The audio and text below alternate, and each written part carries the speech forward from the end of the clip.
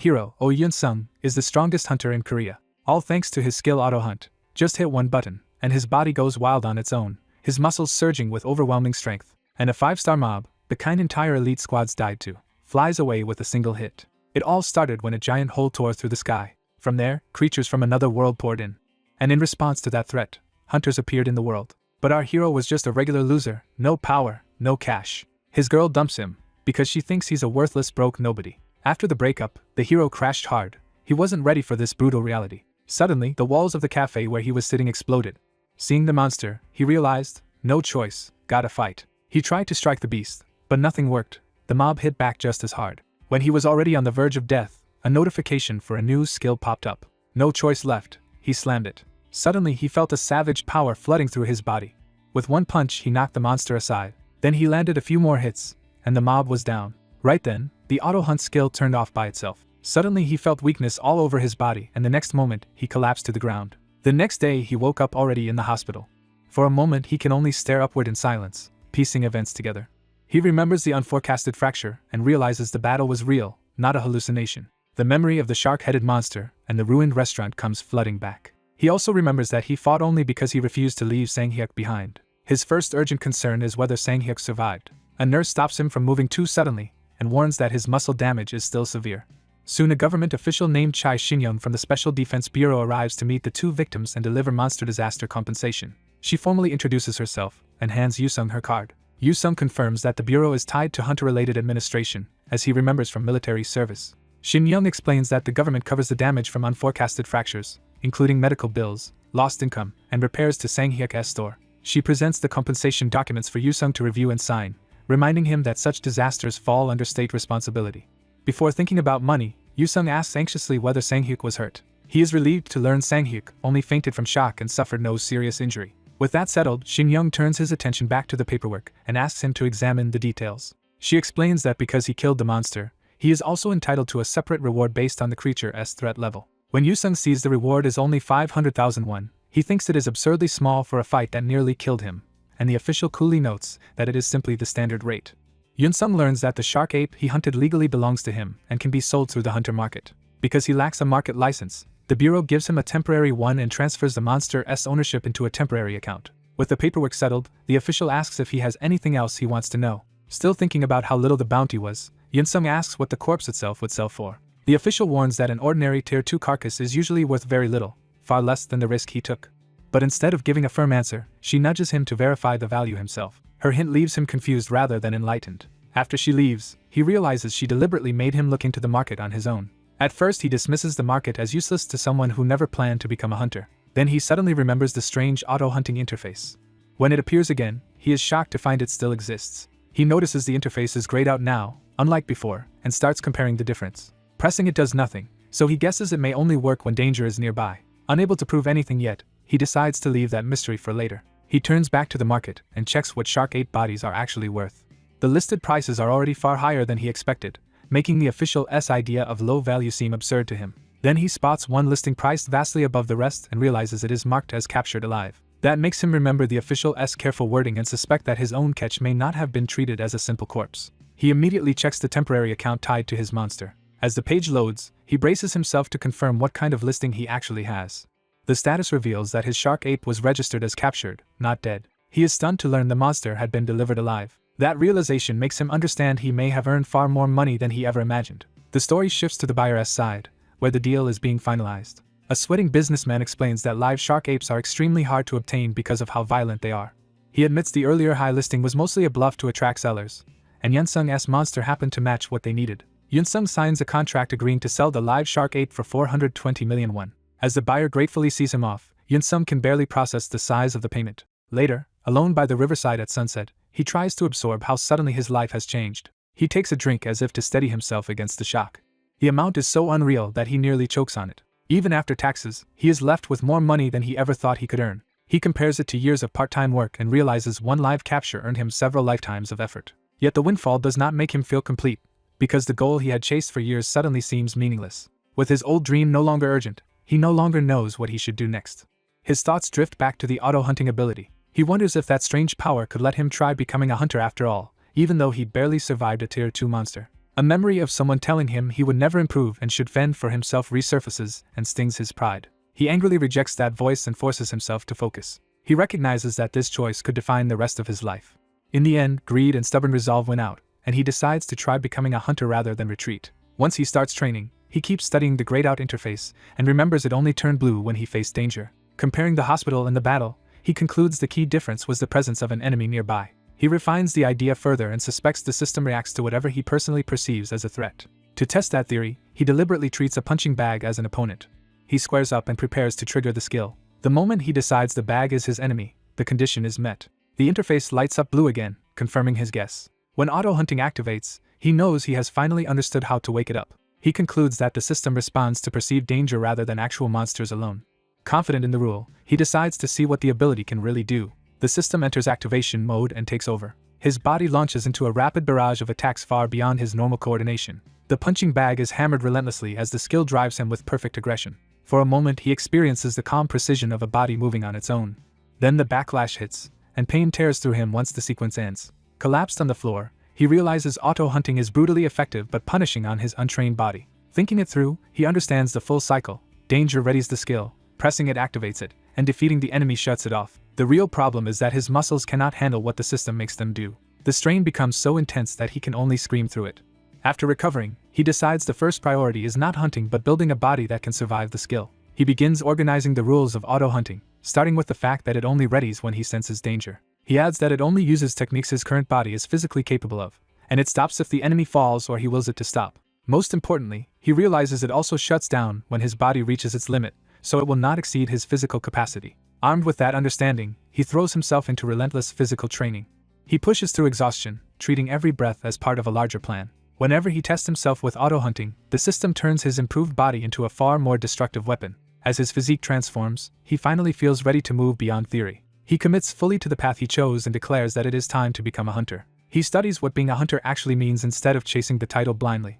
He learns that hunters are people who fight the monsters entering the world through fractures. He also learns that the government's recruitment standards are severe, demanding knowledge, stamina, and survivability. To meet those standards, he enrolls in a specialized hunter academy. His rapid progress in training already draws attention from the people around him. He hammers training equipment with enough force to shock the other students. Even so, he keeps practicing in ordinary mode rather than relying on the skill. He clears the written portion of the licensing process in one attempt, leaving only the physical test. He reminds himself that auto-hunting is not the issue anymore. The real weakness is still his own manual control. He knows the system could smash the equipment instantly, but that would only prove how far behind his natural ability still is. Because he cannot know how long the power will stay with him, he resolves to become strong enough without depending on it. He keeps training with that long-term goal in mind, accepting that he still has a long way to go. The next day, the academy announces the results of the latest physical test. Students are called forward one by one to receive their scores. Yunsung reflects that 4 months have passed since he chose this path and hopes he has at least reached the passing line. When his name is called, he steps forward nervously. He waits while the instructor checks his result. The instructor's reaction makes him think the score may be close. He learns he scored 98, just 2 points short of the 100-point threshold. Although he failed to pass, he realizes he has risen from 63 to 98 in only 4 months. That improvement convinces him his body is nearing the level required to face a Tier 2 monster head-on. He starts to believe that if he keeps progressing at this pace, he will eventually qualify. Instead of dismissing him, the academy places him in a special class for the year-end hunter license exam. The announcement surprises the class, and Yunsung is caught off guard along with everyone else. He cannot understand why someone below the threshold would be admitted to a special class. The special class gathers in a large training hall for orientation. Their instructor, Kim Sunguk, introduces himself and tells them they have 4 months left to prepare for the exam. One arrogant student immediately mocks the idea of everyone passing and sneers at the presence of someone who failed the threshold. The instructor shuts that down by saying raw points are not the only measure, and that each student should focus on overcoming personal limits. The mocker is revealed as Kang Jaekyun, a top scorer with 135 physical points, and he backs off with a smug show of obedience. Yunsung realizes the insult was aimed directly at him. The two lock eyes, and hostility forms instantly. Yunsung cannot understand why Jaekyun is targeting him, but he recognizes the man is looking for someone to look down on. At the same time, Yunsung notices his auto-hunting interface has activated despite there being no obvious monster nearby. He quickly concludes that the threat the system senses is Jaekyun himself. Rather than get dragged into the provocation, Yunsung decides not to waste attention on him. He narrows his focus to one objective, mastering auto-hunting and becoming a licensed hunter as fast as possible. The class begins with an overview of 4 major areas, starting with physical training to overpower monsters. They are also taught survival skills for operating beyond fractures. Another part of the curriculum covers weapon mastery with anti-monster equipment. The instructor stresses that true hunters do more than kill, they must control their prey completely.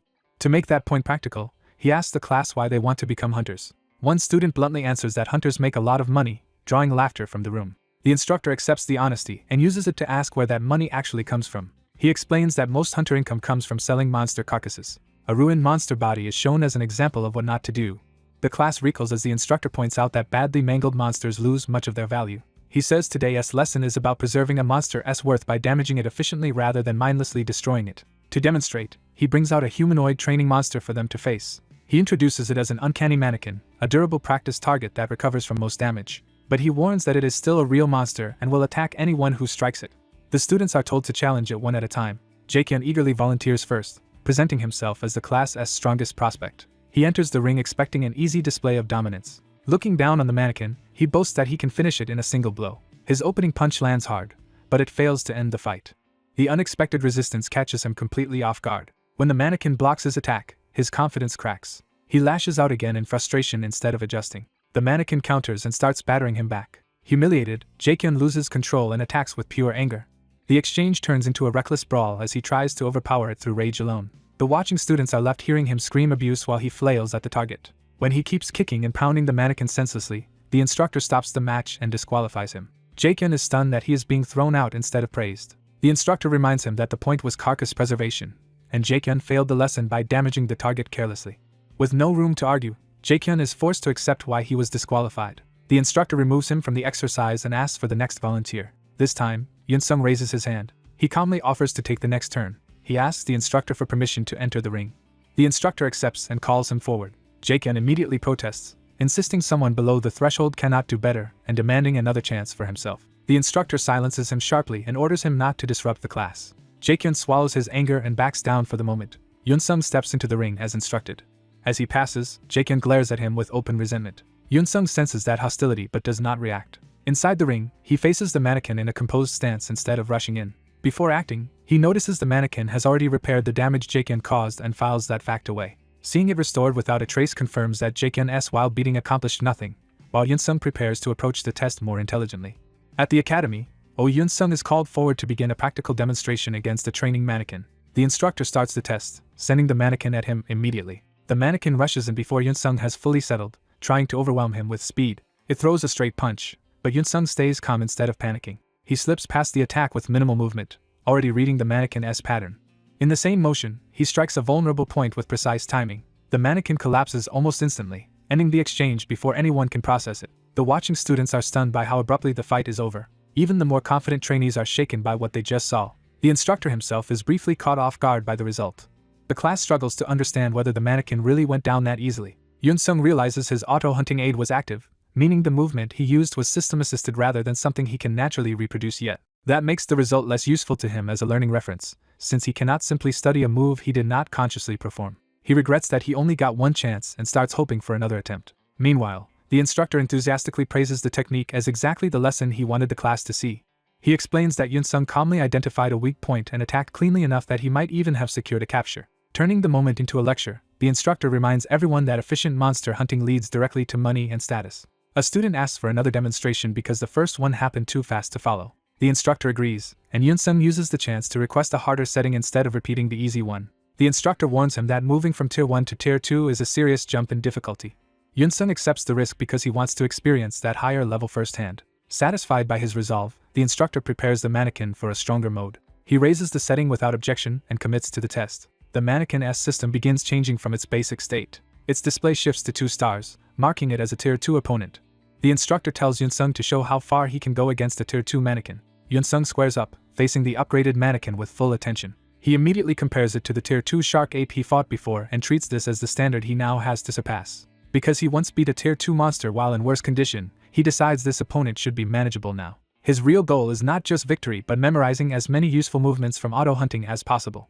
The instructor gives the signal again, setting the second demonstration in motion. This time the mannequin launches much faster and more aggressively than before. Yunsung instantly recognizes the jump in speed. He recalls that the shark ape fight ended too quickly to study. But this stronger mannequin may finally let him observe Tier 2 movement properly. When the mannequin attacks, he intercepts it cleanly instead of being pushed back. Auto-hunting guides his body through the exchange with practiced efficiency. With that support, the supposedly difficult fight becomes effortless for him. The mannequin is battered off balance before it can mount any real offense. Yunsung finishes it decisively, dropping the Tier 2 mannequin in front of the entire class. The spectators fall silent in disbelief at how one-sided the result is. Whispers spread as students question who Yunsung really is and whether Tier 2 opponents are actually supposed to be this easy. One trainee in particular reacts with open hostility, unable to accept that someone below the passing threshold just won so easily. His jealousy turns into suspicion, and he convinces himself the instructor and Yunsung must have staged the whole thing. The instructor instead openly admires Yunsung's skill, saying he far exceeded expectations. He admits this is the first time he has seen anyone defeat a Tier 2 mannequin so easily at the academy. He has the class applaud Yunsung, turning him into the center of attention. Other students crowd him with admiration and ask whether he has formal martial arts training. When Yunsung says he mostly studied and trained on his own, their respect only grows. The instructor restores order and sends the rest of the class back to their own practice, but stops Yunsung before he leaves. Yunsung turns when the instructor calls his name again. The instructor quietly asks if they can speak in private after class. Later, they meet in a conference room away from the others. The instructor sets a polite tone by offering Yunsung tea before getting to the point. He asks how Yunsung has found the special class over the past week, and Yunsung admits he still does not understand why he was placed there despite being satisfied with the training. The instructor says the answer is simple. Yunsung had more than enough qualifications. He explains that while Yunsung's total score was not the highest, his physical abilities were balanced with unusual consistency and no glaring weakness. To the instructor, Yunsung's performance is the natural result of disciplined, even training across his whole body. Having established that, the instructor reveals he has something more important to say. He offers Yunsung a proposal that he claims would greatly benefit him. The scene later shifts to a restaurant where the trainees gather to celebrate passing the license test stage. They toast together to everyone clearing the exam. Yunsung sits among them, included in the group but quieter than the others. Someone notices he is not drinking and asks about it. Yunsung says he has decided not to drink until he fully passes the test, showing how seriously he is taking the final hurdle. A female classmate praises how impressive he looked when he beat the mannequin. She then asks whether he has thought about which hunter firm he wants to join after getting licensed. Yunsung recalls that firms are organizations that employ multiple hunting parties, but he has not seriously considered that future yet. When he admits he has not planned that far, his classmates assume someone as talented as him must already be receiving offers. That comment makes him remember the instructor's private proposal. His thoughts return to the meeting in the conference room. At the time, he was wary and asked what kind of benefit the instructor meant. The instructor assured him it was an offer with no downside and invited him to hear it out. Yunsung asked directly what the offer was. The instructor explained that he planned to remain at the academy for now and later establish his own hunter agency. Because the best established hunters are already tied to other groups, he is looking for promising talent before they are claimed. Yunsung's performance in class convinced him he had found exactly that kind of prospect. So he invited Yunsung to join the agency he intends to create in the future. Yunsung clarified that this meant he was being scouted as a hunter, and the instructor confirmed it. Yunsung was confused because he is not even licensed yet and his current points are still low. The instructor told him those numbers were not what mattered. He pointed out that another student, Kang Jaekyun, scored higher overall, while Yunsung only had 98 points. Even so, he insisted Yunsung's physical balance was nearly ideal, the kind of body built without neglecting any area. Yunsung privately wonders whether that perfection comes from all the training he has done through auto hunting. The instructor adds that Yunsung's ability to draw out every bit of his body's potential through movement is itself a rare technical gift. He admits that this recognition is why he became attached to Yunsung as a prospect almost immediately. Still, he reminds him that he is only a prospect for now, not yet a true hunter. The only thing standing in the way is the final licensing test. Then the instructor claims that obstacle can be solved easily if Yunsung accepts his offer. He says the solution is simple. Yunsung only needs to pass the final test. To explain what he means, he places a sealed package on the table. He reveals that it contains complete information about this year's final examination. Yunsung is shocked by the implication. The instructor boasts that the government keeps the final exam so secret that even the proctors do not know its contents until the document is opened. When Yunsung asks how he obtained it, the instructor brushes the question aside and hints at methods beyond Yunsung's imagination. What he wants Yunsung to believe is that the document is genuine and even includes guidance on how to approach parts of the test.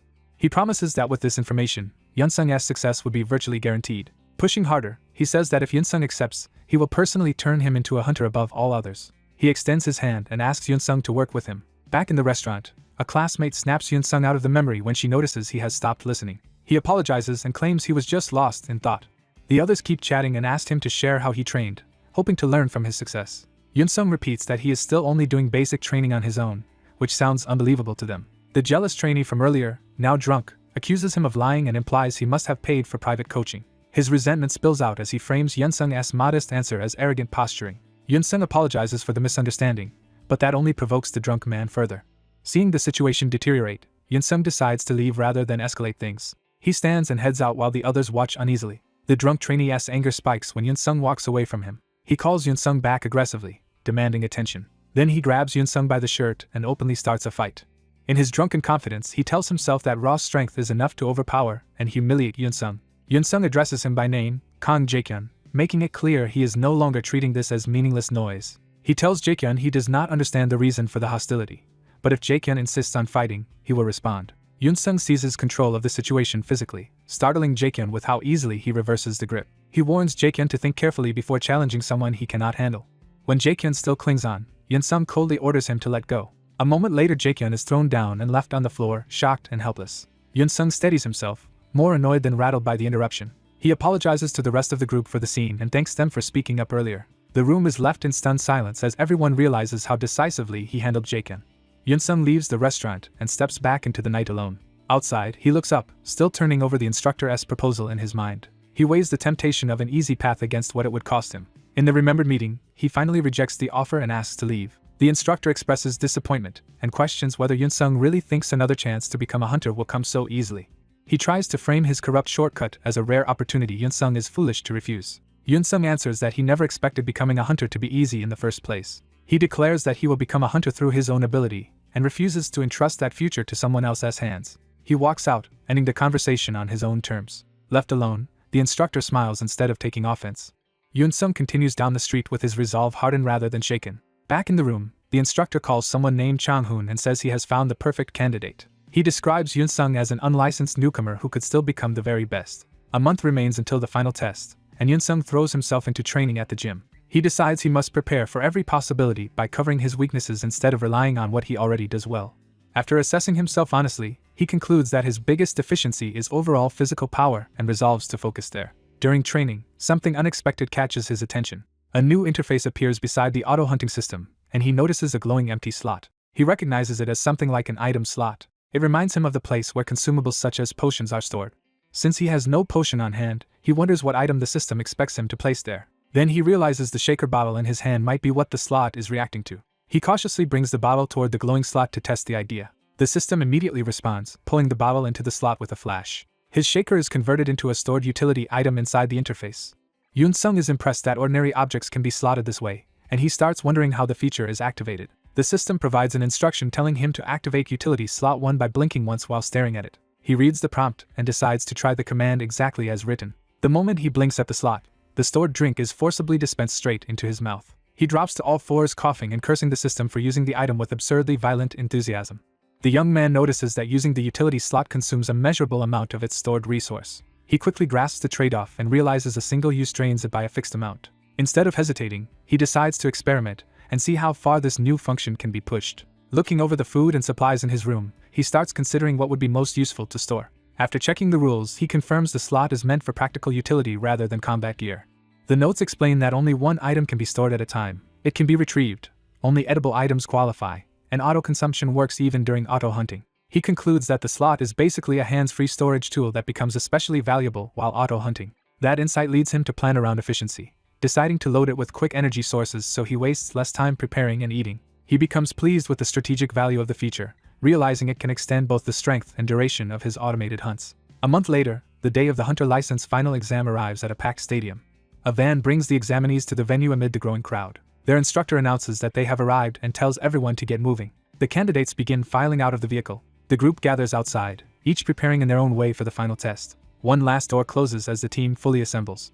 The protagonist steps out, now visibly more developed from a month of training. His classmate is startled by how much his physique has improved in such a short time. He brushes off the attention by casually claiming he only adjusted his training a little, though the change is obvious enough to unsettle the others. As he looks around the enormous venue, he realizes the final exam is drawing a far larger crowd than he expected. Their instructor explains that many of the onlookers are scouts searching for promising new hunters. Because the final results are announced immediately, recruiters can move on successful candidates at once. The instructor adds that smaller firms especially need to scout aggressively because they lose talent to the major agencies. So even before the test begins, companies are already waiting nearby to claim whoever stands out. Still, the instructor admits this turnout is unusually large even by those standards. One of the candidates gets fired up by the idea of being scouted and loudly treats it like a chance to become a star. To avoid the commotion, the protagonist decides to go stretch while the instructor dryly allows it. Before he can fully disengage, a sudden stir spreads through the crowd. A flashy red sports car arrives and instantly pulls everyone's attention away from the examinees. The crowd rushes toward the car as if a celebrity has appeared. The reaction escalates into open shock and excitement. People realize the arrival is Lee Jae-hak, a famous solo hunter, and his presence electrifies the scene. Even seasoned adults react like fans, amazed to see him in person. Their instructor is thrown off because he never expected someone of Lee Jae-hak's stature to personally attend the exam. Lee Jae-hak is introduced in the crowd's whispers as the nation's most renowned solo hunter. His reputation is so overwhelming that his achievements are compared to those of an entire mid-sized firm, and his younger sister's appearance only heightens the pressure.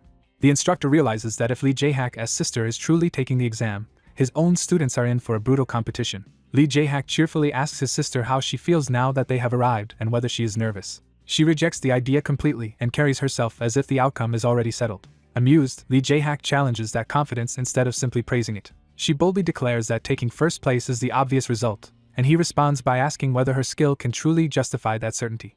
Without wavering, she insists it can, then turns her attention toward the other candidates. After one glance at the examinees, she dismisses them all as beneath her. Her contempt immediately provokes anger and offense from the nearby candidates. Lee Jae-hak apologizes for her bluntness, trying to smooth over the insult on her behalf. But his attention suddenly shifts when he notices someone unexpected among the candidates. He spots the protagonist stretching in the background and becomes instantly interested. The protagonist turns, confused by the sudden attention. Seeing the crowd's focus move toward him, he wonders what just happened. Lee Jae-hak is surprised to find himself still lingering because something about the young man has caught his eye. Acting on impulse, he abruptly rushes over. He closes the distance so fast that the movement is almost impossible to follow. The protagonist only realizes someone is on him when it is already too late. For the first time, he is visibly rattled by another person's speed. Lee Jae-hak stops right in front of him, studying him with fascinated intensity. The surrounding candidates are stunned by how suddenly the famous hunter appeared beside the protagonist. The protagonist keeps his composure outwardly, but internally recognizes that Lee Jae-hak moved behind him faster than his eyes could track. Rather than threatening him, Lee Jae-hak openly admires what he sees. He singles the protagonist out and presses the matter further. What he wants to know is not the boy's name or rank, but how he built such a body. The question is so strange and direct that everyone nearby is left staring. Caught off guard, the protagonist can only ask what Lee Jae-hak is even talking about. As Lee Jae-hak keeps approaching with a smile, the protagonist grows more uneasy about his intentions. Lee Jae-hak confirms his suspicion to himself and admits he knows this sounds odd. Then he bluntly asks permission to touch the protagonist's body so he can examine it. That request leaves the bystanders momentarily speechless. The entire group reacts with a mix of shock, embarrassment, and disbelief. While Lee Jae-hak's sister is mortified by her brother's behavior, Lee Jae-hak insists he has no hidden motive and is simply captivated by the protagonist's physical condition. He clarifies that what truly interests him is the training method that produced such a body. The protagonist reluctantly allows it, and Lee Jae-hak accepts with absurd enthusiasm. He immediately starts feeling the protagonist's muscles like a collector inspecting a rare treasure. His fascination escalates into a full physical examination as he marvels at the balance and development of the protagonist's body. Watching this unfold, one classmate can only make a deeply wrong assumption about the famous hunter's tastes. Lee Jae-hak then turns to the instructor, convinced that anyone who trained this candidate must be extraordinary. The instructor awkwardly confirms that he is the one responsible, though he clearly did not expect this line of questioning. Lee Jae-hak presses him for the exact training regimen, treating the matter with almost professional reverence.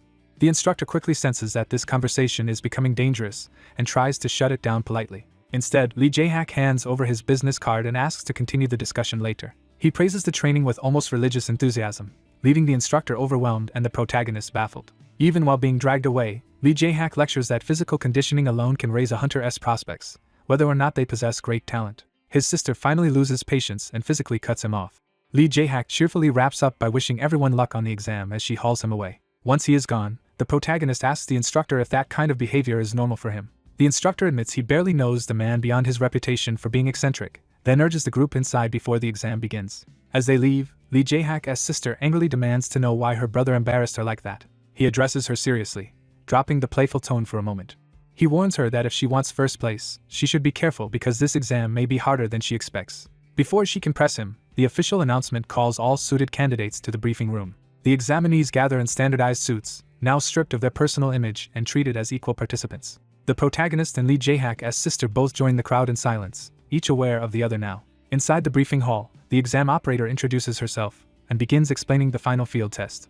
She states that the exam will take place inside the dome, where candidates will face monsters in a randomly selected environment. The field is designed to mimic real hunting conditions closely enough that injuries are the candidate's own responsibility. Even with medical staff on standby, the operator makes clear that everyone should expect real danger and rely on themselves. That warning visibly unsettles many of the candidates. The protagonist and Lee Jae-hak's sister remain outwardly calm, each measuring the seriousness of the test in their own way. The operator continues, saying there is still more the candidates need to hear before entering the field. She explains that although pass rates have risen over recent exams, fractures in the system and hunter casualties have also been climbing. Worse, some monsters have begun showing unusually high intelligence. Because of that, the organization has altered the exam format to include the strongest and smartest kind of threat they can realistically simulate. The chosen field is a jungle, and the monster they must hunt for 72 hours is not a beast at all, but one another. The final test is revealed as a live human hunt in which candidates must capture each other. The protagonist and Lee Jae-hak's sister are both taken aback by the sudden shift in the rules. The rest of the room erupts in outrage at being told to hunt fellow humans. The operator confirms without hesitation that everyone will be sent into the field to track and capture one another. She explains that the standard hunter suit has been modified for the exam to serve both as protection and as a restraint. The suit can absorb a limited amount of impact, allowing candidates to fight without immediate elimination. But once the damage threshold is exceeded, the suit will incapacitate the wearer with an electric shock, making capture possible without killing. Some candidates protest that nothing like this has ever been part of the exam before. The operator coldly answers that unpredictability is part of a hunter's job, so the exam is simply reflecting reality. That explanation does little to calm the room, and many candidates panic as they realize their previous preparations may be useless.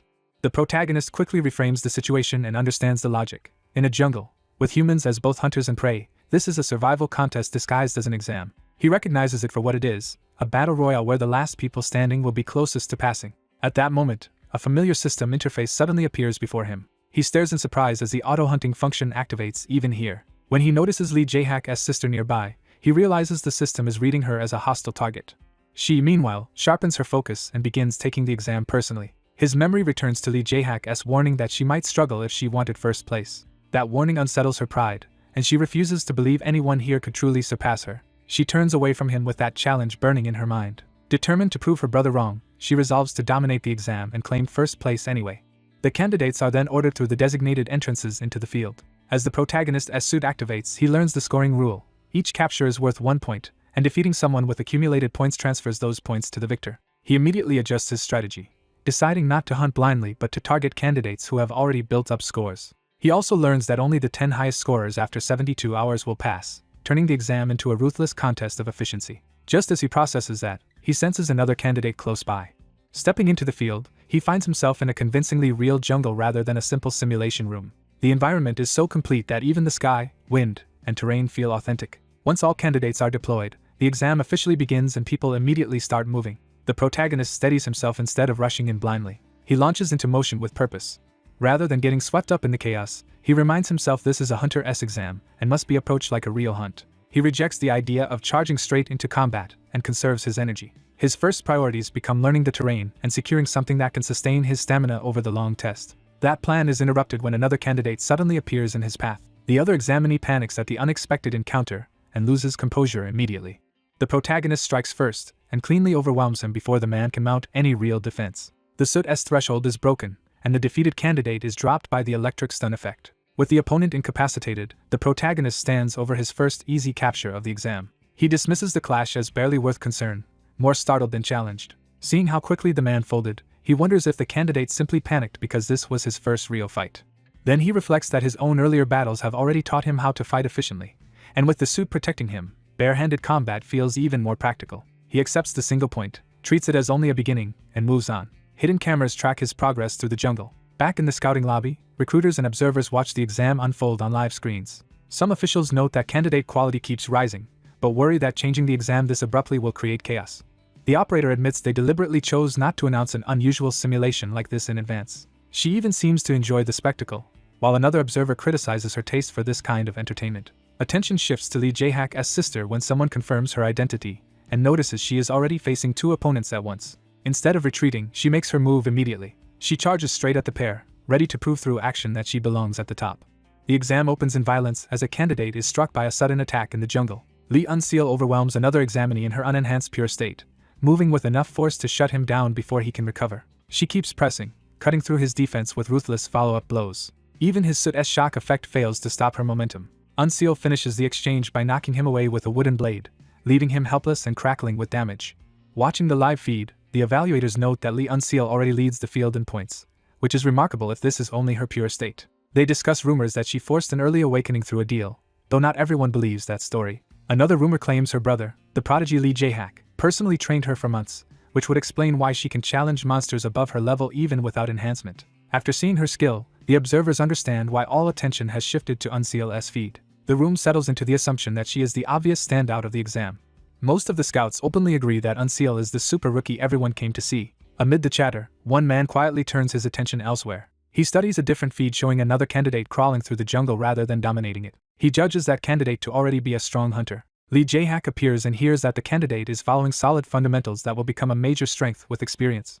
Jae-hak reveals he knows the evaluator Sunguk and had only kept that connection hidden in front of the students. Sunguk politely praises Jae-hak's recent accomplishments and especially his sister's performance, while Jae-hak treats the exchange lightly. Jae-hak also notices that Sunguk's own student is no ordinary weakling. He downplays his role in Unseal's growth but warns that this exam will not be easy for her because Sunguk's student may be her greatest obstacle. Jae-hak probes whether that student is the one Sunguk is trying to teach a certain skill. Sunguk refuses to answer, and Jae-hak smoothly backs off. Jae-hak decides to keep watching both his sister and Sunguk's student with growing interest. Before leaving, he admits he is eager to see who will truly take first place. Left alone, Sunguk reminds himself that the exam has only just begun. He knows surviving to the final day matters more than early brilliance, because only the truly capable remain in the last stretch.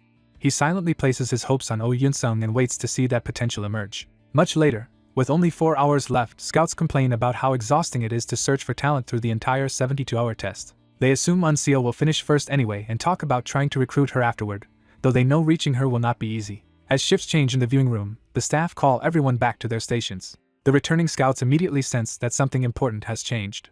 The crowd's mood turns from routine fatigue to collective alarm. When they finally see the screen, they are stunned. A short while earlier, Oh Yoon-sung had been enduring the jungle alone, wrapped in makeshift vine armor and foraging while half collapsed from exhaustion. He finds another edible plant and decides it will do. Adding it to his inventory pushes his count high enough for his plan.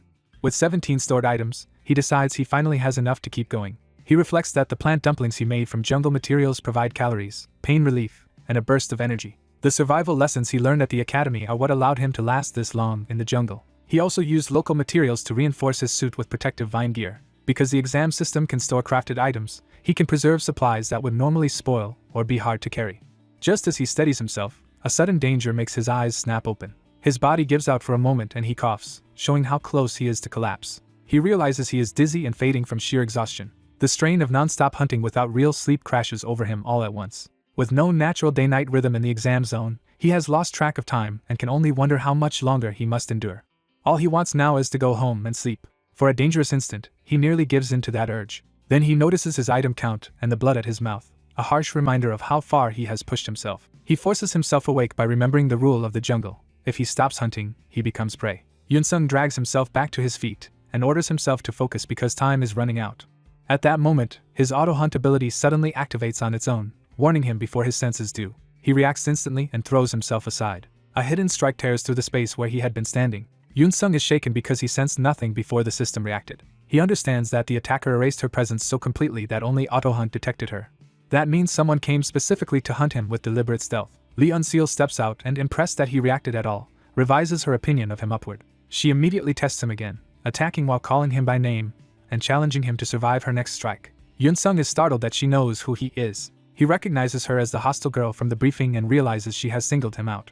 Since she already disliked him, he concludes she is bold enough to turn that hostility into a direct hunt. Rather than retreat, he decides to answer her aggression head-on. Unseal is caught off guard when he suddenly changes his posture. Yoon-sung calmly raises a hand, signaling that he is ready to receive her. That composure only angers her further.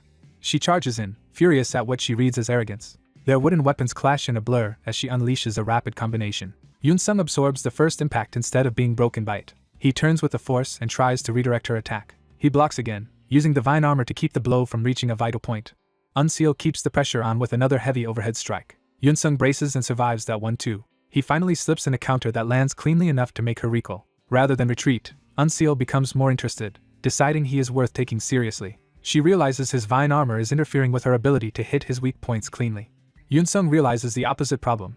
She is so fast that she attacks before auto-hunt can fully guide a counter. Unseal decides to increase the pace even further. Yoon-sung is alarmed to discover that her current speed was not even her limit. She bursts forward with a much faster assault. The sudden acceleration breaks through his rhythm and forces pain out of him.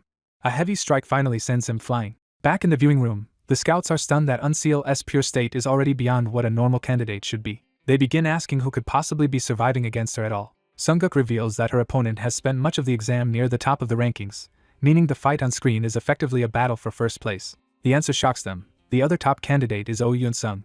Despite the punishment, Yoon-sung forces himself upright again. Unseal is irritated that he still refuses to stay down. She tells him the end is already visible and urges him to stop dragging things out. 3 hours into their duel, only 20 minutes remain in the entire exam. Yoon-sung admits to himself that both her power and speed are overwhelming. His armor is failing, and his stamina is nearly gone. Auto Hunt is still trying to guide him, but his exhausted body can barely keep up with what it wants him to do. Unseal finally acknowledges that Jae-hak was right about him and admits he could have taken first place if he had not run into her. She makes clear that meeting her is the only reason he will lose. Her next priority is to destroy the protective gear that has kept him alive. She starts tearing through the vine armor piece by piece. Then she lunges in to finish the opening she created. Yoon-sung sees the killing line too late. At the last instant, the damaged vines react with a stored shock effect and disrupt her strike. Unseal's vision falters from the unexpected electric backlash. When she loses sight of him for a moment, she realizes he has vanished from her view. Watching from outside, Jae-hak instantly understands what Yoon-sung is attempting. Yoon-sung appears behind Unseal and launches a desperate counterattack. She is shocked that he still managed to react and reposition under those conditions. But Yoon-sung knows surprise alone will not be enough unless he commits completely. He drives the attack through with everything he has left. The effort tears through his battered body as much as it does hers. For a moment, he thinks he has lost and is tempted to surrender to the exhaustion swallowing him. Then a memory of Sungguk's teaching rises in his mind. He remembers asking what a hunter should do when danger comes despite careful preparation. Sungguk had answered that no plan can cover every threat because hunters face endless kinds of danger.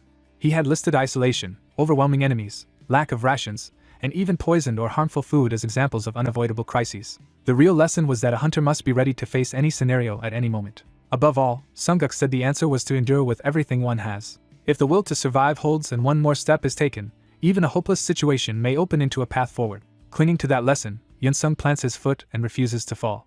He catches control of the exchange again at close range. He repeats Sungguk's words to himself and turns endurance into action. He refuses to lose while carrying the advantage of auto hunt, deciding that defeat now would make all of it meaningless. Unseal is rattled by the fact that he is still coming at her. Yoon-sung declares that the outcome is still undecided and targets the wooden sword that has dominated the fight. He seizes the moment to strip away her weapon. The wooden blade shatters under the collision. Unseal is genuinely shaken that he keeps appearing where she least expects and overturning the flow of battle. Her contempt spills out as she insists this exam was only supposed to be a stepping stone, not a place where someone like him could challenge her. She reveals the pride behind her hostility. As Lee Jae-hak's younger sister, she cannot accept being obstructed by an unknown candidate.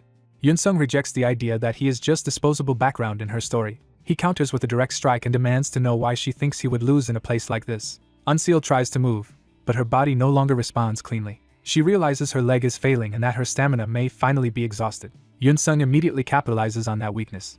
He lands a clean blow that finally breaks through her defense. Seeing the opening widen, he commits to ending the fight. Unseal understands she can no longer dodge in time. Everyone watching braces for the decisive finish. The final strike lands and sends Unseal down.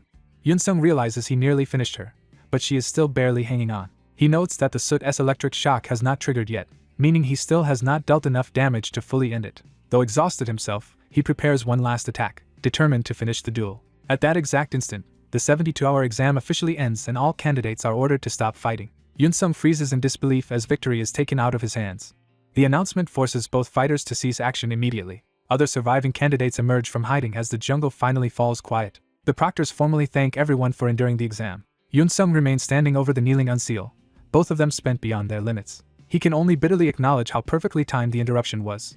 His body finally starts to give out under the accumulated damage. The results are announced. Lee Unseal and Oh Yoon-sung, after fighting to a draw for 3 hours, are the top-ranked survivors of the exam. The viewing room erupts because Unseal was the one who fell last, meaning Yoon-sung was technically the final one standing. But the observers are reminded that first place depends on total points from survival and successful hunts, not merely who remained upright at the end. As they realize Unseal may still have the higher score, the officials move to announce the final accumulated points. When the exam results are finally posted, everyone rushes to see who claimed the top spot. The rankings reveal that Oh Yoon-sung did not just win, but crushed Lee Unseal by a huge margin. His sudden rise shocks the other candidates, who cannot understand where this unknown first-place finisher came from. In the candidates' resting room, the atmosphere is still unsettled as people process the upset. The moment Yoon-sung's name is mentioned, recruiters come charging in to find him. Instead of approaching him calmly, the scouts immediately start fighting over who gets to make the first offer. Their scramble turns petty, with seniority and pride mattering more to them than Yunsung himself. The other candidates can only watch the recruiters embarrass themselves. A bystander timidly interrupts the chaos with information that changes everything. The recruiters stop brawling and demand to know what he means. He explains that Yunsung is not actually in the room. The revelation leaves the recruiters facing an empty lead after all their fighting. Their frustration instantly turns vicious. Convinced someone else must have secretly reached Yunsung first, they rage over being cut out. They order a frantic search for him, arguing only over whether they need him alive or not, while Yunsung is elsewhere quietly apologizing to someone.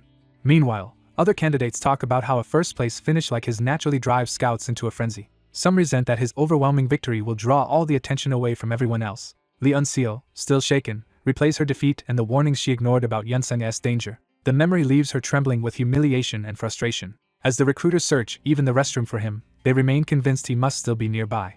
Their hunt continues blindly through the building. Yunsung, however, is hidden in the last place anyone expected, asleep on a toilet after dozing off. He sleeps through the entire commotion with a faintly satisfied expression. By the time he finally wakes, the venue has gone quiet and the night has fully set in. Realizing he accidentally slept for hours in the restroom, he steps outside to find the place nearly deserted. When he checks the time and sees it is past 3 in the morning, he decides he needs to find a ride home. Before he can act, headlights catch his attention. A car pulls up, and Lee Jae-hak steps out to meet him. Yunsung recognizes him as the man he met before the exam and wonders why he has come at such an hour. Then Yunsung notices another familiar name being called and realizes Lee Unseal is here too. Someone gets out from the car behind Jae-hak. Yunsung immediately senses who it must be. When he sees the girl clearly, he recognizes her as the one he fought during the test. The connection clicks at once, and he realizes his former opponent is standing right in front of him. Jae-hak explains that his sister owes Yunsung a debt, and Yunsung is stunned to learn the girl was Lee Jae-hak's sister all along. Jae-hak prompts Unseal to speak for herself. Still emotional from her loss, Unseal admits the fight was a harsh but valuable lesson for her. She bows deeply and sincerely thanks Yunsung. Caught off guard, Yunsung tries to downplay what happened and insists he did very little. Unseal also apologizes for the rude way she treated him before the exam, and Yunsung quickly accepts it. Even after apologizing, she is still struggling to hold back her emotions. The moment hangs awkwardly as both men wait for her to recover. Jae-hak smooths things over by explaining that his sister is impulsive but not malicious, and he apologizes on her behalf for anything else she may have done. He adds that losing to Yunsung forced her to realize how wide and unpredictable the world really is, which may help her grow. With the tension settled, Jae-hak formally congratulates Yunsung on taking first place, and Yunsung thanks him. Seeing that Yunsung has no ride, Jae-hak offers to drive him home, even suggesting Unseal can sit in the back. Yunsung immediately imagines the suffocating awkwardness of sharing that car ride with the siblings. Just as he looks for a way out, his phone gives him one. He seizes the excuse and claims he actually does have someone coming to pick him up. Jae-hak accepts the refusal gracefully, though he hints that Yunsung must have someone more important to meet and leaves the door open for another meeting. The siblings drive away, leaving Yunsung alone again. Almost immediately, he senses another arrival. He turns and casually asks his instructor if he is here to give him a ride. The instructor confirms it, half joking that he has been waiting a long time while Yunsung kept him hanging. Yunsung jokes back that his first place finish should be good publicity for the academy, so the instructor ought to overlook the inconvenience. The instructor plays along and agrees that Yunsung's name could be profitable for the school. Their banter turns warm when Yunsung credits the instructor as teaching for helping him survive the exam, and the instructor praises him in return. The instructor then invites him into the van, saying there is something important they need to discuss on the way. They leave the venue together in the instructor's vehicle. During the drive, the instructor asks how Yunsung feels about the flood of offers he must have received from hunting teams. As Yunsung scrolls through them, he is startled to find invitations from some of the most elite organizations in the country. The instructor points out that 3 of the top 2 F4T groups have already made offers to him. He explains that the 2 F4T are the 2 great firms and 4 great teams, the highest tier of national hunting organizations. Yunsung is overwhelmed by how quickly his life has changed from ordinary student to someone being courted by the very top. The instructor asks whether he has started thinking seriously about which team he wants to join. Instead of answering, Yunsung presses him to stop circling the issue and reveal what he really wants. He makes it clear he remembers being tested before and suspects this conversation is another evaluation. The instructor admits it and says that beyond Yunsung's physical talent, he needed to know what kind of person he was. Yunsung asks why that matters so much. The instructor answers by asking whether Yunsung understands the hunter concepts of purity and core. His explanation shifts to a medical setting where those ideas are put into practice.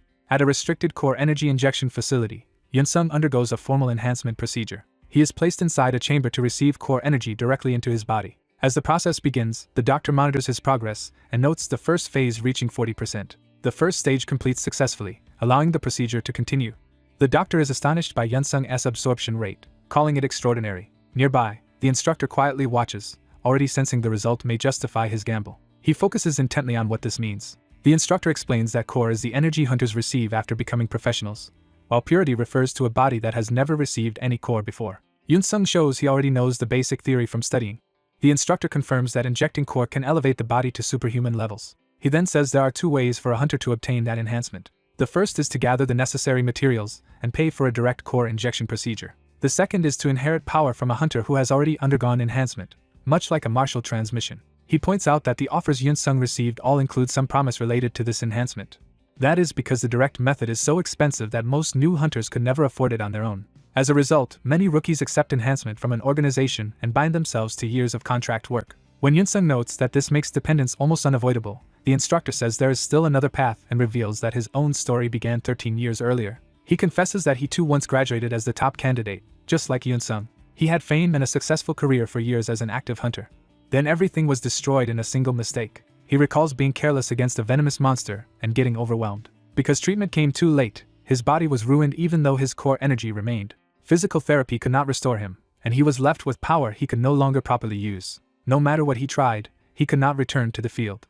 In the end, he was forced into retirement. Even with enough money to live on, he still wanted meaningful work and chose to guide future hunters instead. He admits that part of that choice came from his own lingering disappointment and never reaching the very top. So he began searching for someone who could fulfill the dream he no longer could. Now he tells Yunsung that he believes he has finally found that person and wants to hand over his core. Yunsung is shocked and tries to stop him before he goes any further, but the instructor calmly asks Yunsung to accept both his core and the dream attached to it. That request leads into the present procedure, where the instructor addresses the doctor helping him. He checks whether the injection is nearly complete. The doctor, still baffled, asks where the instructor found someone like Yunsung. The instructor tells him to look at the numbers for himself. The monitor shows a 64% absorption rate, which the doctor calls absurdly high. He explains that this is actually Yunsung's second injection, using core energy the instructor had personally saved, making the result even more unbelievable. The instructor is stunned that such a private gamble was made without his knowledge. The doctor apologizes and admits he doubted Yunsung, so he tested him because he knew how precious the instructor's stored energy was.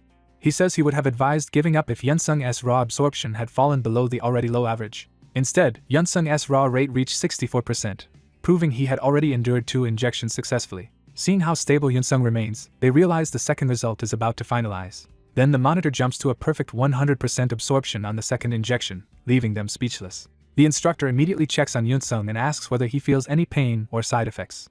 Yunsung says nothing feels dangerously wrong, only that his body feels unusually heavy, and the doctor says they will proceed carefully because of his exceptional compatibility. The numbers reveal that Yunsung has absorbed 1300 out of 1500 C, an amount that would normally require around 10 separate injections. When the instructor tells him to rest, Yunsung refuses to treat this as something casual. He says the instructor's introduction, generosity, and gifted core have created a debt he can never ignore. Though he cannot repay it now, he promises to return that kindness once he grows stronger as a hunter. The instructor accepts that sincerity and vows that until Yunsung becomes a great hunter, he will never hold back in training him. Their new bond is sealed with mutual respect and gratitude. That moment is interrupted by a sudden alarm that shocks everyone in the facility. A fracture warning siren announces that a dangerous gate has opened in the city. Soon after, a hunter shuttle heads toward the emergency site. Inside, veteran hunters ride out in full gear while Yunsung joins them in his new armor. Some of the veterans recognize him as the rookie who topped the exam. They are puzzled that he has no team emblem and wonder if he is reckless enough to be operating solo. Their suspicion turns into contempt as they assume a proud first-place rookie is bound to cause trouble. They decide to teach him a harsh lesson under the guise of veteran advice. Before they can start, the mission briefing arrives on their devices. The fracture has spawned a colony of gray ants, militarized monsters that move under the command of a centurion ant. The mission objective is simple: find the centurion quickly and break the colony's formation. Yunsung understands at once that the key to the hunt will be locating and killing the leader. Before deployment, the instructor checks Yunsung's condition, and Yunsung admits he feels stronger but still stiff and heavy. The instructor explains that the core energy has not fully settled yet and says the discomfort will fade only if Yunsung keeps using his power. Yunsung sits quietly with that advice, preparing himself. He decides that if using his power is the answer, he may as well push himself without hesitation. The team arrives near the fracture, where the city is already under a red emergency glow. A swarm of gray ants pours out in numbers large enough to overwhelm ordinary hunters. The veterans spot the enemy and call everyone into combat formation. One of the older hunters notices Yunsung standing calmly among them and immediately takes offense. He mocks Yunsung for even carrying his equipment openly, treating him like a clueless amateur. The veteran demands to know whether Yunsung has even received a core injection or learned how to use C. When Yunsung admits he has never used aura before, the veteran feels vindicated and ridicules him for coming unprepared. He sneers at Yunsung's weapon as worthless junk. Yunsung accepts the criticism with surprising calm and agrees he should have thought more carefully about appearances. Then he quietly reveals that he does not think he will need a weapon at all. Before the veteran can process that answer, Yunsung drops into motion. He launches forward barehanded, leaving the veteran stunned as he charges straight into the fight. Yunsung abruptly awakens his aura for the first time, trusting auto-hunting's guidance that he can handle the ants without a weapon. He commits fully to that decision and charges in barehanded instead of relying on any gear. Moving with sudden speed, he throws himself straight into the swarm before anyone can stop him. He cuts across the battlefield and closes on the gray ants at point-blank range. The other hunters are stunned by what looks like suicidal recklessness and scramble to call reinforcements. Yunsung meets the first ants head-on, refusing to give them room to surround him. His first clean strike proves his aura-enhanced body can smash through them. He keeps his momentum, slipping past the counterattack and driving deeper into the group. Without slowing, he drops another heavy blow from above. Even when multiple ants converge, he forces them back with raw physical power. He threads through their attacks with surprising control instead of wild panic. His movement stays fluid as he repositions before they can pin him down. In the middle of the rush, he sharpens his focus and reads the next attack. He intercepts a larger ant strike and turns the clash into close combat. Then he answers with a brutal upward hit that snaps the monster's head back. The ant's armor finally gives way under the force. Yunsung follows through without hesitation, overwhelming it before it can recover. A finishing blow splits through the ant's head and ends it. He pauses only long enough to confirm the kill, already calm in the middle of the chaos. More ants circle him, but instead of being trapped, he becomes the center of their fear. He notices movement from another direction and instantly shifts his attention. Rather than retreat, he bursts toward the next target before it can strike first. His speed and power leave the watching hunters unable to believe what they are seeing. They realize a supposed rookie is tearing through monsters that should be at least 2-star threats. Their shock turns to alarm when one of them spots a far more dangerous ant entering the fight.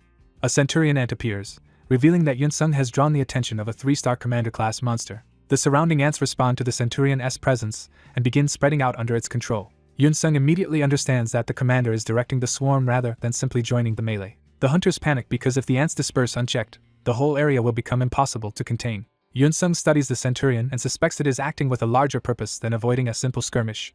He concludes that the creature issuing orders must be the centurion itself. The centurion answers with open hostility, confirming it is no ordinary ant. Remembering the briefing, Yunsung recalls that centurion ants can spit acid and immediately evades. He keeps moving as corrosive shots splash across the ground around him. The acid attack also catches other hunters in its path, showing the centurion is dangerous to everyone nearby. Yunsung closes the distance anyway, choosing to neutralize the commander before it can keep controlling the swarm. He gets both hands on the centurion's head and forces it into a direct power struggle. Straining against its resistance, he refuses to let it break free. He tightens his grip and starts wrenching the head loose despite the monster's armor. With a final surge of strength, he tears the centurion apart. The nearby hunters can only stare in disbelief at the sheer force of it. Even the veterans momentarily lose their composure as they watch the impossible happen. Their assumptions about Yunsung collapse on the spot. What they took for reckless inexperience now looks like monstrous combat talent. They begin to see him as something far more dangerous than a gifted rookie. Yunsung casually pulls the severed head free as if the kill cost him little. The hunters connect the dots and realize his first use of aura has instantly made him comparable to a rising prodigy. Their awe is cut short when the team leader forces everyone back to reality. The commander's death creates a new crisis. He warns that the ants, now leaderless, may rampage and orders the team to hunt down the ones that already scattered. The squad spreads out, half joking that they cannot let the newcomer claim every kill himself. As the others reorganize, Yunsung decides to pause because the normal ants are now being handled by the rest. Standing over the centurion's corpse, he feels the victory came almost too easily. He checks himself and realizes his discomfort is fading, but his energy has already dropped to about half. Just as he prepares to rejoin the wider hunt, a warning cry interrupts him. A new monster suddenly appears and bites into a hunter before anyone understands what has arrived.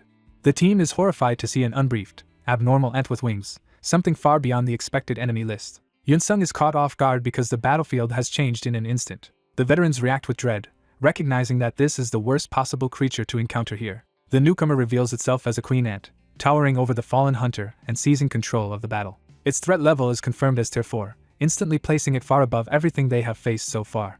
The leader admits the bronze-rank team cannot defeat a monster like this and orders an emergency retreat with reinforcements requested. Even while retreating, he tries to save those still within the Queen's range and orders covering fire. The hunters open fire together, hoping at least to slow it down. They flee while shooting, desperate to get outside the Queen's attack radius. One hunter voices the team's terror, realizing how close they already came to dying. The Queen instantly closes the gap on a fleeing target, proving escape will not be simple. It strikes him down before he can react. The gunfire accomplishes nothing, and the team realizes ordinary attacks cannot even scratch it. The Queen grabs another hunter and uses him as a living hostage. That forces the others to stop shooting, giving the monster complete control of the situation. Once the team hesitates, the queen kills the captive anyway. A fellow hunter drags the dying man away but is wounded in the process. The queen dives after the survivors, pressing the attack before they can regroup. The team leader keeps firing and shouting warnings, but the monster is simply too fast. It tears through their formation and batters them aside one after another.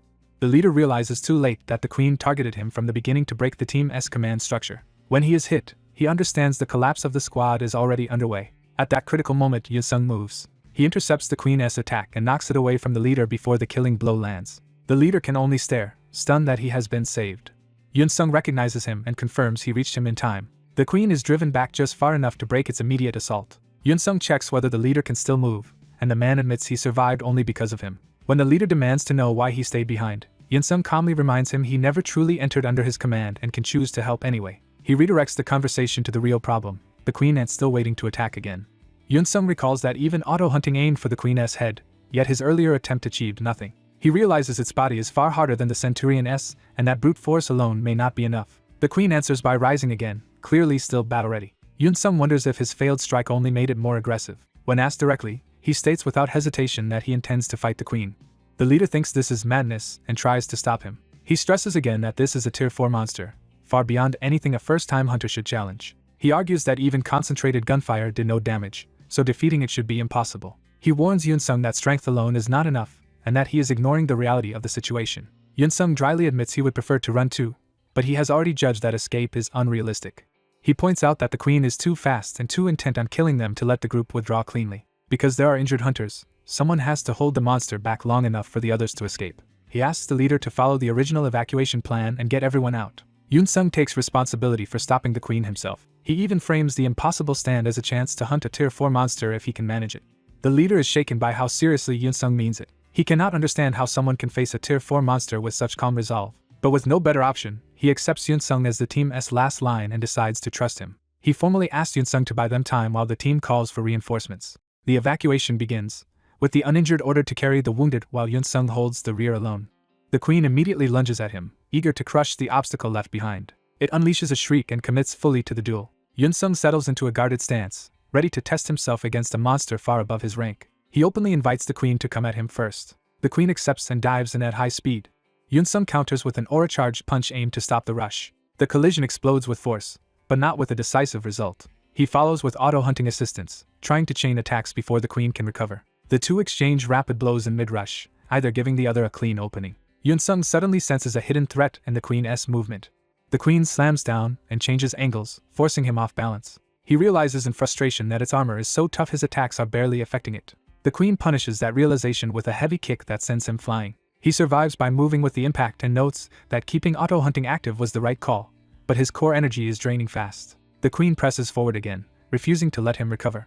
Seeing a large committed motion, Yunsung decides this is his best chance and bets everything on one all-out exchange. He launches a full-power strike into the opening. A barrage of aura-driven punches hammers the queen in rapid succession. For the first time, the queen is visibly rattled by the impact, but the monster catches his attacking hand and stops the momentum cold. The fight turns into a close grapple, with Yunsung trying to overpower it before it can counter. He realizes too late that he has been drawn into a dangerous position. The queen drives him back with a crushing body blow. It follows with another brutal strike that nearly folds him in half. Yunsung understands he has already spent half of what remained of his core energy, and that the battle is turning against him. He admits the queen's offense is manageable compared with its terrifying defense, which is what truly makes it a tier 4 monster. He also identifies the extra arms on its abdomen as a hidden close-range threat that makes direct attacks even riskier. With less than a third of his energy left, he realizes he cannot drag this fight out, and still hopes for a decisive hit. The queen pauses only long enough to reassess him before changing tactics. Instead of staying grounded, it takes to the air. Far from the battlefield, the evacuated hunters regroup at a medical tent and begin treating the wounded while waiting for news. The leader reports that the team survived only by retreating and that they can do nothing now but wait for reinforcements. Some hunters argue that they cannot simply abandon the rookie who stayed behind for them. Even the leader admits Yunsung may still be alive, but he refuses a rescue attempt that would only create more casualties. He insists that without truly high-level reinforcements, sending more people back would be meaningless, especially since Yunsung chose to act independently. He explains that the queen is in a completely different class from the centurion and begins clarifying why it is rated tier 4. Its greatest advantage, he says, is that it can fly while humans cannot, giving it overwhelming control of the battlefield. Back at the fight, Yunsung sees the queen rise above him and realizes it is finally taking him seriously. The queen dives from the air with far more lethal intent than before. Yunsung barely avoids the first aerial pass, but the speed difference is obvious.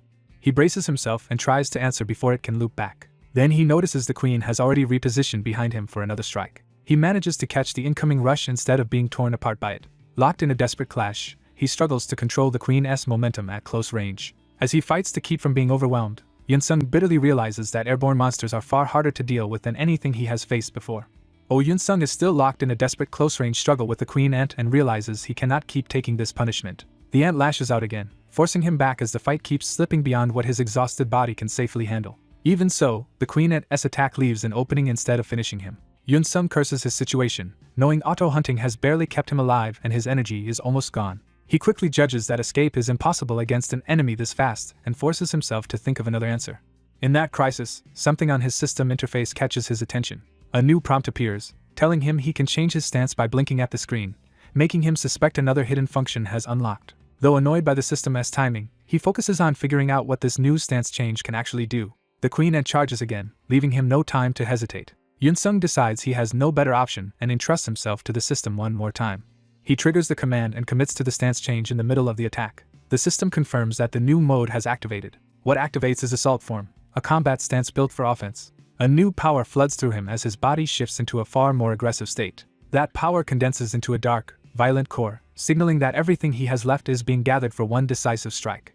Yunsung realizes all of his remaining energy is converging into a single point. Instead of retreating, he meets the queen ant head-on and unleashes that concentrated force. The attack erupts from his arm like a point-blank blast, driven by the last of his strength. For the first time, the queen ant is caught completely off guard. Yunsung follows through without holding anything back. His empowered blow smashes straight into the queen ant and overwhelms its defenses. The impact sends the monster crashing away, ending the battle in a single reversal. As the energy fades, Yunsung is left standing alone over the aftermath, barely able to process what he just did. He looks down in disbelief, still breathing hard from the strain. Then it finally sinks in that he really did kill the queen ant.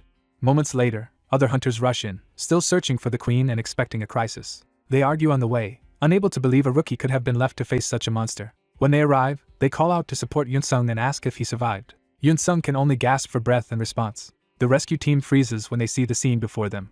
Yunsung is standing beside the queen ant's corpse as if the impossible has already happened. The hunters struggle to accept that a first-timer may have just hunted a Tier 4 monster. One of them admits the suspicion had crossed his mind, but he still cannot believe Yunsung actually pulled it off. Others reject the conclusion and insist there must have been outside help or unseen reinforcements. As they demand an explanation, Yunsung stays silent, too drained and too confused by their reaction to answer. Even the team leader realizes the others are doubting what they did not witness for themselves. At that point, another group steps in and states plainly that Yunsung is the one who killed the queen ant. They explain they arrived before the main reinforcements and personally saw enough to verify it, even offering bodycam footage as proof. The doubters turn their attention to these unexpected witnesses and demand to know who they are. Then they recognize the emblem and understand exactly who has intervened.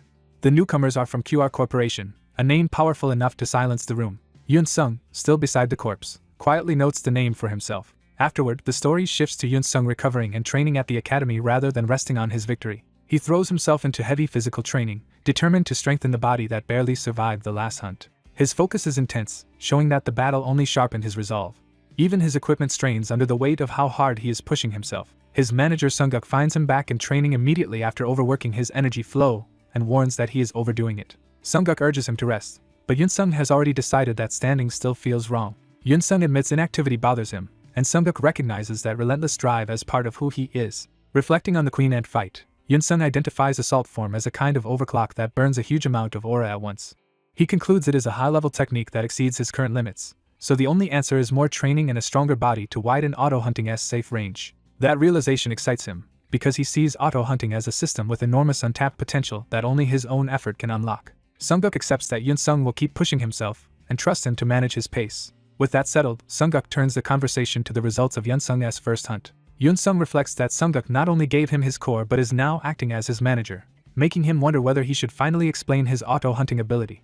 He starts to confess, believing Sungguk deserves the truth. But Sungguk cuts in first and asks a different question, focusing only on how Yunsung became so strong. He makes it clear that he does not need an explanation right now and that Yunsung's reasons for secrecy are his own. Sungguk reminds him that talent and skill are partly luck, and that hidden methods or mysterious backgrounds were never what mattered when he chose Yunsung. What matters to Sungguk is whether Yunsung has the substance to use the power he was given.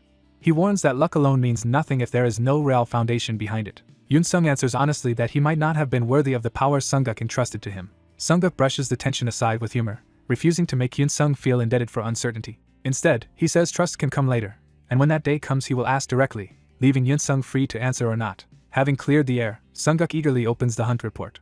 The report shows that Yun-sung's first hunt ended with 67 monsters killed, including 1 Tier 3 and 1 Tier 4, for a rescue payout of over 53 million won. Sunguk breaks down the values further, showing how much each class of ant was worth and emphasizing just how profitable the queen ant kill was. He adds that the harvested glands and exoskeletons from the ants are also ready for auction, creating even more value from the hunt. Then he hands Yun-sung a separate document that he says deserves special attention. Sunguk explains he held this item back from auction because Yun-sung might want to keep it instead of selling it. He tells Yun-sung the choice is his and asks whether he wants to follow the paper's terms. Yun-sung immediately loves the offer, and Sunguk had clearly expected that reaction. Their excitement is interrupted when Sunguk remembers Yun-sung has another appointment scheduled from the last hunt. A sudden phone call confirms that the visitor has already arrived. Sunguk answers and learns the meeting is happening now, surprising Yun-sung. Sunguk realizes the visitor must be especially serious this time. He reveals that the person who came directly to Changhun's hospital is Yoon Kangchul, the CEO of QR Corporation. The story then recalls why that name carries such weight, going back 12 years to the southernmost boundary. There, an unranked area produced Karkadon, a Tier 6 monster far beyond what anyone expected. The disaster escalated to a national crisis until one hunter formed an assault team and turned the battle around. That hunter emerged victorious over the monster and became a legend. The feat was recognized as one of the greatest in Asia and among the best in the world. The man behind it earned the highest ranking of the era and went on to lead South Korea's largest firm, QR Corporation, while still directing frontline strategy. That legendary figure is Yoon Kangchul, the man now waiting to meet Yun-sung in person. Back in the present, Yun-sung enters the meeting room with the doctor present and faces the famous hunter directly. The atmosphere is formal and tense as all three sit down together. Kangchul listens first and gives a brief sign that he understands what he has heard. He then introduces himself and admits Yun-sung exceeded his expectations. Yun-sung returns the greeting carefully, aware of the man's status. But before the real discussion begins, Yun-sung asks to move somewhere else. He explains that if Kangchul wants to question him, doing so here would interfere with the doctor's work. Kangchul immediately realizes Yun-sung is right and apologizes for overlooking that. He clarifies that the doctor is only Yun-sung's physician, not the person responsible for him, and accepts the correction. When Kangchul asks where they should go, Yun-sung suggests the cafe on the first floor. The doctor is left stunned as the two powerful personalities simply decide the matter and leave him behind. Once they are gone, the doctor is so relieved to have survived the encounter that he feels as if he has come back from the dead. While waiting for the elevator, Kangchul says he prefers to get straight to the point. Yun-sung confirms he is fine with that, and Kangchul adds that he dislikes wasting time on long conversations. Kangchul gathers his thoughts and prepares to speak plainly. Then he makes his real purpose clear by inviting Yun-sung to join QR Corporation. The blunt offer catches Yun-sung completely off guard. Kangchul explains that although Yun-sung is a rookie, the QR members who witnessed his last hunt are people whose judgment he trusts most. After meeting Yun-sung himself, Kangchul becomes even more certain and predicts that within 10 years Yun-sung could surpass him. He promises to back Yun-sung with fame, resources, and support if he comes to QR. Yun-sung thanks him for the praise but firmly refuses to join the corporation. Kangchul is visibly startled that a newcomer would reject him so directly. Yun-sung explains that he does not plan to keep hunting alone forever, but he learned from the last hunt that following others' commands would interfere with how his auto-hunting works, so he wants to fully test its limits first. He adds that someone is already helping him with solo hunts, making independent growth the better path for now. The two men lock eyes as Kangchul measures whether this is conviction or arrogance. After a tense pause, Kangchul accepts that Yun-sung has made up his mind. He says he cannot force the issue and lets the rejection stand. Kangchul moves to leave, seemingly ending the conversation there. But before departing, he calls Yun-sung back one last time. He asks whether Yun-sung wants to become the next Lee Jae-hak. The name stops Yun-sung, who clearly recognizes its importance. Kangchul explains that his true goal is to create a second or even third Lee Jae-hak rather than simply build another ordinary team. He points out that around the world, famous firms and elite groups exist everywhere, from China's top teams to England's celebrated ones. But in the public eye, organizations matter less than the singular stars people choose to admire. Using Korea as an example, he asks who draws more attention than the nation's top 4 team itself. The answer, of course, is Lee Jae-hak. The image of that legendary hunter hangs over the conversation as the standard Kangchul has in mind. Kangchul describes Lee Jae-hak as a once-in-a-lifetime genius, almost a miracle made flesh. He reminds Yun-sung that Lee Jae-hak became the country's greatest star by clearing a tornado-level fracture alone like a one-man army. Kangchul says he wants to raise another such star and build a team around that person that no one in the world could dismiss. That vision finally gives Yun-sung a glimpse of the scale of Kangchul's ambition. Kangchul hands him his personal contact information, making the offer more than empty words. He explains that because his mission is to cultivate geniuses, he keeps direct ties with every promising candidate. Even if the company's structure is already fixed, he insists there's always room for someone truly exceptional. Then he reveals a more immediate opportunity. Within 2 months, When a fracture opens, he plans to send a newly formed team of high-potential hunters into its center. Yunsung is shocked, because Kangchul is talking about dispatching a fresh team into the most dangerous part of a fracture rather than relying only on veterans. He knows the closer one gets to a fracture's center, the more dangerous the hunt becomes, which makes the proposal both reckless and extraordinary. Kangchul offers Yunsung a place in that operation without requiring any contract, promising a simple split of spoils based on contribution, while preserving his freedom. Yunsung immediately sees the risk, but he also recognizes the enormous value of hunting at a fracture's center and observing QRS methods firsthand. Kangchul tells him to think it over and contact him directly on the personal number he just gave if he decides to accept. With that, the meeting ends politely as the elevator arrives and the two part ways. Left alone, Yunsung watches the elevator descend and keeps turning the offer over in his mind. He exhales, still processing how quickly the conversation escalated. What lingers most is the phrase hunt in the center of the fracture, because it promises both danger and growth on a scale he has never faced. Inside the elevator, Kangchul stands alone and reflects on the encounter from his own side. He realizes that for perhaps the first time in a long while, a complete rookie controlled the pace of the exchange so thoroughly that even he could not finish a simple elevator ride without being unsettled. To Kangchul, it felt less like he had interviewed Yunsung and more like Yunsung had tested him instead. Rather than being offended, he finds the young hunter's nerve refreshing and admits to himself that Yunsung got the better of him. Still, one question remains unresolved for him. If the doctor is not the real force behind Yunsung, then who is? As he reaches the lower floor, Kangchul unexpectedly runs into Sungguk carrying supplies. Sungguk greets him with an easy smile, as if the meeting were nothing unusual. The brief crossing of paths makes Kangchul pause and reconsider. Something about Sungguk suddenly triggers a buried memory. Kangchul turns back in shock, realizing he may know exactly who this man is. But Sungguk only answers with a calm, knowing wink before the moment passes. Kangchul finally remembers that he has seen Sungguk before, long ago, before the man disappeared from public view after retiring. The broadcast reveals that another prodigy has appeared, someone whose achievement rivals Lee Jae-hak's feat from 4 years ago. That rising genius is identified as Kim Sungguk, and attention turns to the man standing behind Yunsung. Yunsung's ally realizes he has already lost the initiative because he lacked information and got outplayed from the start. Sungguk casually urges Yunsung to go anyway, treating the decision as obvious. Yunsung hesitates because he has no intention of signing himself over to QR. Sungguk presses him by clarifying that the offer requires no contract, and by tempting him with the chance to experience a hunt at the center of the fracture. That bait works, and Yunsung admits he genuinely wants to go and see what such a hunt is like. Sungguk is startled by how eagerly Yunsung accepts. He quickly regains focus and reminds him that only 2 months remain. Since Yunsung is determined to go, Sungguk decides to show him something important first. He brings Yunsung to a sealed training area to begin a serious lesson. Sungguk tests Yunsung's memory by asking how Ci usage is categorized, and Yunsung recalls that there are 3 main types. The first is Ki, a combat method that wraps the body or weapons in Ci to strengthen martial techniques. The second is Psi, innate awakened abilities such as psychic force, fire, or freezing, which are rare because they depend heavily on genetics. The third is Tech, a learned Ci technique passed down through secret traditions and therefore extremely hard to obtain. Satisfied, Sungguk announces that he will now demonstrate a key technique he personally created. He warns Yunsung that he will only show it once, so every detail matters. Instead of attacking, Sungguk begins by placing Ci into his feet against the wall, confusing Yunsung. Yunsung immediately senses that something impossible is happening. Sungguk starts moving as though gravity has lost its hold on him. His feet continue to carry Ci as he reorients his body in mid-motion. He names the method the body maneuvering technique and declares that Yunsung must master it within 2 months. Yunsung is stunned because he cannot understand how Sungguk moved that way. Sungguk asks whether Yunsung observed it properly, and Yunsung can only admit that it was extraordinary. Even while joking that the name could be cooler, Sungguk is already straining from the demonstration. The cough suddenly hits him, and he coughs up blood. Yunsung rushes to him in alarm as Sungguk collapses into pain. Yunsung realizes this is no minor side effect. Sungguk admits he pushed too far and explains that his veins are losing control, though he insists he prepared medicine. Yunsung protests that there was no need for Sungguk to drive himself this hard just to teach him. He cannot accept Sungguk wrecking his body for a lesson. Sungguk answers that a direct demonstration was the only way to teach something this difficult. He reminds Yunsung that the center of the fracture is a place where outcomes cannot be predicted, and where QR hunters will also be competing. If Yunsung wants to rise above everyone there, he must learn the right skill for that battlefield. Before Yunsung can dwell on Sungguk's condition, Sungguk forces the lesson forward and asks what Yunsung noticed about his movement.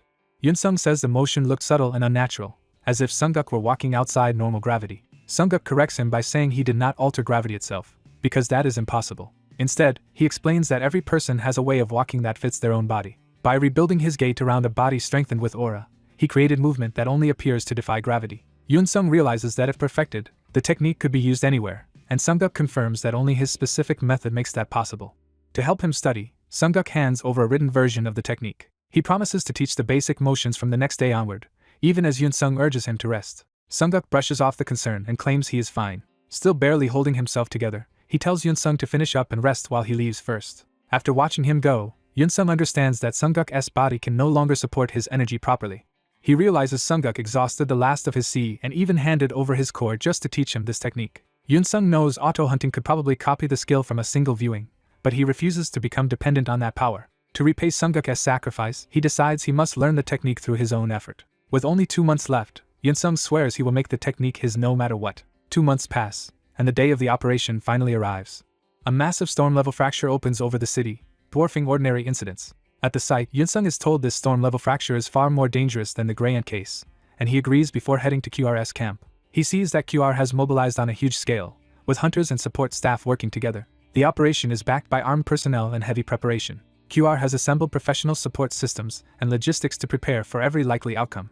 Their goal is to reduce future casualties through overwhelming readiness. Yoon-sung realizes this is what 2F40 truly means, not empty boasting, but a corporation built around massive organized hunting operations. He is then brought to meet a newly formed team that represents QR's next step.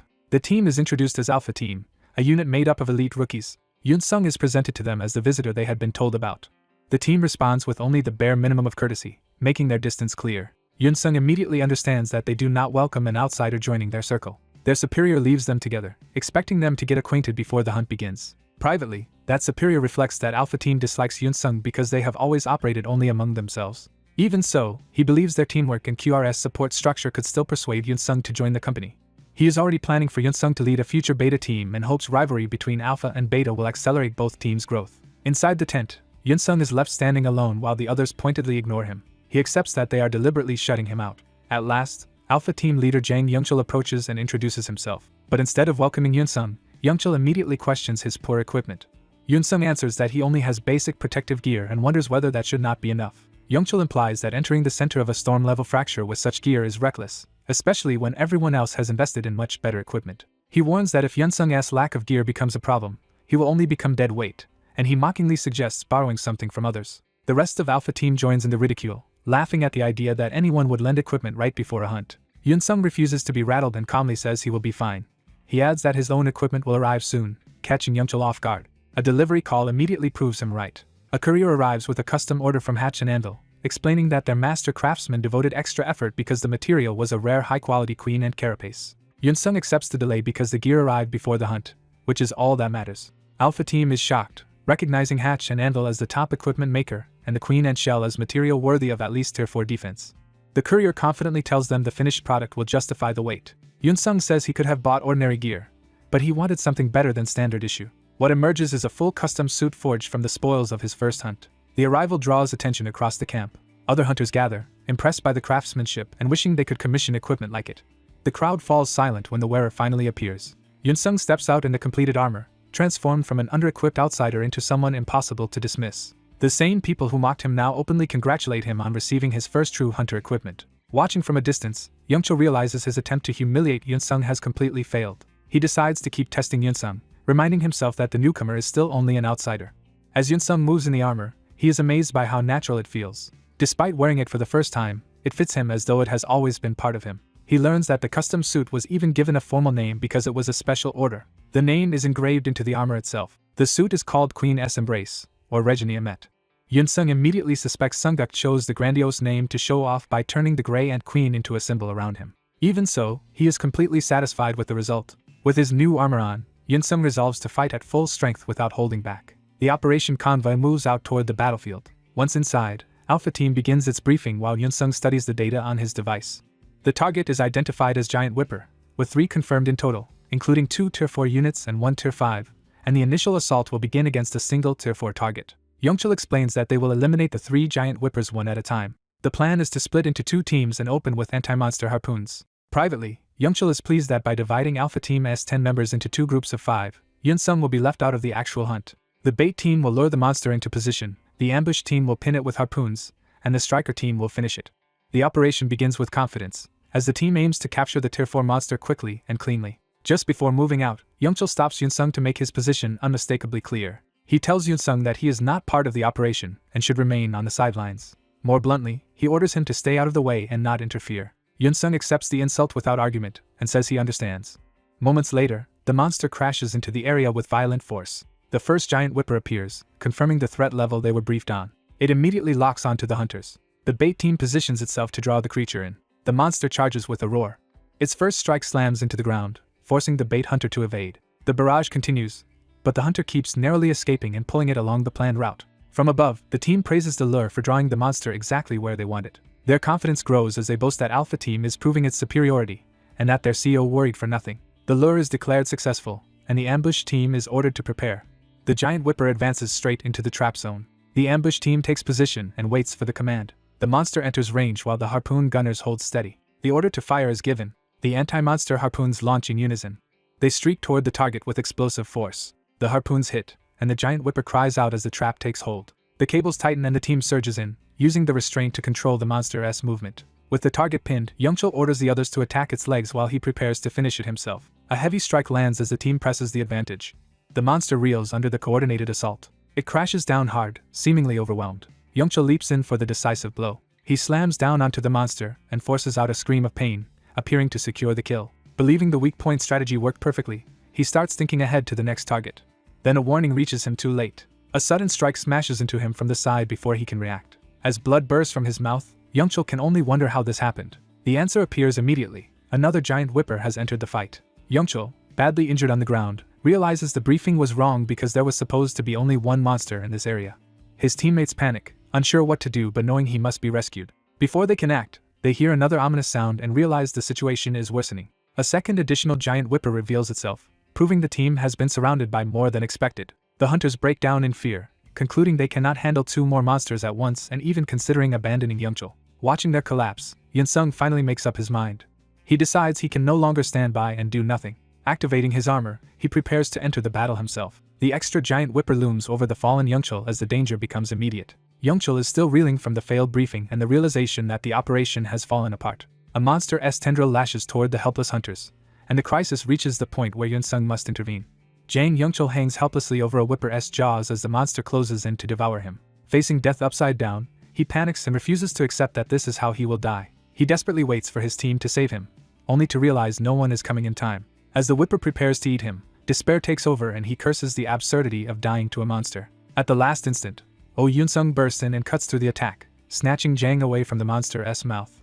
The rescue sends Jang tumbling across the ground, shocked that he has been pulled back from certain death. The violent motion leaves him disoriented and barely able to process what just happened.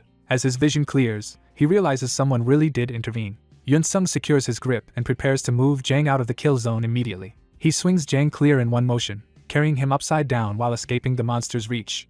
Jang recognizes his rescuer as Oh Yunsung and is stunned that the outsider came back for him. But relief quickly gives way to fear when he sees they are still trapped between two whippers with no obvious way out. Yunsung calmly warns Jang that the next move will be rough, showing he already has a plan. Before Jang can understand, the sudden acceleration knocks the breath out of him. Yunsung launches them forward so violently that Jang can only scream through the maneuver. He is carried straight past another snapping maw, surviving only because Yunsung threads them through the danger. Yunsung uses the building structure as a path, ricocheting along it to keep momentum and avoid the tentacles. He smashes through an obstacle to open a route rather than slowing down for the monsters. Even while burdened with Jang, Yunsung keeps weaving through the whipper's attacks at close range. The strain of the speed and impacts makes Jang retch, but Yunsung never breaks rhythm. Yunsung plants himself against a tentacle for leverage, turning the monster's own bodies into footholds. Jang realizes that with Yunsung beside him, the fight has shifted from hopeless survival to a possible escape. Yunsung drives them through the barrage, forcing a path where none existed. He decides their only chance is to dash for the nearby buildings and create a defensible position. The pressure intensifies as the monsters pursue them relentlessly. Yunsung notices another giant whipper still on their trail and understands he has not shaken them at all. A fresh tentacle strike cuts off their route before they can fully escape. The impact blasts both men through the structure and sends them crashing into cover. They hit hard, but Yunsung shields Jang enough to keep him alive. Yunsung immediately orders Jang to move, insisting they cannot stay because the area is still too dangerous. The building around them continues to break apart under the whipper's assault, proving his warning right. Yunsung removes part of his helmet and catches his breath, while Jang collapses in shock and exhaustion. Jang, still trembling from the near-death experience, admits he truly believed he was already dead. Yunsung confirms he is fine thanks to the rescue and checks Jang's condition in return. He downplays his own state as mere fatigue, though he admits the rescue was dangerously close to failing. Jang cannot understand how Yunsung moved through the whipper's tentacles so effortlessly and presses him for an explanation. Yunsung brushes it off, but before Jang can challenge that answer, Alpha Team contacts their leader over comms. Jang learns the rest of his team survived and regrouped, though they confessed they had to abandon rescuing him when another whipper appeared. He swallows his anger and formally accepts the mission's failure, ordering the team to return to base. Yunsung asks if the hunt is over, and Jang confirms that 2 whippers appearing at once makes the operation impossible. Jang is already dreading how he will explain the failed mission to the CEO. When Yunsung starts to leave, Jang stops him and asks where he thinks he is going. Yunsung reminds him that he was only brought along as an outsider, so the team's retreat does not bind him. He makes clear that whether QR withdraws is none of his concern and tells the injured Jang to stay hidden until rescue arrives. Yunsung leaves him behind without hesitation, intending to continue alone.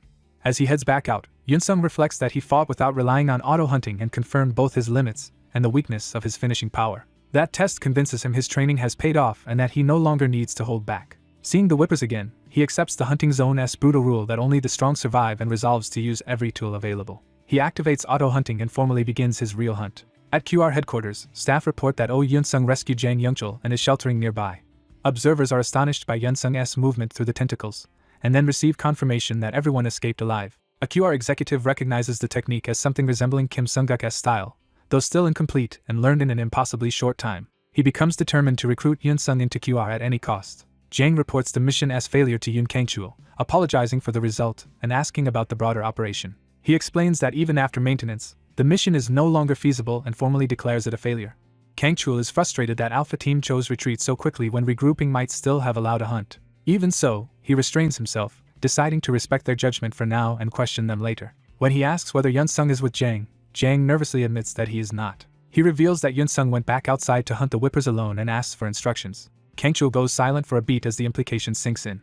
His confusion turns into disbelief that Yunsung would head to the rooftop to fight by himself. Then he explodes, ordering his staff to get to the rooftop immediately and record everything Yunsung does. He realizes that if Yunsung succeeds publicly after Alpha Team retreated, it will be a humiliating disaster for QR's image. As the ActionCam feed comes online, Kangchul prepares to witness the outcome firsthand. He bitterly reflects that he tried to showcase Alpha Team's potential, only for them to look weak by needing Yunsung's help.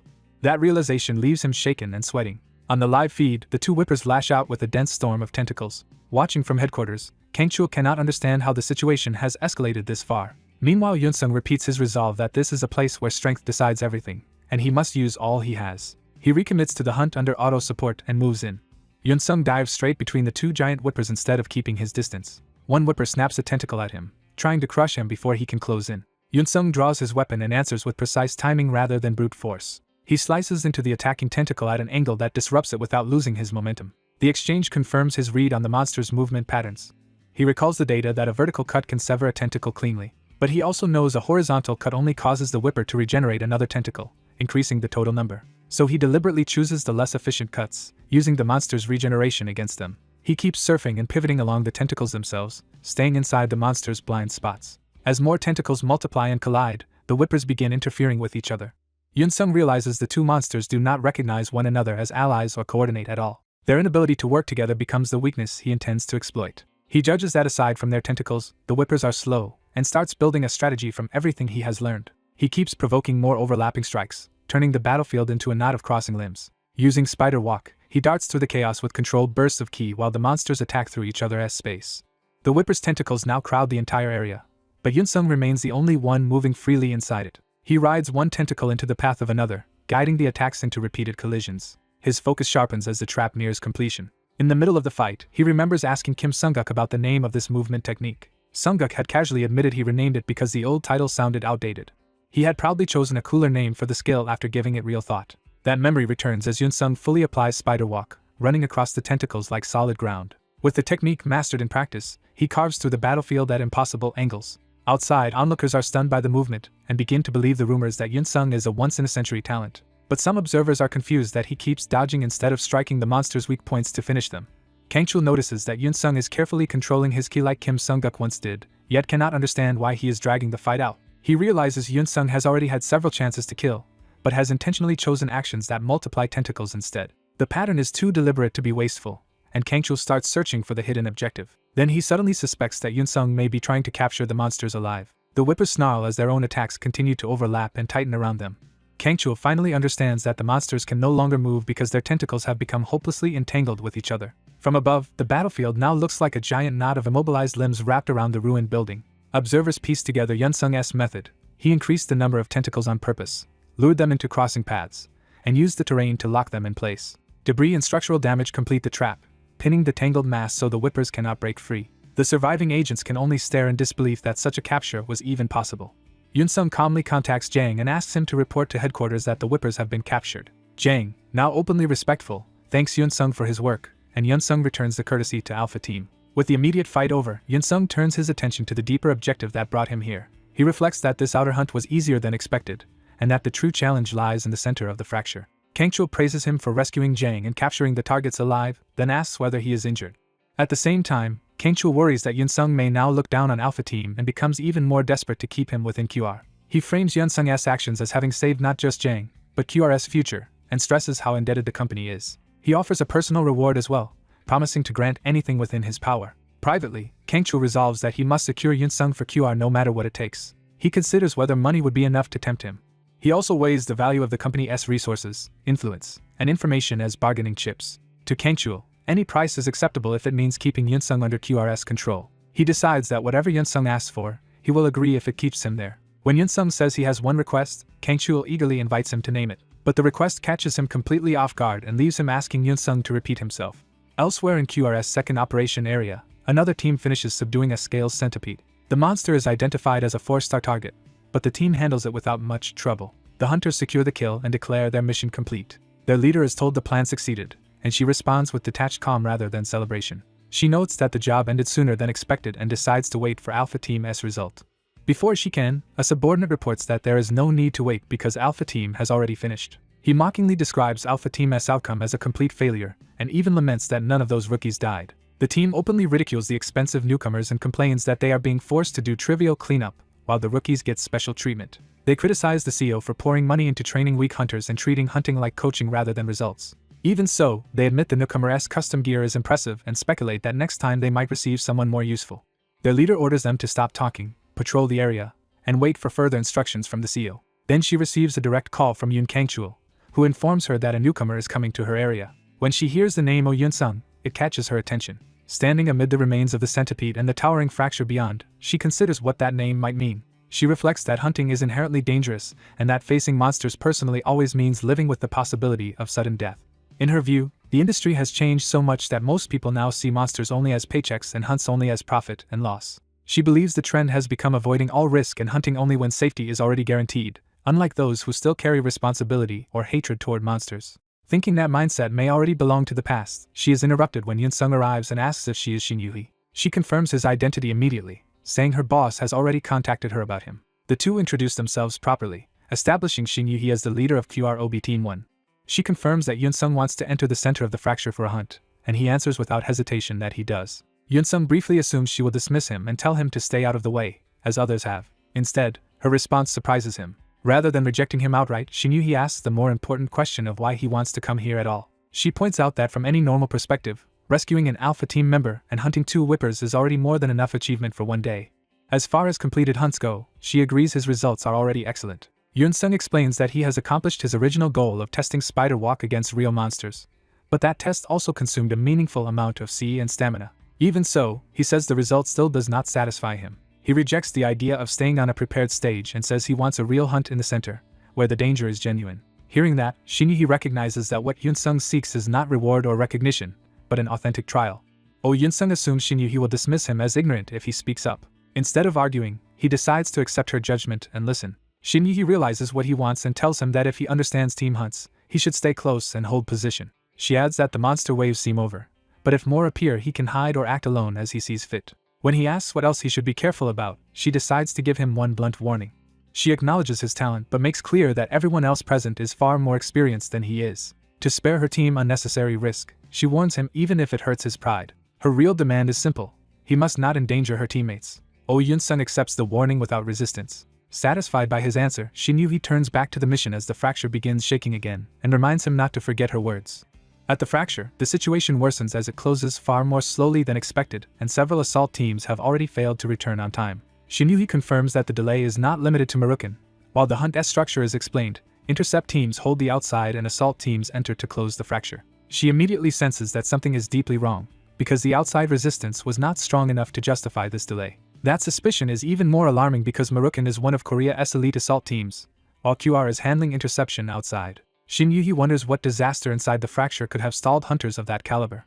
A disturbance forms at the fracture's mouth, signaling that something is finally emerging. The signal identifies the figure coming out as Murukin's leader, but the sight is wrong from the start. Some intercept hunters casually assume the assault team is merely late and prepare to wrap up the operation. Their confidence vanishes when they realize the leader is not returning safely but falling out of the sky. He crashes down violently before them, turning the scene from routine to catastrophe. The nearby hunters are stunned into panic by the sudden impact. Shin Yuhi instantly understands that the worst possibility may be true. When they see the body, the intercept team can barely process what happened. They recognize the fallen man as Murukin's leader and realize the assault team has been destroyed inside. Shin Yuhi immediately shifts from shock to command and orders everyone into assault readiness. Her team answers at once and prepares to move. The hunters arm themselves for close combat as the crisis escalates. Shin Yuhi turns to check on Oh Yun-sung, expecting he will be unable to stay in the danger zone. When she cannot find him, she assumes he wisely hid himself and feels relieved that at least he is out of immediate danger. That relief lasts only a moment before another surge begins pouring from the fracture. A horde of flying reptilian monsters bursts out, identified as Santigie, a dangerous Tier 4 species. The hunters are horrified because Santigie are known from North America, not Korea, which means the fracture is producing something unprecedented. Even so, Shin Yuhi orders everyone to hold formation and push toward the fracture as fast as possible. Her subordinates are rattled by the order, because charging an unfamiliar monster species seems recklessly unlike her. She overrides their hesitation and drives the whole team forward. As they run, her teammates struggle to understand why their usually cautious leader is acting with such urgency. The answer appears when one of them looks up and sees the sky filling with more threats. An entire swarm of Santigie spreads overhead, revealing that the outbreak is far larger than anyone expected. While still moving, Shin Yuhi contacts headquarters and begins delivering a live report. She informs command that her QB Team 1 will take the first response. She further states that if possible they will enter the fracture and close it, then urgently requests artillery, reinforcements, and North American monster response support in case her team fails. The nature of the enemy becomes clearer. These are high-tier monsters with horde behavior. Worse, they are aerial types capable of overwhelming a wide area almost instantly. Knowing escapees would be disastrous, Shin Yuhi orders her team to forget capture and kill every monster they can. She steels herself with the knowledge that if even a few break quarantine, civilians outside will die. As the battle begins in earnest, a new figure rushes toward the front. Oh Yun-sung returns in full armor carrying a heavy harpoon weapon. Behind the visor, he has already committed himself to the fight. At headquarters, the commander reports to higher authorities that the fracture is behaving abnormally and asks them to prepare for emergency escalation. Even after making every possible request, he fears it still may not be enough. He acknowledges the grim contingency that if Shin Yuhi's mission fails, the military will have to bomb the entire area. Though he hates the idea, he accepts that sacrificing the zone may be better than letting the monsters reach civilians. Just as new contact arrives from the field. Expecting an emergency response update, he asks to be connected immediately. Instead, he is told the message is a request to retreat. Third-party reinforcement teams are pulling out, arguing that this unexpected danger exceeds their contract. His staff admits they can no longer keep those teams on site and asks for orders. The commander is furious at their willingness to abandon the battlefield. His aide braces himself for the outburst. The commander condemns them for treating a life-and-death defense mission like ordinary office work. To him, they have forgotten what kind of duty hunting really is. He reminds himself that hunters exist to stop monsters from harming the public. That duty, he believes, is sacred precisely because it is dangerous and built on the sacrifices of those who came before. He hardens his resolve around the idea that a protector must do the job no matter the cost. Even so, he chooses not to force the retreating teams to stay and orders that anyone who wants to withdraw be allowed to leave. Then he makes his own decision and tells his staff to prepare gear because he is going to the front himself. His subordinates protest that the CEO cannot abandon command and rush into combat. He rejects that objection, insisting that stopping even one more monster from escaping matters more than his position, and he accepts full responsibility. He limits the risk by declaring that only volunteers will accompany him, and his staff reluctantly obeys. Back at the battlefield, the fracture continues disgorging monsters without pause. Shin Yuhi opens fire at point-blank range to stop a Santigie from reaching her. She keeps shooting as several more close in from all sides. Pressed by multiple attackers, she switches to a key technique to break the immediate encirclement. Her energy surges outward and catches the monsters at close range. The blast tears through two of them and buys her a moment of space. Debris rains down around her as the exchange leaves the area unstable.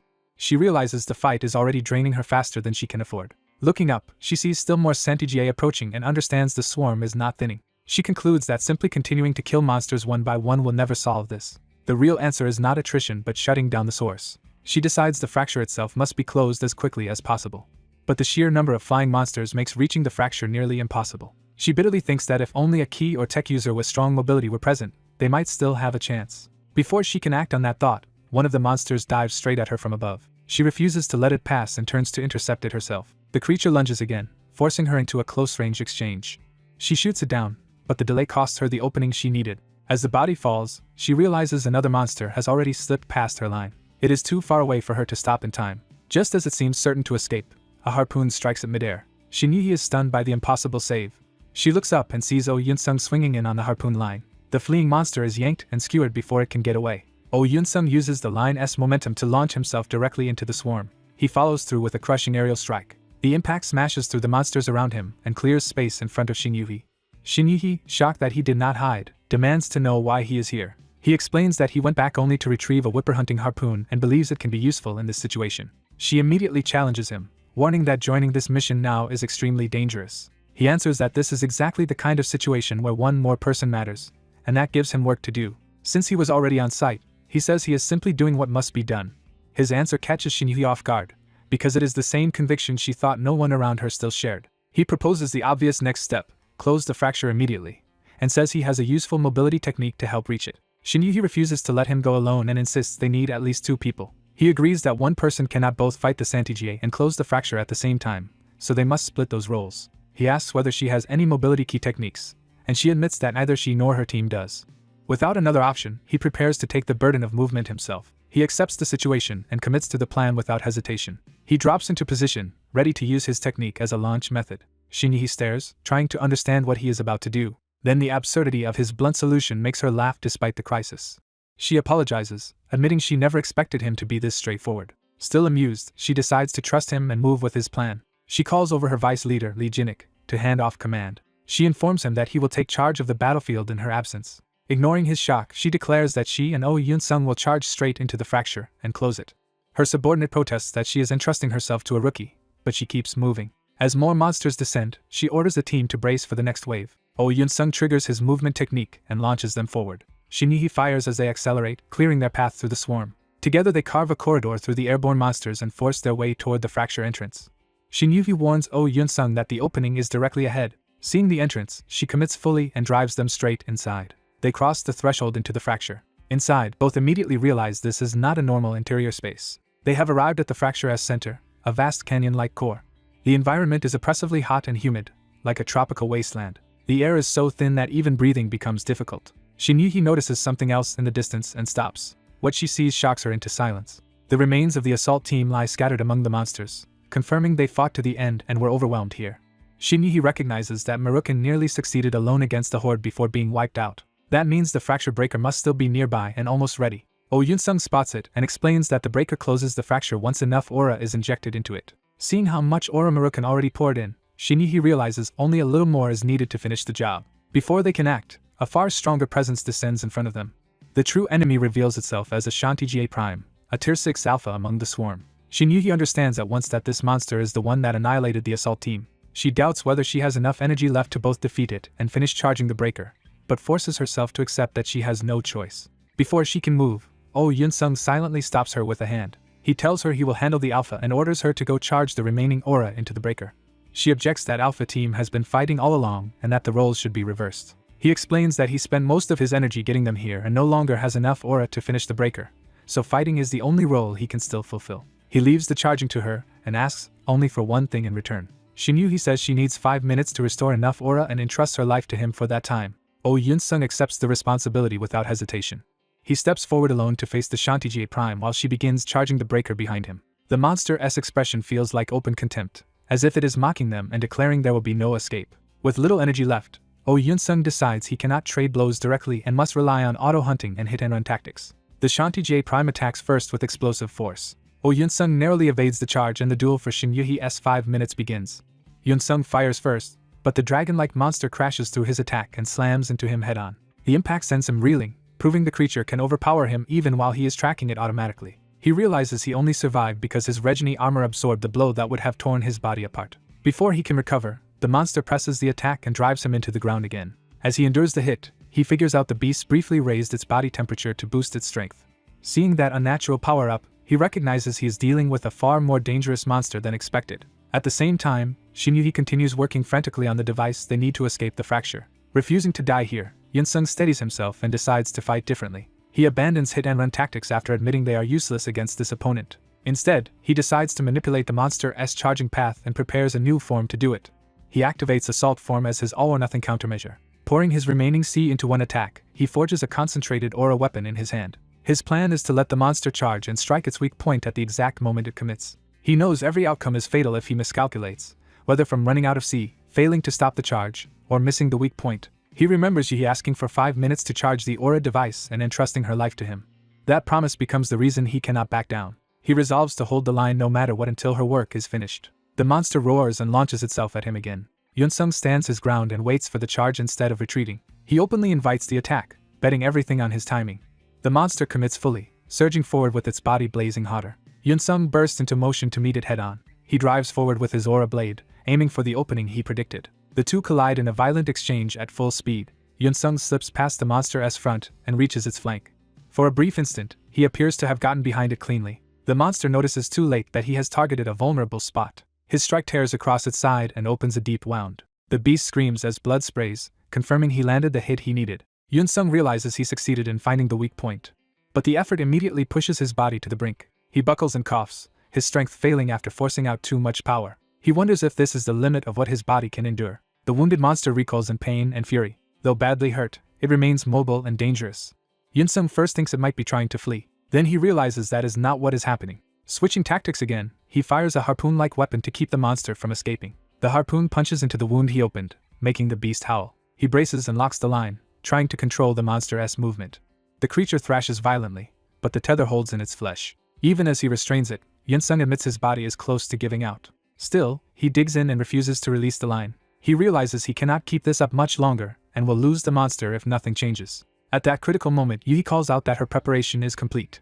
She announces the fracture breaker is fully charged and activating. The machine powers up with unstable energy as the fracture begins to react. A massive surge erupts from the device, forcing the fracture to collapse. Yuhi warns that the fracture is closing and they must get out immediately, while Yunsung still refuses to let the monster go. He notices the beast is also desperately trying to escape before the fracture seals. That gives him a new idea: use the monster itself as their way out. He tightens his grip on the tether and commits to the gamble. The strain nearly tears the weapon from his hand, but he holds on. The monster surges toward the closing exit in panic. Yunsung plants himself and uses the line to anchor his pursuit. He lets the beast's momentum drag him instead of fighting against it. Yuhi realizes what he is about to do and is startled by the recklessness of it. Yunsung reaches back and orders her to grab his hand. Trusting him instantly, Yuhi lunges forward. Their hands lock together just in time. Yunsung pulls her along and tells her to hold tight because they are forcing their way out behind the monster. The collapsing fracture churns around them like a vortex as they are dragged toward the opening. Using the tethered beast as a guide, they ride the last path out of the fracture. They break back into the real world high above the city. But their danger is not over. Yunsung immediately says they still have to finish the monster before it goes berserk. He points Yuhi to the harpoon wound and tells her that a properly placed aura bullet there should kill it. Yuhi notes they should also worry about surviving the fall, but agrees there is no time for that now. She takes aim at the exposed wound while they are still suspended in midair. Gathering aura into a bullet, she focuses on the exact point Yunsung opened. She fires directly into the wound at close range. The shot detonates inside the monster and drives it into a nearby building. The impact blasts through the structure and throws Yunsung and Yuhi onto the rooftop floor. They crash hard, battered but alive. Yuhi checks on Yunsung as both struggle to recover from the landing. Above them, the monster loses control and drops heavily through the damaged building. Yuhi watches its body continue falling, stunned by how close they came to dying. As the beast disappears downward, she realizes they actually pulled it off. She turns to share the victory with Yunsung and notices something is wrong. He has collapsed unconscious after pushing himself past his limit. Relieved that he merely fainted rather than dying, Yuhi finally lets herself breathe. Looking at him, she cannot decide whether he is brilliant or simply reckless beyond reason. Even so, her confusion softens into quiet admiration. She praises him sincerely for an extraordinary hunt. Outside, others survey the damage left by the battle and the fracture's closure. Officials confirm the fracture is closing, the remaining monster matter is being handled, and medical teams are on the way. The dead or dying dragon-like monster lies in the street below, proof of the pair's success. A red-haired executive is impressed that Yunsung and Yuhi truly accomplished the impossible. Yunsung is later taken to a special medical center to recover. After 2 days unconscious, he finally wakes. He finds himself in a hospital bed and feels awkwardly disoriented. Pain shoots through his body, and he wonders if it is lingering damage from fighting the Shanti Prime. Before he can think further, someone reminds him that he even managed to pull off that fight against a Tier 6 monster. Sungguk arrives cheerfully with food and jokes that Yunsung looks good for someone who slept for 2 full days. He explains that Chanhun was furious while diagnosing Yunsung, but confirms his condition is stable. Sungguk adds that they will be busy soon, so Yunsung cannot afford to stay injured. He hands Yunsung a box and tells him to open it himself. Yunsung is startled by what he finds inside. The gift comes with a reminder that hunters are ranked from blank through bronze, silver, gold, and platinum. Those ranks define a hunter as standing, power, and value through formal evaluation. At first, the box appears to contain a silver class badge. Yunsung can hardly believe he has been given even that much recognition. Sungguk explains the silver badge had already been prepared for him before the hunt ended. Then he abruptly stops, realizing that is no longer the real point. He tosses the silver badge aside as if it has become obsolete. When Yunsung protests, Sungguk dismisses it as worthless now. He explains that the silver rank was based on Yunsung's earlier grey ant achievement, and no longer reflects his level. Sungguk goes on to explain that higher badges become materially and symbolically more valuable, and that the committee moved unusually fast this time. He reveals Yunsung's true promotion, platinum ranker status, reserved only for the top 20 hunters, with Yunsung placed at 19th. Yunsung is too stunned to process it. Sungguk congratulates him on becoming a ranker from this day forward. Soon after, the story of the fracture spreads rapidly through the city. Recovered enough to travel, Yunsung rides public transit while trying to stay inconspicuous. He notices people around him already watching coverage of the incident. On the news, Yoon Kangchul publicly credits Hunter Park Kang-han as the biggest contributor to the crisis response. Back in the hospital room, Yunsung asks who this repeatedly praised Park Kang-han actually is. Sungguk reveals with amusement that Park Kang-han is the alias he created for Yunsung. Yunsung nearly chokes at the absurdity, while Sungguk proudly insists the name sounds impressive. Sungguk explains the alias lets Yunsung receive public credit without exposing his real identity, unlike the already very public Yuvi. Meanwhile, the interview continues as officials formally credit Park Kang-han and Shin Yuvi with preventing civilian casualties during the fracture incident. But the interviewer raises doubts about whether Park Kang-han truly deserves sudden ranker status. The challenge is blunt. No newcomer has ever become a ranker this quickly, so suspicion is natural. Yoon Kangchul answers that the evidence is fully recorded on QR action cameras and can be inspected by anyone. He then clarifies that Park Kang-han was not even responsible for the fracture center, yet still volunteered to enter it and face the risk. He contrasts that courage with the shameful behavior of others who demanded retreat the moment the situation became dangerous. Without naming them, he condemns those who abandoned responsibility and declares Park Kang-han the only hunter fully worthy of his current status. He argues that ranker status should belong to those willing to face danger for society, not merely those with good annual results. Watching the broadcast, Sungguk remarks that Yoon Kangchul is as uncompromising as ever and notes that QR ultimately prevented the crisis. He tells Yunsung that others are effectively riding his coattails now, so they have no choice but to praise his contribution publicly. He adds that the whole industry is talking about Park Kang-han as the long-awaited second Lee Jae-hak. Sungguk suggests Yunsung could capitalize on the attention through interviews and CF deals, but Yunsung refuses. Yunsung decides that instead of chasing fame, he should use this moment to prove his worth through growth and higher-level hunts. Pleased by that answer, Sungguk says he has one more piece of good news. The Hunter Association has invited Park Kang-han to an event gathering the country's top hunters to discuss countermeasures against the rising fracture threat. Even while acknowledging the appeal of fame and popularity, Yunsung leaves with his priorities settled. He reminds himself that indulging in attention would only slow his recovery and training. His only real goal is to become stronger. With that resolve, he heads toward the conference determined to improve his skill. At the venue entrance, security stops him and asks for identification and his invitation. He calmly presents both. The guard checks the documents and notes that a hunter should also be wearing a badge. The moment the guard looks closer, his attitude changes. Seeing the platinum rank and the name Park Kang-han tied to Yunsung, the guard realizes he is standing before the newly famous ranker himself. Nearby attendees overhear the name and immediately react to Park Kang-han's presence. Embarrassed by the sudden attention, Yunsung admits the alias has become more troublesome than helpful. A man named Bae Ji-hyun quickly approaches, introduces himself, and seizes the chance to speak with the unaffiliated rookie ranker. He invites Yunsung to join his group, clearly hoping to recruit the newly revealed talent before anyone else can. Before that conversation can go further, someone else calls out to Yunsung warmly. The caller turns out to be Lee Jae-hak himself, one of the most famous hunters in the country. Jae-hak greets Yunsung like an old acquaintance, and casually remarks that it has been about half a year since they last met. Smiling easily, Jae-hak says he rarely comes to these events and is glad to see Yunsung there alone too. A cheerful ranker abruptly pulls Yunsung away from an uncomfortable crowd, insisting they sit together instead of leaving him isolated. He smoothly borrows Yunsung from the others, cutting off the awkward encounter before it can continue. As they leave, the onlookers realize the two already know each other, and the brown-haired man openly steers them toward a more private seat. Once seated, Yunsung thanks him for the rescue, but the man dismisses it as repayment for his own earlier rudeness. He explains that because he has personally experienced being swarmed by people, he felt obligated to pull Yunsung out of that situation. To make his point, he compares the crowd around Yunsung to wild dogs surrounding prey, implying that his intervention changed the balance. He pushes the metaphor further, saying that when a lion appears, lesser beasts scatter, and if the surrounded animal does not flee, that says something about its nature. He concludes that if Yunsung stood his ground even with a lion approaching, then Yunsung must be a lion too. Yunsung deflects the praise by saying a true lion would not have needed help, but the man only laughs and recasts him as a young lion still growing. He studies Yunsung closely and pointedly calls him a lion cub. He adds that the cub will not stay small for long, leaving Yunsung unsettled by the confidence behind the remark. The story shifts as the conference itself is about to begin. The chairman opens the event by thanking the attendees and announcing that the briefing will start immediately. He explains that monsters normally appear only in specific regions tied to their habitats, establishing the old rule the industry relied on. Using North America as an example, he says monsters once stayed within their native zones, but recent incidents show that pattern is breaking down. A monster known to belong only to North American mountains is presented as proof that creatures are now appearing where they should not. Because of this crisis, the defense agency says it is assembling a response with prominent hunters while coordinating with global organizations. Yunsung listens, but his attention drifts back to the earlier lion cub remark. The brown-haired man's words linger in his mind, especially the prediction that he will mature quickly. That man, meanwhile, seems quietly amused by Yunsung's reaction.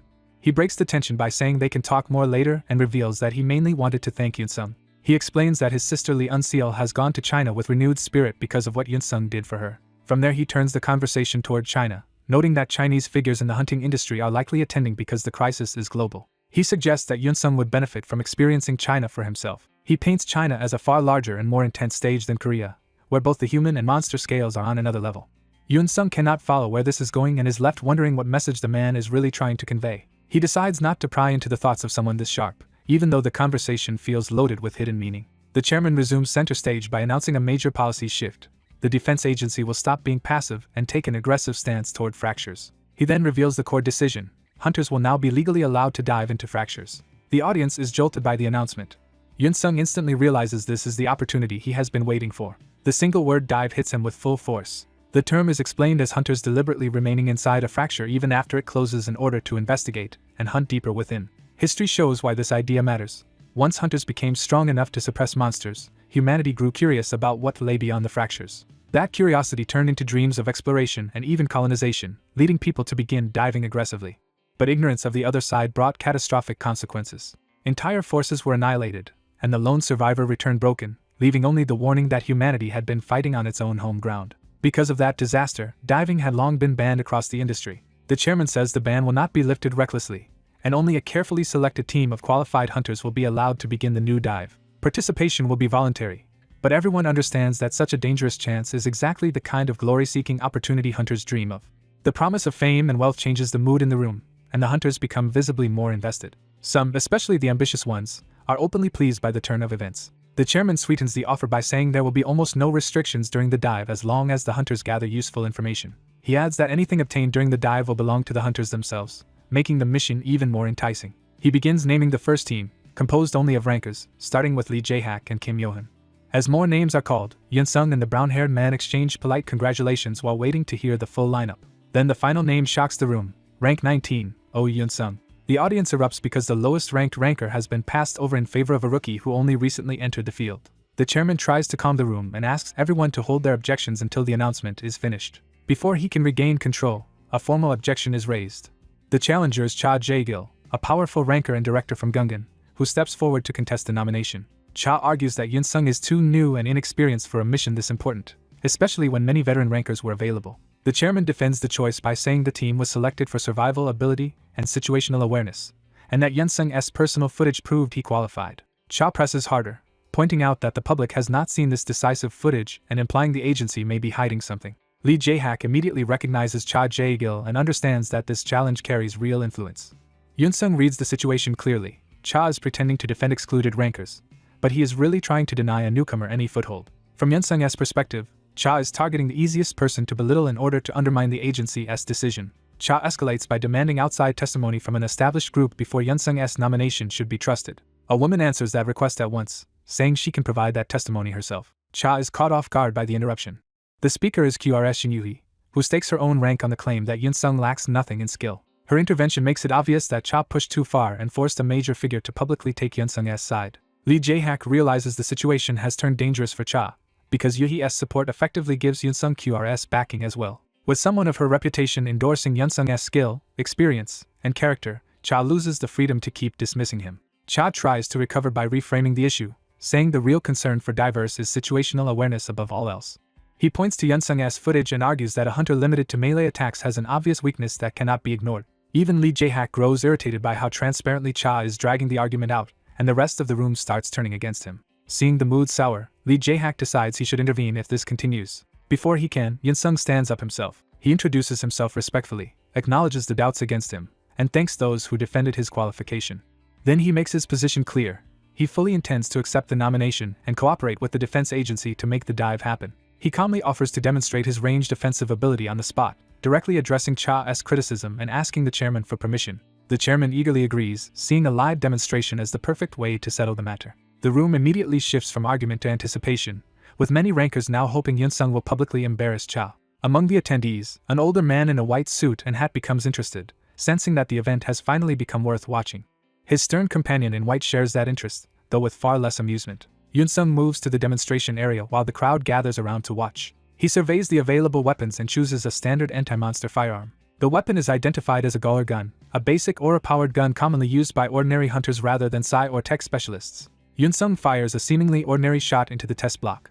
Observers are confused and skeptical, because using a normal Gauler gun does not look like proof of any special range talent. Yun-sung remains focused, aiming with complete control rather than trying to impress through flashy force. His thoughts return to an earlier lesson about how the industry claims skill alone lets people rise, while many structural advantages remain unfairly distributed. He recalls being told that while anyone can train Ki, Psi and tech users possess innate advantages that others cannot simply replicate. He also remembers that Korea lacks the long Ki tradition of countries like China and Japan, making advanced techniques even rarer. That memory leads back to the moment his mentor decided to create a method that could bridge that gap. Sunguk had explained that he reorganized his own Ki and developed spinach writ, intending to pass such hard-won methods only to people he trusted. He had then ordered Yun-sung to gear up, announcing that the next lesson would begin. That lesson involved a training device firing at a target under dangerous conditions. A Ki-infused projectile slammed into the test material with tremendous speed. Yun-sung had been made to stand close enough to witness the destructive force firsthand. The impact left a violent, distorted wound in the target, showing that the attack did more than simply strike. Back in the present, the spectators still do not understand what Yun-sung is trying to show. The principle behind the lesson is revealed. Unless someone has psi or tech abilities, they normally cannot control aura once it has left the body. Yet Yun-sung inherited from Sunguk a ranged Ki attack that defies that limitation through pure technique.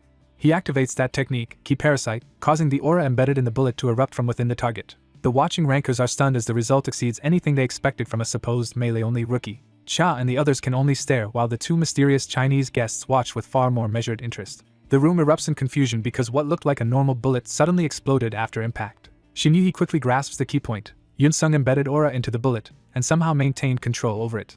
The damage pattern shows internal slicing as well as explosion, proving this was either psi nor tech manipulation. Yun-sung states plainly that he achieved it through Ki and aura management alone, and asks whether that is enough to answer doubts about his ability to handle ranged threats. Cha is left speechless as the burden of proof turns back on him. The chairman presses him to respond, reminding him that he was the one who demanded evidence. He pointedly insists that Cha now owes Yun-sung an answer, leaving Cha furious but cornered. With no way out, Cha publicly acknowledges both Yun-sung's qualification and the defense agency's decision, admitting his doubts were unfounded. Yun-sung accepts the concession with calm politeness, ending the confrontation on his own terms. The chairman immediately closes the conference and redirects everyone to a meal, eager to move on while the outcome is favorable. The formal event gives way to a more relaxed banquet setting. At the reception, Yun-sung is suddenly treated with warmth and respect by hunters who now want to be associated with him. Cha, by contrast, hangs back on the edge of the gathering, isolated by his failed challenge. He broods over the humiliation and realizes he should have backed down the moment QR sided with Yun-sung. His self-reproach is interrupted when he is addressed by the two Chinese guests. Recognizing one of them, Cha hurriedly greets President Chu Seojin, surprised that such a major figure attended in person. Chu receives the greeting with easy courtesy, while his imposing companion remains silent. Chu Seojin is identified as the Korean branch president of the megacorporation TENS, a company whose influence stretches across China and Eurasia. Attention shifts to China itself, portrayed as Asia's richest hunting stage because of its vast territory, monster variety, and permissive laws. Yet despite that appeal, foreign hunters are effectively shut out by protection laws unless they are brought in under a giant corporation like TENS. Because China has no shortage of its own manpower, even Korea's top groups have repeatedly failed to gain lasting access there. Only one exceptional case ever broke that pattern. That exception was Lee Unseo, Lee Jae-hak's sister, who was dispatched to China after a top Chinese sword master accepted her as a direct disciple and her abilities suited his techniques. Cha understands that this rare precedent gives Chu Seojin enormous importance, because he could potentially create another opening into China. Chu lightly remarks that today's conference was worth attending because he witnessed something spectacular. Cha nervously assumes Chu is praising Yun-sung's technique, and worries that his own disgrace was also seen. But Chu clarifies that what interested him even more than the technique was Yunsung himself. When Chu confirms that Yunsung only received his license half a year ago, Cha can do little but admit it. Chu bursts into delighted laughter, saying that even if the technique itself is crude by Chinese standards, learning something like that so quickly proves extraordinary sense. In his view, dismissing the technique as useless would be far too harsh given what it reveals about Yunsung's talent. Chu becomes openly excited, declaring that he has found someone genuinely interesting. He then turns to his silent companion for agreement, only to realize the man has already disappeared. Both Chu and Cha are left staring at the empty space in confusion. Chu immediately guesses that the missing man has gone straight to Yunsung. Outside, Yunsung sits alone on a bench, replaying the demonstration and wondering if he pushed himself too hard even though he made no visible mistake. As the adrenaline fades, he notices his hands still trembling. He admits to himself that he is still nervous from what just happened. Even so, he feels satisfied enough with the result to think he can finally start speaking proudly about the skill. Someone approaches him quietly from behind. Yunsung senses a presence and turns, expecting an ordinary visitor. Instead, he finds the stern Chinese man standing right behind him, close enough to have bypassed his awareness entirely. Yunsung is shaken by how effortlessly the stranger appeared within his guard. The man confirms Yunsung's identity by name. Then, without preamble, he proposes that they go for a round together, as if issuing a challenge. Yunsung can only respond with bafflement. His confusion deepens when the man continues speaking in Chinese, which Yunsung cannot understand. Yunsung realizes this must be one of the Chinese attendees Li Jaehak hinted at earlier, but that does not help him decipher the invitation. Chu suddenly rushes in, scolding the man for wandering off and causing trouble again. He keeps berating him for trying to start another incident, while the silent man remains largely unfazed. Chu apologizes to Yunsung for the disturbance, and Yunsung, still confused, asks how this stranger even knows his name. Chu explains that he saw Yunsung's demonstration earlier, making it clear this encounter was deliberate rather than accidental. He finally introduces himself properly as Chu Seojin, president of TENS Korea, and says he came because he has something to discuss with Yunsung. Yunsung is stunned to learn that the people approaching him belong to TENS Korea, the top hunting group from China. The older man introduces the hot-headed fighter beside him as his nephew Chu Yip and smooths over the earlier offense as youthful impatience. Yunsung, still unsure what was even said before, accepts the apology and asks what they really want from him. The visitor reveals he is TENS Korea's president, and says he has come not for business, but to build a personal connection with Yunsung. That unexpected approach leaves Yunsung openly puzzled. The president begins by reminding Yunsung that, as a hunter, he should know TENS' reputation, while hinting there is more behind the company than most people realize. He explains that TENS is truly owned by a hunter who preserves an ancient martial lineage and passes it down only to worthy disciples. He adds that both he and Chu Yip are disciples of that tradition, though Chu Yip bristles with pride. After seeing Yunsung's techniques, the president judged that Yunsung might be qualified to inherit that lineage as well. He admits he secretly recorded Yunsung's demonstration and sent it to his master, who also employs him. Now he says the master has already given his response. That response is an invitation.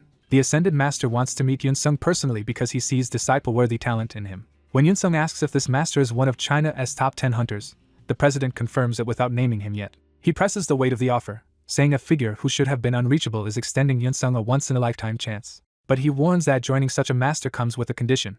If Yunsung becomes that man's disciple, he must give up learning any other techniques. The president clarifies that Yunsung may still teach freely, but as a disciple he cannot continue studying foreign methods. That restriction would include the movement skill and combat art Yunsung recently displayed, and he would need the master's permission even to use them, so Yunsung immediately refuses. The blunt rejection catches the president completely off guard. Yunsung reduces the condition to its essence. They are asking him to cut ties with his current master.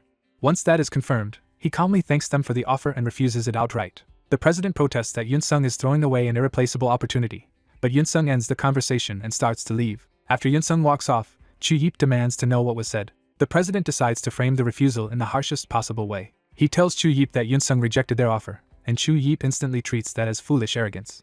The president further claims Yunsung said his own techniques were sufficient, and that he had no need for foreign arts, which enrages Chu Yip. Hearing the commotion behind him, Yunsung stops and turns back. Chu Yip prepares to lash out in Chinese, and the president dryly offers to translate. Chu Yip openly insults Yunsung as a coward who is too conceited to recognize true opportunity. Even as Yunsung tries to dismiss the rant and leave, Chu Yip keeps shouting that someone so narrow-minded will become obsolete.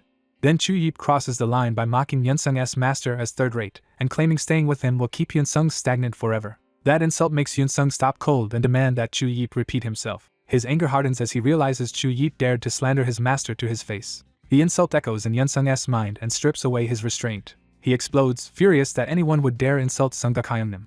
Sensing the opening he wanted, Chu Yip proposes a fight to prove whose techniques are superior, while the president makes only a token attempt to stop him. The president tries to salvage the situation by saying that if Yunsung experiences their master's technique once, he will surely change his mind. Yunsung accepts that logic and coldly agrees to experience it for himself. The challenge is sealed as both men step forward. Yunsung confronts Chu Yip at point-blank range and demands to see just how great that technique really is. The confrontation moves to a proper training facility. Inside the ring, the two prepare for a formal spar under observation. Before it begins, Chu Yip asks his uncle whether he should end it quickly or drag it out to display the gap between them. The president warns him not to underestimate or mock an opponent. Chu Yip argues that Yunsung insulted them first.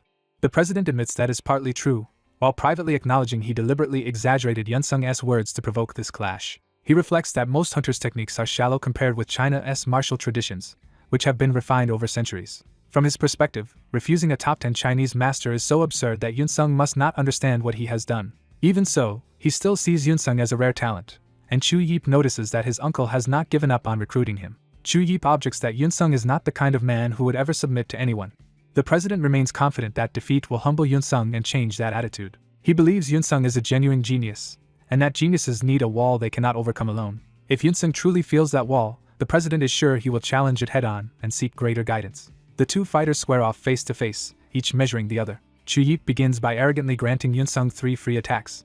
Yunsung's silence makes Chu Yip realize he needs the terms translated. Chu Yip explains that Yunsung may attack 3 times while he will not strike back until those chances are over. Yunsung accepts without comment. The match starts. Yunsung launches in immediately while Chu Yip waits with a smug expression. His first rush forces Chu Yip to react faster than expected. Chu Yip praises the speed for a moment, then realizes Yunsung is even quicker than he first thought. That sudden pressure makes him flinch. Yunsung's opening strike lands cleanly to the body before Chu Yip can fully read it. Chu Yip is rattled that he lost track of Yunsung's movement at all. Yunsung stays on him and slips inside again before Chu Yip can reset. Chu Yip recovers just enough to tell himself he merely relaxed too soon, and reminds himself the 3 free moves are nearly over. He then seizes the initiative and declares that it is finally his turn. But when he attacks, he is startled by what happens next. Yunsung blocks the blow instead of being overwhelmed, proving the gap is not what Chu Yip expected. The force still drives Yunsung back into the ropes. Yunsung plants his foot to stop the slide. He digs in and immediately turns that retreat into a launch point. Using the rebound, Yunsung bursts back toward Chu Yip. Chu Yip is caught off guard by the sudden countercharge. Still trying to reassert dominance, he boasts that he will show Yunsung the difference between them. He insists he cannot lose to someone like Yunsung. Yunsung answers with a straight, forcing Chu Yip to defend in earnest while the president watches in surprise. The president realizes the fight is no longer following the script he expected. Even the phone recording the match becomes part of the tense silence around the ring. Yunsung follows with a sharp kick that snaps Chu Yip's head aside. Seeing that exchange, the president can only wonder how the match has tilted this far. He admits to himself that Yunsung's skill is far above what they anticipated. Chu Yip tries to answer with a heavy counter. Yunsung slips past it and circles behind him. Frustrated, Chu Yip dismisses Yunsung's movement as cheap trickery and tries to crush him with a wide attack. Yunsung punishes that opening with another clean strike. He keeps the pressure on with a follow-up that knocks Chu Yip off balance. Yunsung stays calm while Chu Yip's composure starts to crack. Chu Yip is sent spinning through the air by the accumulated counters. Now openly angry, he accuses Yunsung of fighting like a rat by only dodging. From Chu Yip's perspective, Yunsung seems to be everywhere at once, making every attack miss. He cannot understand why none of his blows are connecting at all. The lack of recognizable form or orthodox technique only makes Yunsung's movement feel more insulting and incomprehensible to him. In the middle of that confusion, Yunsung finally lands a solid punch to Chu Yip's face. Chu Yip tells himself the hit was minor and that he can still win if he regains control. Yunsung settles into stance, determined not to lose to someone who only postures. Chu Yip decides to stop playing around and finish the fight with his true martial art in a single strike. He gathers himself and focuses everything into that decisive move. But as he prepares it, he suddenly notices something is wrong with his body. He realizes he is drenched in sweat without understanding when that happened. His limbs are trembling, and he refuses to accept that fear or fatigue could be setting in. He cannot believe he would be nervous against Yunsung, yet the feeling keeps growing. Watching from outside, the president finally understands that Yunsung is not moving randomly at all but using a disruption technique that syncs to an opponent's rhythm and breaks it apart. Because Chu Yip has never faced anything like that, Yunsung now feels overwhelmingly oppressive to him. The president realizes Chu Yip is experiencing Yunsung like a natural predator, and Chu Yip's panic bursts into a scream. Chu Yip lashes out wildly, but Yunsung calmly weaves through the barrage. Yunsung remains composed in the center of that storm, controlling the exchange without wasting motion. Chu Yip's confusion turns desperate as he keeps asking why this is happening. He finally shouts the truth of his panic. He cannot understand why he still cannot hit Yunsung. Yunsung continues to evade every strike with precise, minimal movement. Chu Yip grits his teeth and forces himself to keep attacking. He slams down with brute force, trying to corner Yunsung through sheer pressure. When that fails too, he commits to one more all-out charge. He roars for Yunsung to dodge this one if he can. The attack crashes down with enough force to crush the floor if it lands. But Yunsung slips inside the strike instead of retreating, shocking Chu Yip at the instant of commitment. Yunsung drives a knee straight into Chu Yip's face and ends the exchange in one clean counter. The president cries out as the result becomes undeniable. Chu Yip collapses to his knees. Yunsung stands over him, calm and untouched in comparison. Even while coughing blood, Chu Yip realizes the knee hit him squarely, and yet he is still conscious. That makes him understand Yunsung held back. Humiliated, he demands to know whether Yunsung did not even use aura during the fight. The president interprets the question and realizes that explains why Yunsung's attacks lacked the finishing damage Chu Yip expected. Yunsung confirms he was not withholding out of arrogance. After his previous battle, he simply was not in condition to use aura properly. Even bloodied and beaten, Chu Yip refuses to accept the loss and begs for the fight to continue with Yunsung using aura. Yunsung declines and asks President Chu Seojin to make it clear that this is as far as he intends to go, since winning without aura already settles the matter. He adds that, from what he has seen, Chu Yip's earlier bravado was nothing but an empty threat. That final judgment leaves Chu Yip slumped in defeated silence. Yunsung turns away from both men, no longer interested in pressing the humiliation further. The president is shaken that the man he expected to be humbled was Yunsung, yet it was Chu Yip who was crushed with ease. When the president calls the performance amazing, Yunsung dismisses it as nothing special. He reminds them that both of them are hunters, and that their real purpose is to hunt monsters and protect civilians. From that perspective, he says a spar like this carries no real meaning.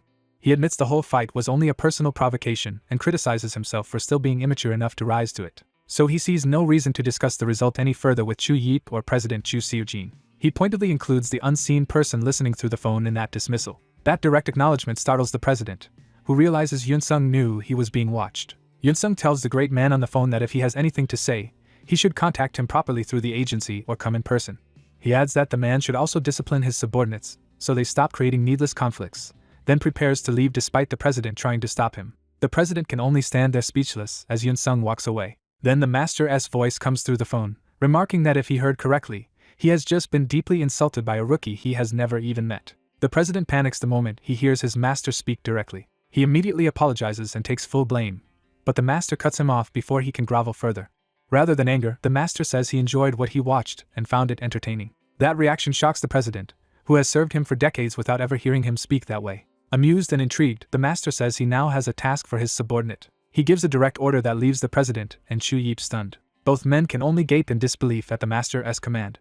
News spreads that Park Kang-han has successfully hunted the Tier 2 monster Havoc while keeping civilian damage low. The coverage makes a bigger sensation when footage from the hunt reveals Park Kang-han's face to the public. His official interview pushes the story further by declaring that he intends to rise all the way to rank 1. He makes it clear that his only real focus is surpassing Lee Jae-hak and taking the top spot. Watching the interview, Yoon Kang-chul reads Park's attitude as a blunt warning for the media to stop bothering him. He praises Park as exactly the kind of compelling figure the hunter industry thrives on. He even needles President Yoo Gi-sik by saying he wishes there were more people like Park. Yoo Gi-sik, the third-ranked hunter and head of Gungan, sits in silence as the remark lands. When Kang-chul tries to keep the topic alive, Yoo cuts him off and reminds him he has more important matters to handle. Kang-chul shifts from small talk to business, saying he has already stated his side of the issue. He bluntly asks whether Yoo truly expects him to hand QR over to China. Yoo corrects him that the offer is from TENS, not China, and insists Kang-chul would not be surrendering ownership. Kang-chul rejects the distinction and argues that the proposed Korea-China alliance would amount to selling his company out anyway. He says Yoo needs to understand two things before this goes any further. First, Kang-chul refuses to be anyone's puppet, and second, he will never sell the company he built with his life. Yoo answers by asking whether Kang-chul understands what kind of opportunity he is turning down, and Kang-chul mocks the idea that it is an opportunity at all. Yoo argues that Korea has already fallen behind China and admits their old confidence about catching up was a mistake. He presses the point by asking what Korea can do now that the gap has become real. Yoo explains that Chinese hunters have overtaken Korea in sea injection, absorbed the strengths of Korea's systems, and are still advancing their key techniques. Kang-chul dismisses that as the reasoning of a man ready to sell out, and asks if that is really the best solution you could find. Yoo insists that learning from the Chinese still leaves room for Korea to grow stronger. He points out that beyond China's Elite 10, there are manuals and records that preserve martial techniques in written form. Those recovered techniques, gathered by TENS over the last decade, are now being offered to corporations willing to align with them. Kang-chul argues that TENS does not even use those methods itself, and that there is no proof the recovered documents truly work. Yoo counters that even limited freedom is worth trading for a chance to improve, while Kang-chul warns the useful material has probably been withheld and refuses anyway. Seeing he cannot persuade him, Yoo says he was only delivering TENS' request and that perhaps it is better if QR stays out of the matter. Before leaving, Yu warns Kangchul that some walls simply cannot be overcome. He twists the knife by predicting that the rookie team Kangchul has been counting on will keep disappointing him. Kangchul laughs off the warning and notes how shameless it is to drag Alpha Team into the conversation. Even so, he privately admits the offer of recovered martial arts is tempting and wonders whether Yu truly grasps the danger of accepting it. To Kangchul, the outcome is obvious. Once TENS gains influence, any company that accepts the deal will eventually fall under its control. He turns Yu's talk of an insurmountable wall back on him by asking if he means Lee Jae-hak, the rival Yu has never been able to surpass. That jab finally makes Yu stop in his tracks. Kangchul reflects that everyone knows Yu is obsessed with Lee Jae-hak, but the person who truly reignited that insecurity is Oh Yoon-sung. A rookie with the potential to rival Lee Jae-hak has made Yu's long-hidden inferiority flare up. Looking back, Kangchul realizes even Cha Jae-gil's earlier hostility toward Oh Yoon-sung was likely fueled by Yu's impatience over him. With Yu still listening, Kangchul decides to say one more thing. He tells Yu that no matter what grand technique TENS promises him, it still will not be enough to surpass Lee Jae-hak. For a moment, Yu can only stand there in silence. Then he leaves with a furious vow that they will see whose judgment proves right. Alone again, Kangchul concludes that TENS will probably succeed in spreading its offer through the major firms whether he likes it or not. He realizes the entire industry may be reshaped by that decision and starts thinking he needs a countermeasure. In the end, his thoughts settle on Oh Yoon-sung as the one variable who might change this chaotic situation. That night, Yoon-sung waits calmly on a bench, having finished his preparations for the dive scheduled the next day. An unfamiliar old man approaches and remarks on how unusual it is to see a young man quietly watching the night sky. Yoon-sung turns to face the stranger who has suddenly taken an interest in him. The old man reveals he recognized Yoon-sung from his interview and says he found the confidence in it fitting rather than arrogant. Yoon-sung accepts the compliment politely. As they speak, Yoon-sung notes that the man is not Korean, though he seems familiar with the country. The stranger admits he came because he wanted to see Yoon-sung's face for himself. That unsettling answer immediately puts Yoon-sung on guard. Without further warning, the old man releases a crushing pressure that forces Yoon-sung back. Yoon-sung instantly realizes he is facing someone far beyond ordinary standards. The old man demands to know whether Yoon-sung understands who is standing before him. Yoon-sung senses real danger and decides he has to rely on auto-hunt just to survive. A sudden burst of force shoots toward him. Yoon-sung barely evades the attack as it tears past him. He recognizes with shock that the old man just used a key strike. Yoon-sung realizes that without auto-hunt taking over his reactions, he would already be finished. What terrifies him more is that the old man fired that key strike casually with a single finger. The old man is mildly impressed that Yoon-sung managed to dodge at all. Auto-hunt itself seems unwilling to engage head-on, so Yoon-sung understands retreat is his only option. He tries to create distance, but the old man immediately reacts. Yoon-sung uses spin and trick to widen the gap and escape. The old man appears behind him anyway and praises the movement technique even as he nullifies it. Yoon-sung is stunned that the man got behind him so easily. He tries to chain another movement before the old man can finish him. The ground erupts under the pressure of their exchange. Yoon-sung keeps moving through the blasts, trying to turn speed into survival. Even that only earns him the old man's curious attention. The old man dismisses Yoon-sung's efforts as cute rather than threatening. He sweeps away the incoming force with effortless control. Yoon-sung is driven through the air as the old man continues to dominate the pace. While fleeing, Yoon-sung realizes escape may already be impossible. That fear is confirmed when he senses the old man has already caught up to him again. The old man strikes from behind and slams Yoon-sung out of his run. Yoon-sung is thrown forward, cursing as he loses control. He crashes down while the old man strolls after him without urgency. The old man remarks that Yoon-sung lasted longer than expected. He even compliments Yoon-sung for forcing him to move more than he anticipated.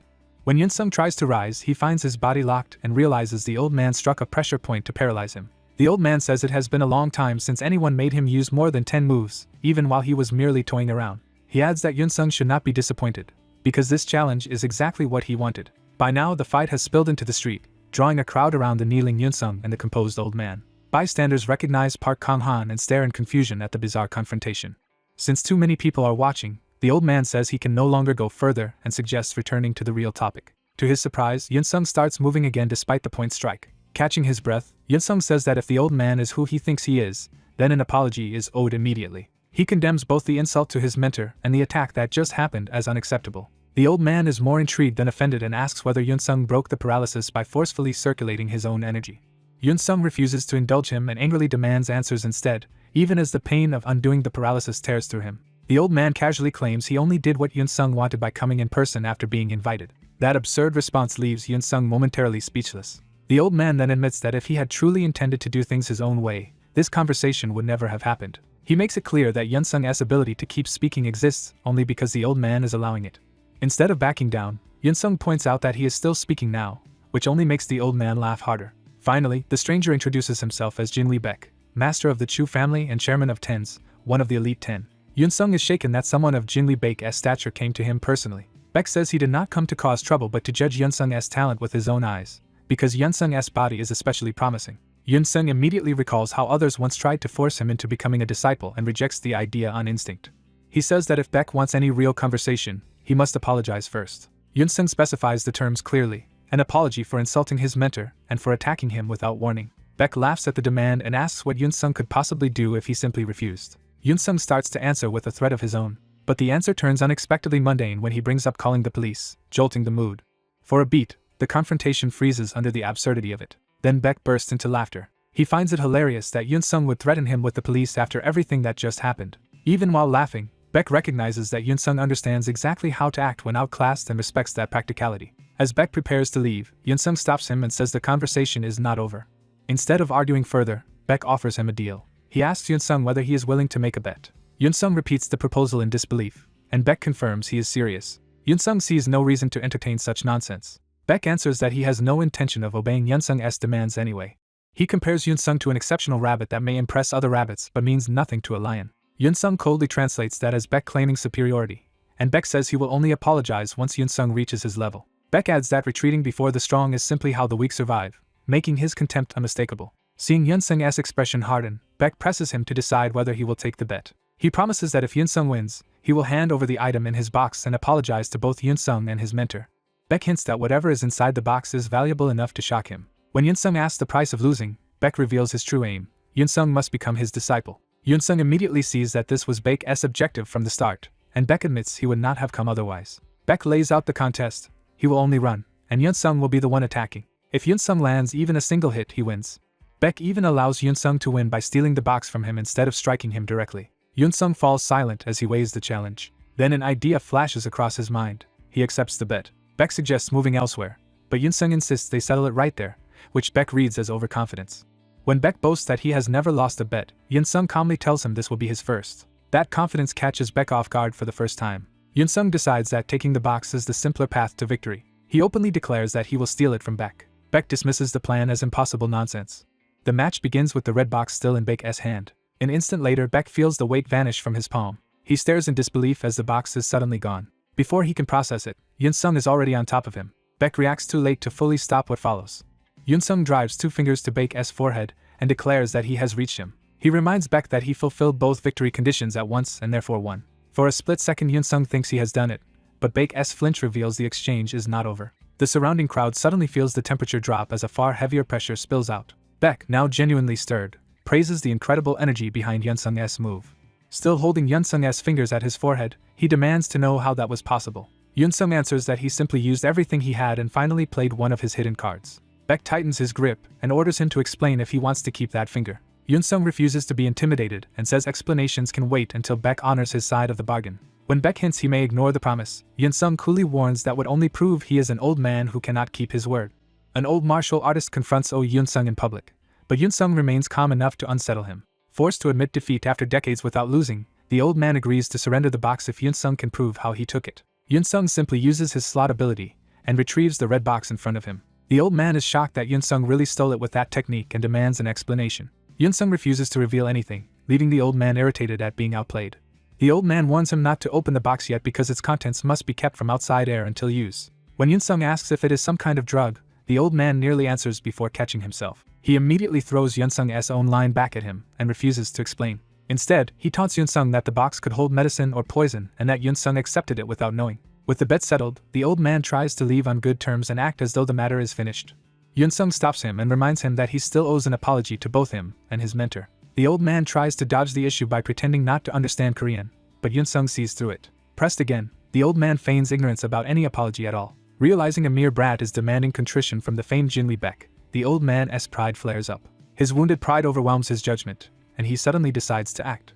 He launches a rapid strike at Yoon-sung before the younger man can react. Yoon-sung moves on instinct, but the old man closes in and seizes him. In the next instant, both of them vanish from the street, leaving only the impact behind. The bystanders are left confused and suspect the old man may have abducted Yoon-sung. The street falls quiet after their abrupt disappearance. Yoon-sung regains consciousness elsewhere, dazed from whatever the old man did to him. Lying on a bench, he curses the old man and tries to understand what happened to his body. As he sits up, he realizes the old man has already left. He notices the red box and a note left behind for him. The note insists the old man did not flee, says the box contains herbal medicine, claims he adjusted Yunsung's energy flow, and promises they will settle their mutual debt later. Yunsung grudgingly admits the old man understood Korean perfectly after all. His only consolation is mocking the old man's awful handwriting. Elsewhere that night, another meeting is underway in a high-rise building. A suited executive arrives to meet a man in white who has been waiting on behalf of his master. The delay has already stretched on for hours. The executive complains that they have waited long enough for the master to appear. The man in white keeps insisting the master will come soon, but the excuse is wearing thin. As the executive prepares to leave, something changes in the room. A new presence arrives without fanfare. The figure's ornate black and red robes announce status before he even speaks. Jinwee Baek finally appears, now dressed like a formidable master rather than the eccentric geezer from before. The executive is stunned to realize the man before him is the chairman of TENS, Jinwee Baek himself. Baek coolly rebukes the staring man, who hurriedly introduces himself as Yoo Jun-suk, CEO of Gungan. Inside, Yoo Jun-suk resolves to win Baek's favor and obtain his teachings at any cost. Baek reads that ambition at a glance. He acknowledges the introduction with detached politeness, giving you just enough attention to keep him hopeful. Then Baek makes it clear that merely seeing his face should be enough and that the meeting is already over. He orders his subordinate Sejin to leave with him, baffling both men who had waited for hours. Baek dismisses the whole visit as tiring after dealing with one clever but rude brat and says he is going to rest. Yoo Jun-suk realizes his chance is slipping away. Desperate, he runs after Baek and begs him not to leave after making him wait so long. He even grabs Baek's robe in panic, crossing a line. Baek allows the contact for a moment without turning around. A faint smile forms as he decides to teach the man his place. His killing intent begins to rise. The pressure erupts around him so violently that Yoo freezes in terror. Yoo's legs buckle under the weight of Baek's presence. He can barely breathe as the murderous aura crushes him. Baek's killing intent becomes so overwhelming that even a powerful executive feels death at his back. Yoo is certain he could be killed instantly if Baek wished it. Even Seojin can only watch as Baek's aura fills the space. Baek remains perfectly composed while everyone else is shaken. He repeats that he is tired for the day, making the threat sound casual. Since Yoo insists on learning from him, Baek offers a single lesson. He calls Yoo a dog and begins explaining the hierarchy between them. Baek says a dog should only take what its owner gives and should never grab its owner's arm on its own. He warns you to remember that he dislikes dogs that bite the hand above them. You can only choke out a response, completely subdued. Baek walks away, leaving Yoo and Seojin behind in silence. Yoo is left sweating and humiliated, forced to accept the gap between them.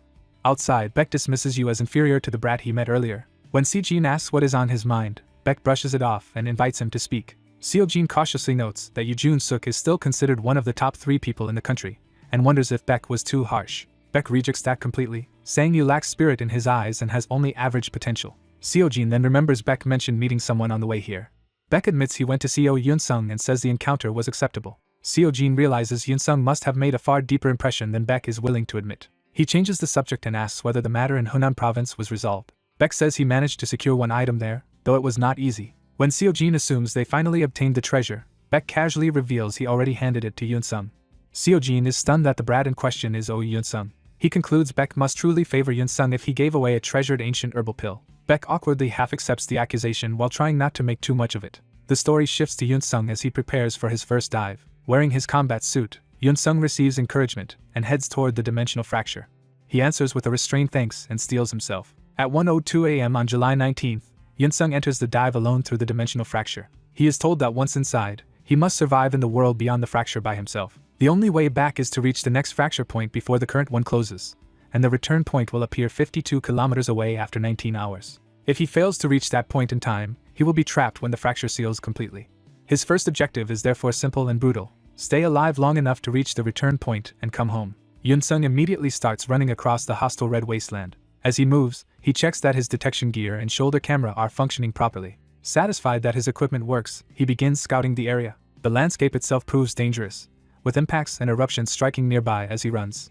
He spots movement ahead and realizes he has found his first enemies. A pack of monsters emerges, making this his first encounter inside the fracture. The creatures are identified as monkey vipers, low to mid-level monsters. Rather than panic, Yunsung activates the suit's auto-hunting function. The system launches him straight at the monsters before he can fully process what is happening.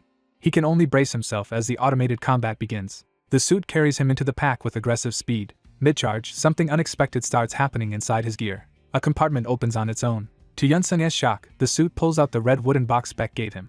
With monsters closing in, he protests that this is the worst possible moment for that box to appear. The system pauses just long enough for him to stare at it in disbelief. When the box opens, he finally sees that it really does contain a herbal medicine pill. The sight instantly reminds him of Baek's warning. He realizes the suit intends to make him take the pill right now and panics. The pill rises from the box as if the system has already decided for him. Yun-sung can only gape as it moves toward his mouth. The pill drops onto his tongue before he can stop it. He freezes for a split second, horrified by how little control he has. Then the danger around him snaps back into focus. Before he can react properly, the monsters slam into him and send him flying. He crashes hard across the rocky ground. Dazed and upside down, he cannot even understand what just happened. The impact and follow-up blows erupt around him in a blur. Dust and debris swallow the battlefield for a moment. When the dust clears, Yun-sung is still standing, but only barely. Pain surges through him as the medicine begins to take effect inside his body. The sensation becomes so intense that it overwhelms his thoughts. The canyon around him seems to distort as he loses his bearings. The monkey vipers close in, sensing weakness. Yun-sung collapses to the ground and is surrounded on all sides. The monsters gather for the kill, screeching over him. One lunges in first. Yun-sung can only stare, his body locked by pain and shock. The pack descends together, convinced he is finished. Back in the real world, 20 minutes after Park Kang-han entered the fracture, the nearby operation is already being reported as a success. Beck and Seojin watch the news from a lounge while waiting for Yun-sung's outcome. Seojin remains uneasy about what Beck gave the boy. He asks whether they should prepare for the possibility that Yun-sung never returns. Beck answers as if there is nothing to prepare for. When Seojin insists that the heavenly herbal concentrate is a priceless treasure with enormous C value, Beck dismisses the concern and calls him no fun. He adds that Seojin is not the only one making a wrong assumption about the medicine. Beck begins explaining what the pill actually does. He says the medicine generates C when it dissolves, but that C is only fuel rather than the true effect. To make the point, he punctuates the explanation with a sharp gesture. According to Beck, once the medicine bursts through the body and circulates, the C itself disappears. When Seojin asks what that means for the user's body, Beck admits even he cannot predict the exact result. He can only compare it to what happened when he took the medicine himself in the past. The first pill let him control killing intent freely, and the second rebuilt his weak skeletal structure, proving the medicine reinforces whatever the body lacks most. That is why Beck cannot know what change Yun-sung will undergo. Seojin falls silent, realizing the gamble is even greater than he thought. Beck remains amused, saying they should simply watch because he promised the brat, and he is curious to see what happens even if the pain nearly kills him. Inside the fracture, something suddenly changes in Yun-sung's eye. He lies on the ground trembling as the transformation reaches a turning point. Yun-sung begins to understand that the medicine is doing something drastic to him. For a moment he goes limp, as if his body has reset itself. Then strength returns to his hand. He pushes himself up through the pain, no longer as helpless as before. Trying to piece together the last few moments, he remembers being chased and attacked. When he looks around, he is stunned to find the monkey vipers lying dead all around him, as if they were wiped out in an instant. He cuts down the monkey vipers that were closing in on him, barely surviving the assault. As he fights, he recalls that this happened after he was forced to take the medicine and left battling for his life with auto-hunting active. The automated combat keeps carving through the monsters around him while he tries to make sense of the situation. He realizes something about his condition and focuses inward despite the chaos. A sudden thought hits him, and he urgently tries to remember how long he was unconscious. Checking the timer, he is horrified to learn he has only about 4 hours left. That means if he cannot reach the return point in time, he will be trapped and unable to go back. Just as he prepares to move, his body reacts in a way he does not expect. His armor is suddenly flung away as if his body can no longer move naturally inside it. He is stunned by the abrupt change and loses control for a moment. As he stumbles forward, he panics over what is happening to his body. He crashes through the canyon at dangerous speed, unable to immediately adjust. Even his hands feel unfamiliar, confirming that something fundamental has changed. He compares it to the past, when overusing C used to make him simply black out. Now, instead of weakness, the medicine has made his whole body feel impossibly light and responsive. He takes off running across the canyon, testing the new state. The speed nearly throws him off balance because it far exceeds what he is used to. He quickly realizes his movement speed has increased dramatically. Without the armor weighing him down, he feels far freer and faster than before. He understands that the suit only felt sluggish because his body had already changed beyond what it was built for. That realization gives him confidence, and for the first time he feels truly comfortable in his own body. He concludes that the medicine must have transformed him enough to let him reach the return point in time. He slows briefly to steady himself and reassess. With only about 4 kilometers left, he believes he can still make it back to the real world. Even so, he bitterly reflects on how his first dive nearly ended in humiliation and wasted preparation. He also starts questioning why auto-hunting forced that medicine on him in the first place. Before he can finish that thought, a flare goes up ahead. He recognizes it as the signal marking the return point. Relieved, he assumes the team guarding the exit must already be waiting for him. He arrives at the site and comes to a stop. The insignia confirms these are supposed to be the assigned guards. He recalls that Team Sukyoung, known for exceptional teamwork, was tasked with protecting the return point during this dive. He approaches them expecting a routine extraction. Seeing one of the waiting members, he assumes they are there for his return. But the mood around the team feels wrong, tense rather than welcoming. One of them steps forward as if to greet him. The brown-haired man confirms his identity and smoothly acknowledges him as the one they were waiting for. He notices the man is surprised by his missing usual equipment. When asked if he was injured, he downplays what happened and claims he is fine. The man offers help and suggests getting him to a hospital, sounding concerned. That concern instantly feels false, and he senses danger. An attack comes without warning before he can finish refusing the help. He is caught completely off guard by the betrayal. The strike launches him violently through the air. He slams into the canyon wall hard enough to cough blood. The pain confirms the greeting was an ambush. The attacker shows no concern, only satisfaction that the trap worked. Dust and debris settle as the team closes in. He struggles to recover while the enemy keeps pressure on him. He finally understands that the supposed rescue team was lying in wait. The brown-haired leader calmly explains that the blow damaged his aura flow, leaving him unable to move properly or use aura. Ignoring his shock, the leader demands to know where the wooden box is. He is told they already have proof that he is the successor of the heavenly demon, so denial will not save him. Even while cornered, he starts gathering himself. The title Heavenly Demon makes him connect these attackers to the old man from before. The leader threatens him with torture, and he realizes these people were likely behind the earlier interference as well. He plants his foot and prepares to resist despite the supposed damage. When he stands, the leader is shaken because the strike to his aura center should have kept him down. He answers that the reason he can still move is because of the very people now hunting him. He concludes that auto-hunting forced the medicine on him because it detected this threat in advance.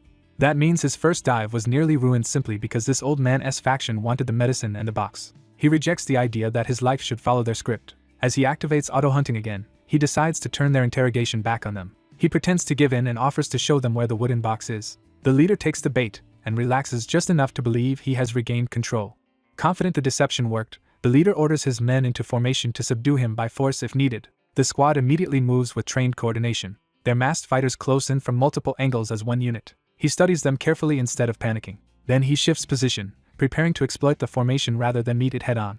One attacker raises a long club-like weapon to begin the coordinated assault. The order goes out for the riot club formation to stand by. He remains silent, reading their timing. The team unleashes a named formation built around sweeping, long-range club strikes that box him in. The leader watches closely, expecting the trap to close perfectly.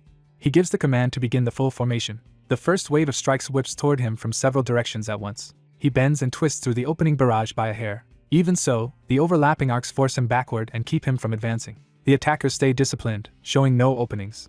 He suddenly leaps into the air and draws his gun in the middle of the assault. His calm expression shows he has already found a counter. He fires not at the men but straight into the ground. The shot burrows in and begins carrying his power through the terrain. He follows with movement to keep the team focused on his body instead of the shot's path.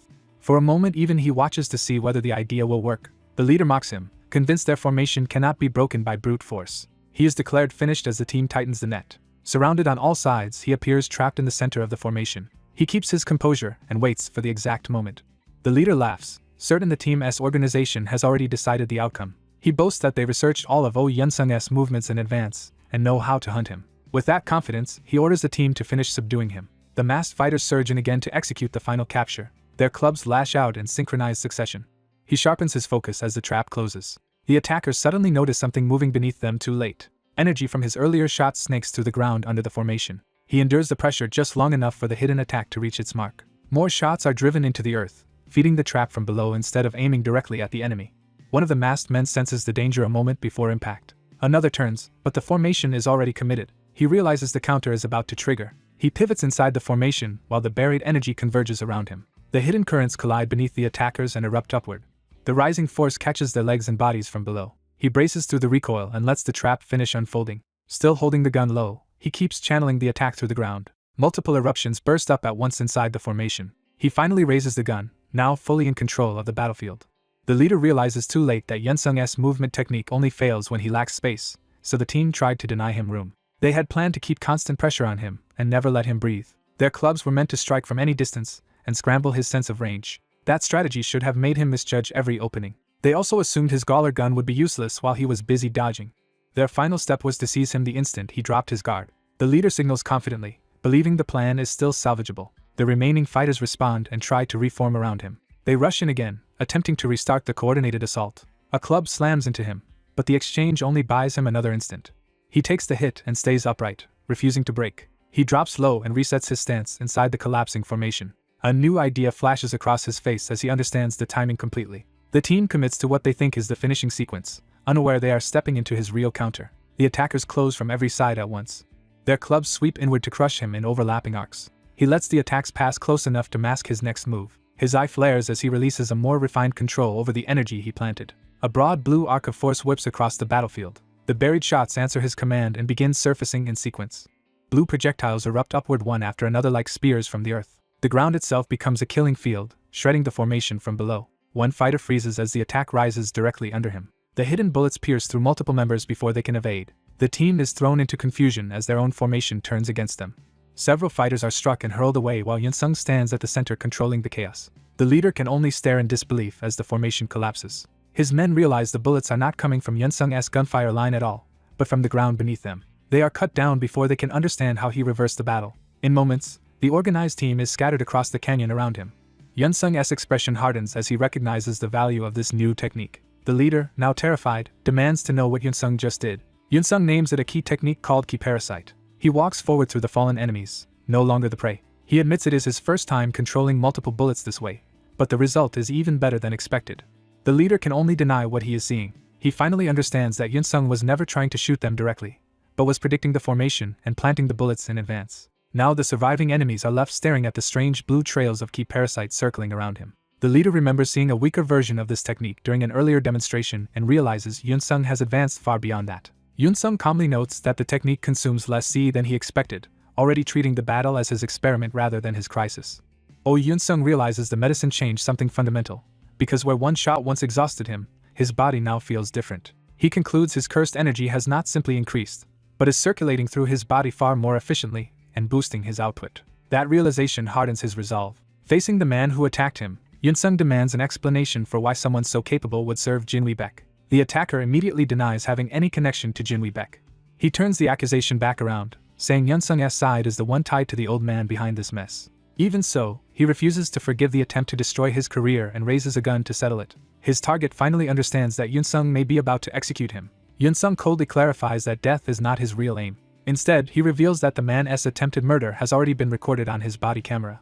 With that evidence, the attacker can be exposed and prosecuted without Yunsung needing to kill him. Still, Yunsung makes clear he has no intention of letting the man walk away unharmed. He strikes first with brutal force. The attacker is knocked off balance and sent crashing down while Yunsung keeps the gun trained on him. The fall leaves the man helpless. Standing over him, Yunsung rejects any fantasy of a fair martial duel and declares this is the end for the people who targeted him. After that, the incident is treated as finished and the surviving culprit is taken away. The supposed leader of Team Sukyoung is arrested, and the investigation reveals he was actually a Chinese hunter who had infiltrated them. But even under interrogation, he never explains why he tried to kill Yunsung. What investigators do uncover is that Team Sukyoung had backing from Ancient Dragon, the president of a major Chinese corporation and the fourth-ranked member of the Elite 10. Because Yunsung only testifies as the victim and offers no further details, the motive behind the attack remains unresolved. Yunsung quietly absorbs that the truth is still being buried. While he sits alone afterward, an elderly man in a loud green shirt approaches him without warning. Yunsung recognizes that the man has come for him. The old man seems amused that Yunsung noticed. He admits Yunsung's silence protected him, because if Yunsung had said more, either of them would still be able to remain in the country. He then turns to the matter Yunsung had previously requested. After thinking it over, the old man invites Yunsung to speak plainly. He refuses, however, to offer the apology Yunsung wanted for Yunsung's master, calling that impossible. Yunsung studies him more carefully, realizing this man will not bend easily.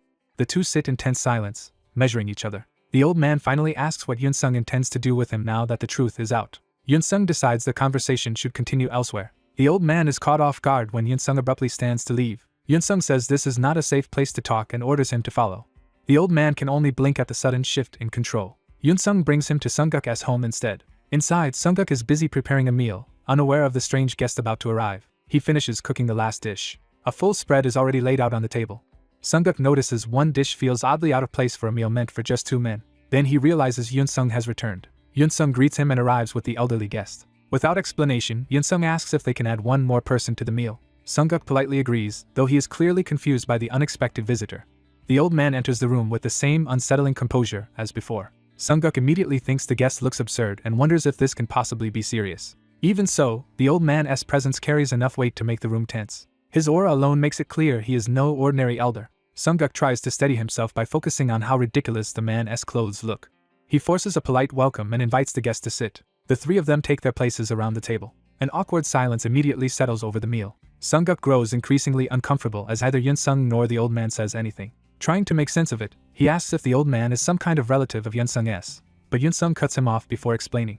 Instead, Yunsung abruptly excuses himself to the bathroom, leaving Sungguk alone with the stranger. Sungguk watches him go and realizes he has been abandoned in the worst possible situation. Now left face to face with the old man, he can only sit there sweating. He panics internally, unable to think of a safe topic. The old man breaks the silence by casually asking for green tea, and Sungguk gratefully seizes the excuse to get up. As Sungguk moves into the kitchen, the old man keeps watching him closely. That steady gaze makes the pressure even worse. Sungguk becomes unnerved, wondering why the old man is staring at him so intently. The old man finally speaks, praising Sungguk's physical build. Sungguk is baffled when the compliment is repeated more plainly, and still makes no sense to him. The old man realizes Sungguk does not understand and begins to suspect this is why Yunsung brought him here. He asks to examine Sungguk's hand, claiming he owes Yunsung for keeping him out of trouble. The old man insists this is repayment, not harm. Sungguk hesitates, still unsure what kind of person he is dealing with. Before he can decide, the old man grabs his arm. A surge of power passes directly from the old man into Sungguk's body. Sungguk is stunned to feel cursed energy circulating inside him, something that should have caused unbearable pain in his ruined condition. He realizes the old man has temporarily pieced his shattered energy flow back together through overwhelming control. At that moment, Sungguk understands he is standing before someone far beyond anything he imagined. Yunsung quietly returns and witnesses the result. The old man releases Sungguk's arm after completing the transfer. Sungguk can barely process what just happened. The shock leaves him trembling. He stares at his own hands, trying to confirm the sensation is real. The old man calmly confirms that he has indeed injected cursed energy into Sungguk's body. He openly admits that Sungguk's guess is correct. He explains that a temporary protective layer now surrounds Sungguk's energy flow, allowing him to use it for only a few minutes. The meaning of that offer hits Sungguk all at once. Hope rises before he can suppress it. He immediately tests his body by moving with full force. For the first time in years, his body responds exactly as he commands. The sudden freedom leaves him stunned. Watching from the side, Yunsung realizes the old man used the true spin and shrit so subtly that even he could not follow the technique. Sungguk recognizes that his body is finally moving the way he always wanted it to. He keeps testing the sensation, afraid it might vanish if he stops.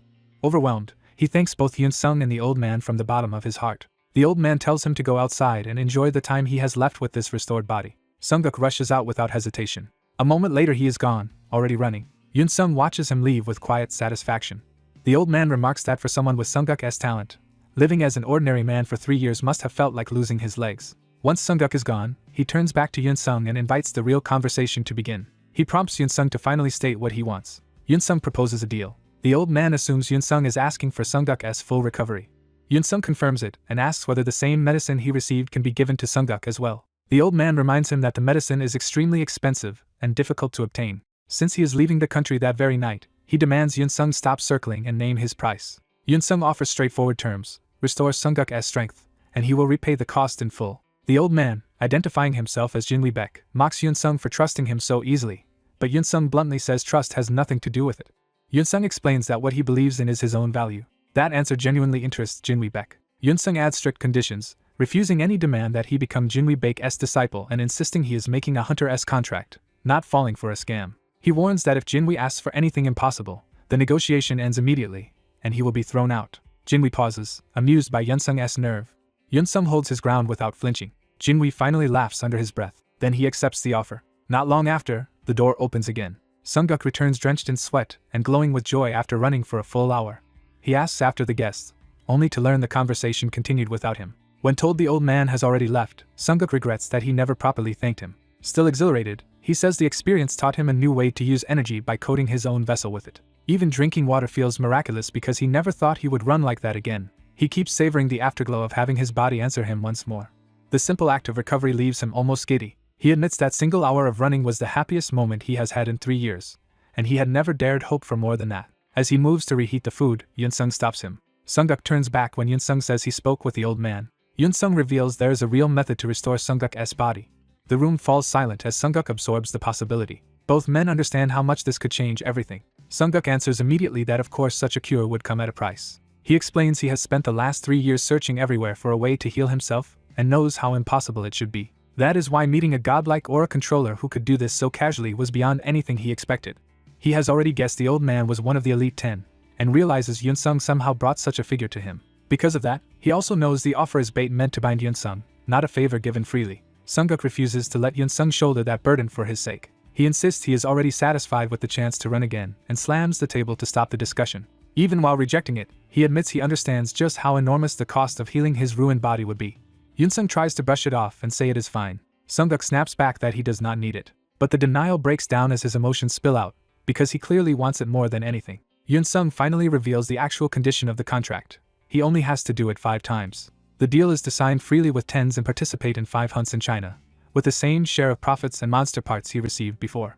Sunguk is stunned that the price is only 5 hunts, and Yunsung calls it an extraordinary bargain. From Yunsung's perspective, gaining experience in an established foreign hunting scene is a major opportunity anyway. Sunguk starts worrying about hidden traps in the contract, but Yunsung stops him. He reveals he has already finalized the agreement with Jinli Baek and, as part of that decision, he is dismissing Sunguk as his agent. That sudden announcement shocks Sunguk far more than the contract itself.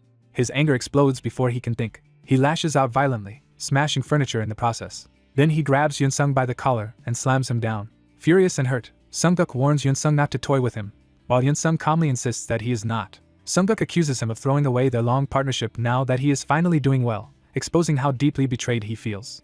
Yunsung bluntly tells his injured agent that things have changed, and he can heal now. The older man grits his teeth, resisting what that implies. He snaps back that he is fine and refuses to let Yunsung decide what he needs. His anger is really fear and wounded pride spilling out at once. Yunsung stays silent for a moment instead of backing down.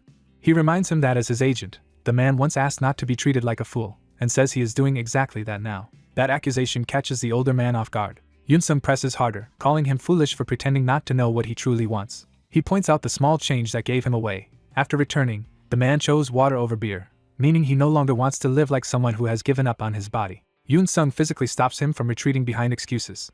He forces the man to face him directly instead of shrinking away. With both hands on his shoulders, Yunsung takes control of the conversation. He tells him the truth outright. He wants to run again like he used to, and he already knows it. The words hit hard enough to leave the older man speechless. Yunsung orders him to stop cleaning up after him and start therapy the very next day.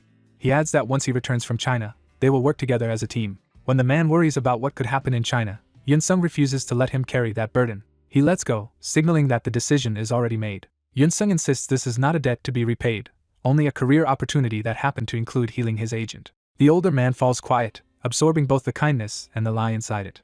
Yunsung brushes off the danger, saying he is not someone who gets beaten easily and will manage wherever he goes. He leaves with a confident promise that his agent only needs to trust him and wait. The older man is left stunned by how firmly Yunsung carried the moment. The door closes, ending the confrontation on Yunsung's terms. Alone at the table, the older man sits in the silence Yunsung left behind. He repeats the promise to himself, still unsure whether to be reassured or irritated. In the end, affection wins out, and he curses Yunsung for acting so cool. A week later, the day of departure arrives at the international airport. Reporters swarm Yunsung, demanding details about his unprecedented contract with Tens and his move to China. He gives them nothing and keeps his expression unreadable. Then he slips away with his luggage before the press can pin him down. The reporters realize too late that he has escaped them while making headlines at the same time. As they regroup, they worry that his sudden trip is dangerous given the Chinese hunter he recently defeated and the rumors spreading through the industry. They note that a Korean hunter humiliating a skilled Chinese one was a major blow to Chinese pride. So to them, Yunsung flying to China now looks like walking straight into enemy territory, which only makes him seem even bolder. On the plane, Yunsung finally has a quiet moment to himself. He notices that Sunguk still has not contacted him in a week and wonders if his agent remains uneasy. At that exact moment, Sunguk calls him by video. Sunguk appears cheerful and immediately checks whether Yunsung is already on the plane. Yunsung answers with a long stare, making Sunguk squirm.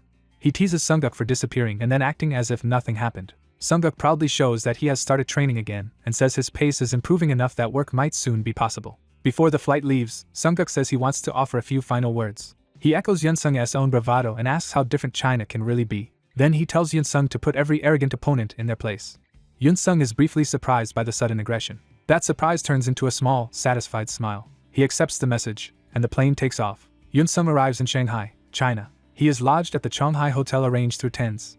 His assigned room turns out to be on the highest VIP floor, far more extravagant than expected. He immediately judges the luxury as excessive rather than impressive. A young woman named Seoyu arrives to greet him on behalf of Tens. She politely asks whether the room is satisfactory. Yunsung confirms that it is fine, and the formalities continue. Seoyu introduces herself as his guide and scheduler during his stay and offers help with anything he needs. Yunsung briefly doubts her because of her age, then checks himself and asks for one thing. She tells him he does not need to be formal with her, since she is simply responsible for his well-being while he is here. Yunsung immediately asks to meet Jinli Baek, saying he has not seen him since arriving in China. The request shocks Seoyu on the spot. Yunsung notices her reaction and asks whether there is a problem. Yu sharply rebukes him, saying Jinwi Baek is their great master and not someone he may address so casually. Yun-sung realizes the old man is treated with near religious reverence here. He calmly answers that they are business partners, so he will address Jinwi Baek as he sees fit. Yu loses her temper completely at what she sees as unforgivable disrespect. Her hostility confirms for Yun-sung that the hierarchy around Jinwi Baek is even more extreme than he expected. Even so, he had already anticipated this kind of treatment, so he drops the pretense and tells her that if she wants a fight, he is ready. He warns that he is always willing to fight, but she will bear the consequences. When he releases his aura, he makes clear that he is restraining himself only out of respect for his contract with TENS. The pressure overwhelms Yu and instantly shakes her confidence. She instinctively braces herself just to stay standing. Yun-sung says he would have fought the moment he showed his aura if not for the business relationship involved. He adds that harming her would only hurt TENS, though she would suffer far more than he would. He frames her behavior as creating trouble for the guest of her own master. Then he steps closer, making the threat personal and undeniable.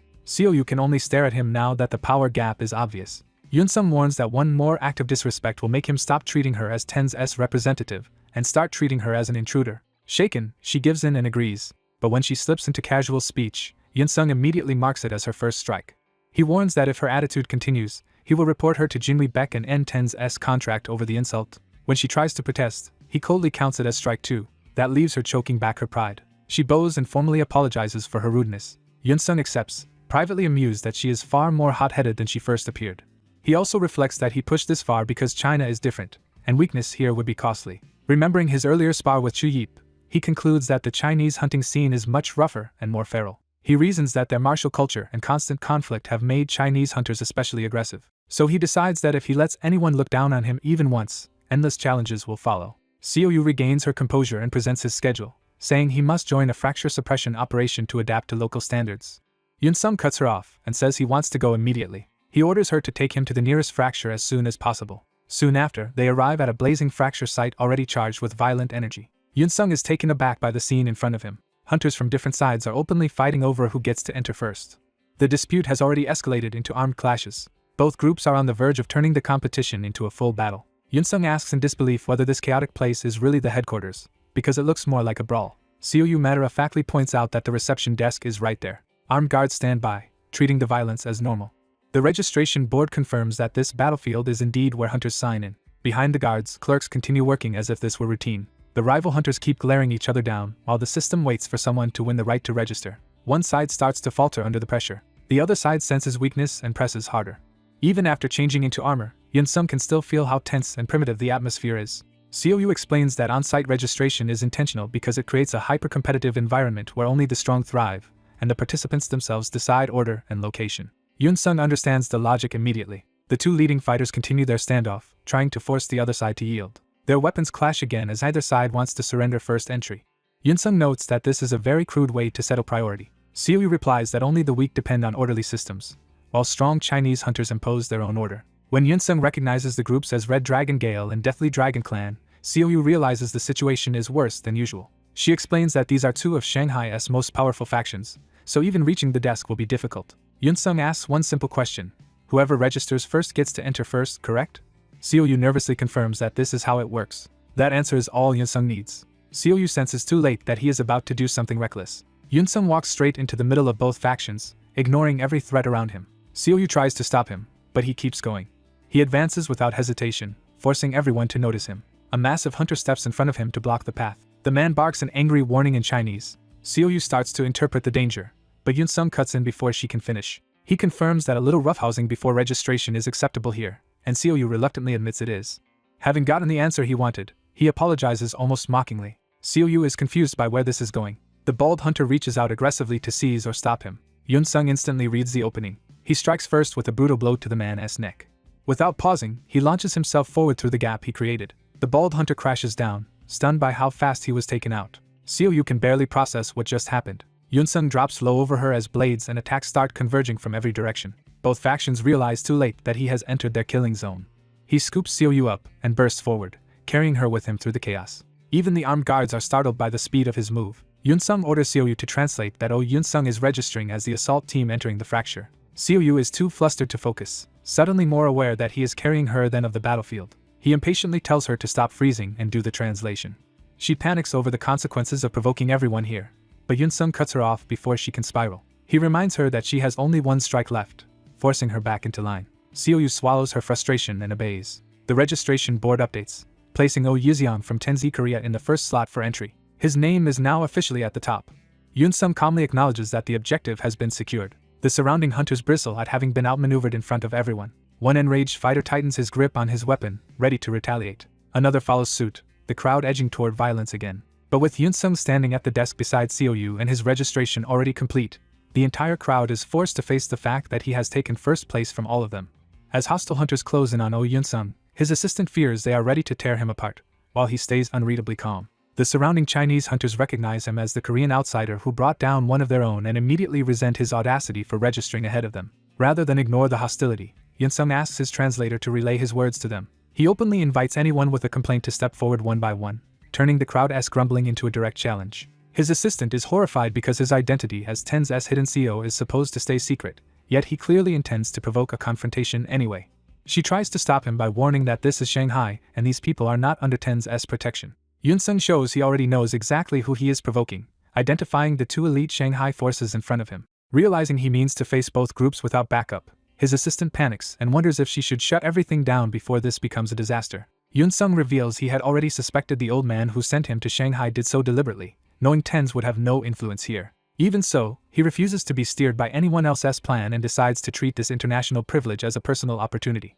He resolves to keep the privilege and simply crush any obstacle that appears in his way. When the crowd suddenly falls silent, Yoon-sung senses that someone truly important has arrived. A new figure steps forward, immediately changing the mood of the entire standoff. His assistant recognizes the newcomer at once and is stunned that someone of that level has appeared. Yoon-sung, who had been unfazed by the mob, finally shows real curiosity. The newcomer advances with the bearing of someone used to command and violence.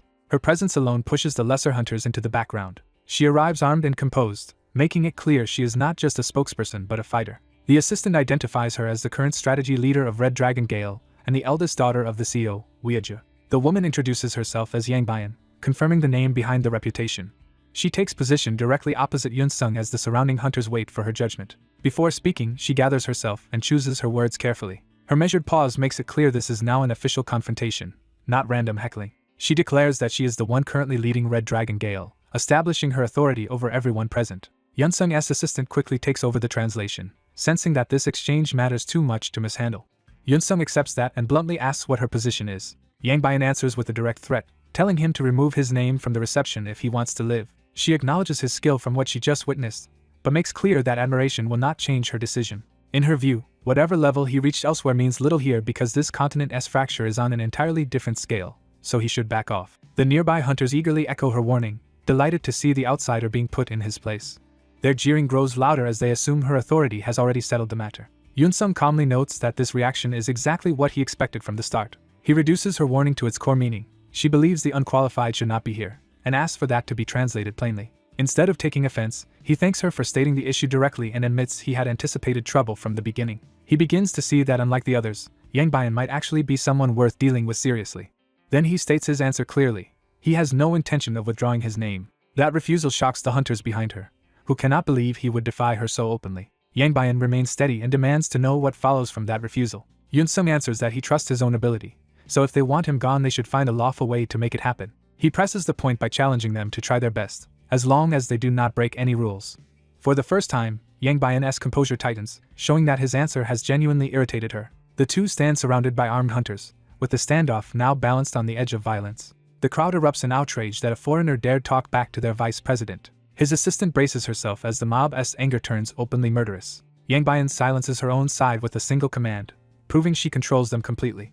Yoon-sung quietly acknowledges that her authority matches her position as strategy leader. She reins in her temper and returns to a colder, more deliberate approach. After confirming once more that he will not withdraw, she says there is only one remaining option. When he asks what that option is, she tells him to prove himself. Yoon-sung accepts immediately, ready to test himself rather than argue further.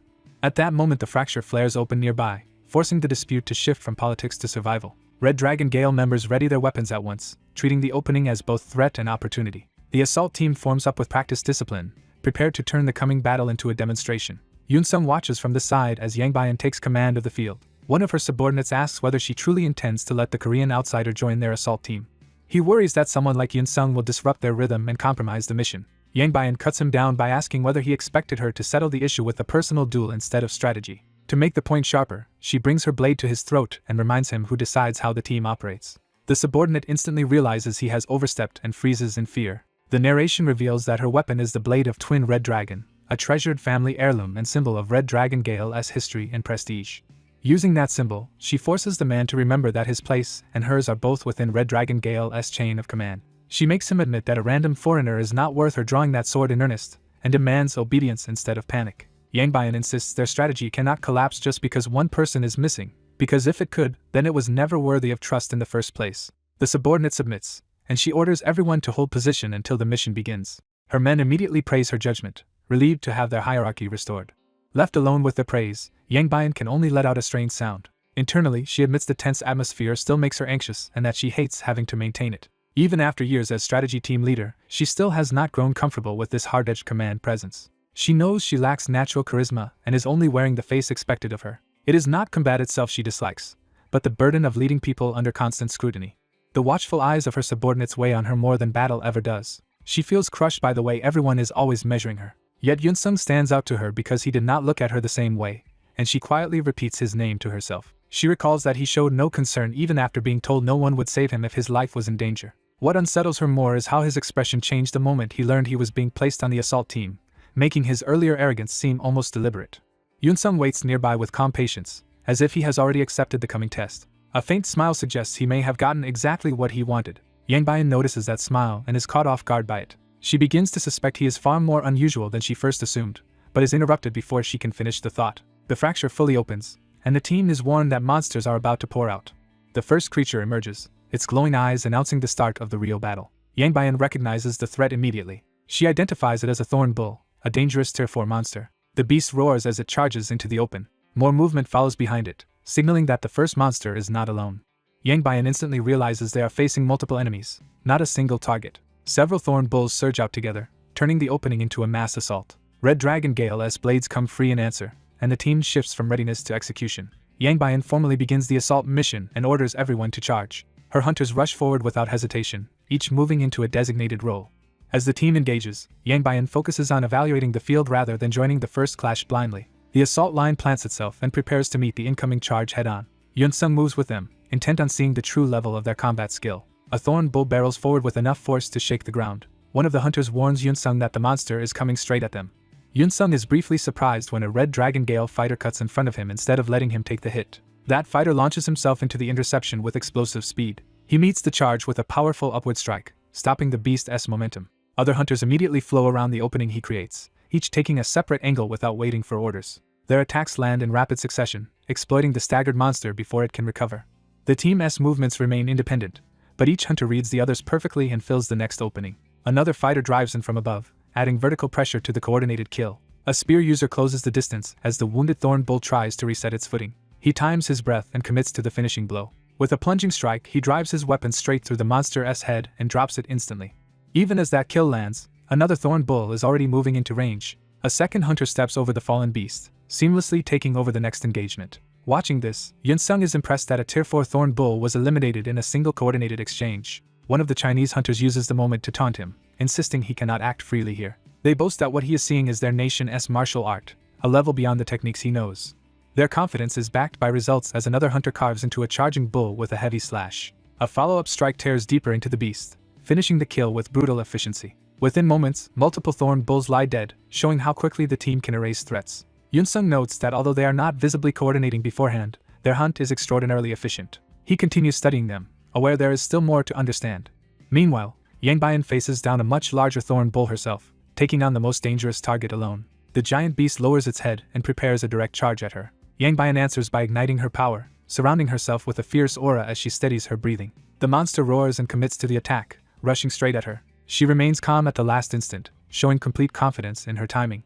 Her blade flashes as she moves first. She cuts upward through the centerline of the charging thorn bull before its momentum can crush her. The monster is split cleanly down the middle by a single decisive strike. Yang Bian completes the swing and passes through the kill without losing her balance. Her subordinates erupt in admiration, now praising her not just as vice president but as the true team leader.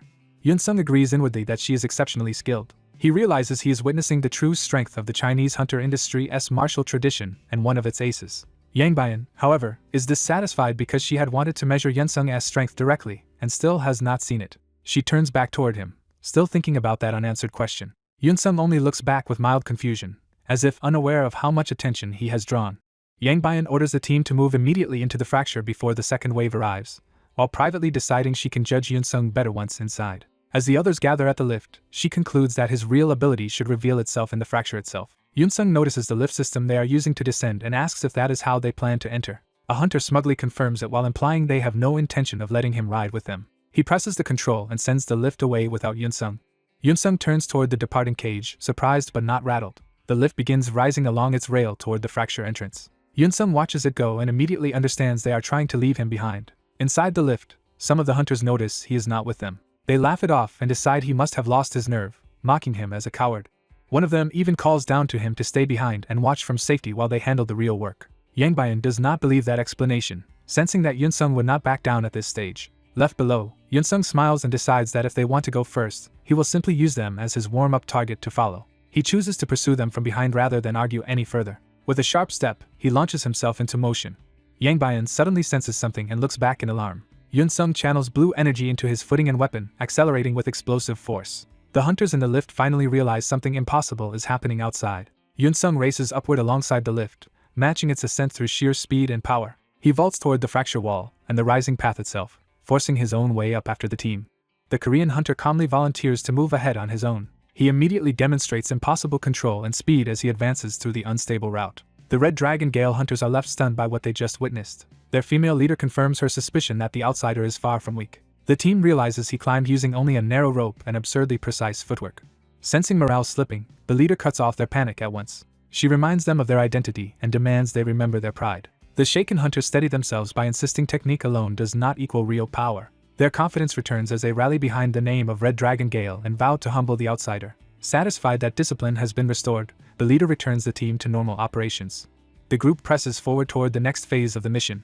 They complete the descent and gather at the lower level. The leader orders everyone to prepare, announcing that they are entering the fracture. Her hunters close in behind her and move as a unit into the danger zone. The environment begins to tremble with signs of something large approaching. A barren slope opens ahead, ominously quiet for only a moment. The leader senses that something about the situation is wrong. The team spots a dust surge racing across the slope and braces in confusion. A massive horde of thorn bulls suddenly bursts into view. The leader is shocked to find not a few targets, but an entire migrating horde. Retreat is considered and immediately dismissed because the stampede is already too close. With no escape left, the leader orders everyone to ready themselves for impact. She takes point and drives the team straight toward the oncoming herd. At the last instant, she unleashes a powerful sweeping strike to intercept them. Her attack slams into the ground in front of the herd with explosive force. The blow tears open a trench and breaks the bull's forward momentum. Seeing the opening, she commands the team to move now. Her hunters obey instantly and charge into the disrupted formation. She confirms that the herd's momentum has been stopped and the battlefield is now manageable. The leader shifts from defense to offense and orders the hunt to begin. The team falls into practice formation and starts cutting down the thorn bulls. From within the dust, the leader notes that the hunt is proceeding well, but visibility is becoming a serious problem. To maintain control in the haze, she orders status reports every 30 seconds, and the team acknowledges. She keeps moving through the dust while tracking the battlefield by sound and instinct. Her blades carve through multiple bulls as she continues to hold the center. She concludes that their dive route must have crossed the monster's migration path, and decides they must finish quickly and install the pulse breaker. Reports of clear sectors begin coming in from different directions. Hearing the steady responses, she trusts her veteran hunters to survive the horde on their own. More clear calls reinforce her belief that the operation remains under control. She plans to wait for the herd to pass, install the pulse breaker, and then recover the valuable carcasses for profit. That confidence breaks when she suddenly senses an attack aimed at her. She barely blocks a high-speed projectile with her weapon. Recognizing it as a Gauler gun round, she realizes a human attacker is targeting her and demands to know who it is. A figure slides through the dust toward her position. The Korean hunter emerges with his gun raised, openly confronting her. She recognizes him as the Korean outsider, and is caught off guard by his appearance here. She demands to know whether he fired the shot, and his silence only deepens her suspicion. Instead of answering, he fires another specialized round. She deflects the incoming shots with her blades, proving she can still handle his gunfire. Angered, she condemns him for attacking another hunter in the middle of a hunt. He coldly reasons that an ambush during this chaos suggests the chaos itself may have been engineered, and that a foreigner under a free contract would naturally be blamed. She accepts him as an enemy targeting Red Dragon Gale and vows to make him pay. The two face each other in the dust as the misunderstanding hardens into open hostility. She focuses completely on him, ready to strike. He remains unreadably calm under her glare. His faint, almost amused reaction unsettles the balance between them. He suddenly surrounds her with blue rounds that burst around her position instead of simply hitting her. She realizes too late that the bullets are releasing some kind of gas or agent around her body. The effect hits her immediately, and she coughs as her control falters. She tries to recover her footing before he can capitalize. He follows up with another shot that strikes her from below and launches her off balance. As she tumbles, she curses his underhanded methods and notices a pellet lodged in her armor. He closes the distance in an instant while she is still destabilized. Before she can recover, he reaches her at close range and takes control of the fight. With precise finger strikes, he targets specific points on her body instead of using brute force. The technique works immediately, and she realizes in horror that she can no longer move. She understands that he has sealed her movements to her key points, and is stunned that a Korean hunter knows such an advanced skill. Unable to resist, she is thrown aside like a helpless target. To her shock, he catches her before she hits the ground instead of letting her break on impact. He stays composed, treating the entire exchange as a practical maneuver rather than a duel. A fresh wave of thorn bulls barrels toward them through the canyon. He instantly assesses the new threat without losing his calm. Still carrying her, he runs straight toward the charging herd. Using blue propulsion or movement skill, he threads through the bulls at impossible speed while protecting her in his arms. He clears the herd and reaches safer ground with her still unharmed. She is left bewildered that the man she thought was trying to kill her just rescued her instead. Her thoughts swing from fear to confusion as she wonders why he spared her and what he is really planning. When he looms over her, she misreads the situation entirely. Flustered and humiliated, she accuses him of being a pervert and demands to be released at once. He ignores the accusation and pins her down only long enough to keep her from interfering. The restraint makes her cough and struggle, but she still cannot move. He apologizes briefly and tells her to stay where she is. His unexpected politeness leaves her momentarily speechless. As she tries to process his words, he turns away from her and focuses on the battlefield instead. He returns carrying one of her injured hunters and drops him near the others. She realizes he is gathering Red Dragon Gale members rather than finishing them off, and cannot understand his motive. From above them, he watches the field like someone trying to solve a problem rather than win a fight. He begins physically repositioning the downed hunters into one place. He continues dragging and arranging them with deliberate efficiency. One by one, the incapacitated team members are gathered together under his control. The leader can only stare, unable to make sense of what she is seeing. The hunters curse him as a cowardly ambusher, while one wounded man recognizes him as the vice president and is even more confused. Ignoring the insults, he confirms he has gathered everyone present and asks them to listen carefully. The leader is stunned that the man who just subdued them is now asking for cooperation. He silences them and insists that they simply listen. The hunters keep reporting clear sectors even while one of their own angrily dismisses him. From their position, the repeated clear calls continue to echo across the battlefield. One hunter argues there is nothing to hear because their comrades are obviously still fighting below. The leader suddenly reacts as if a hidden inconsistency has clicked into place. The others realize one of the voices sounds exactly like their president.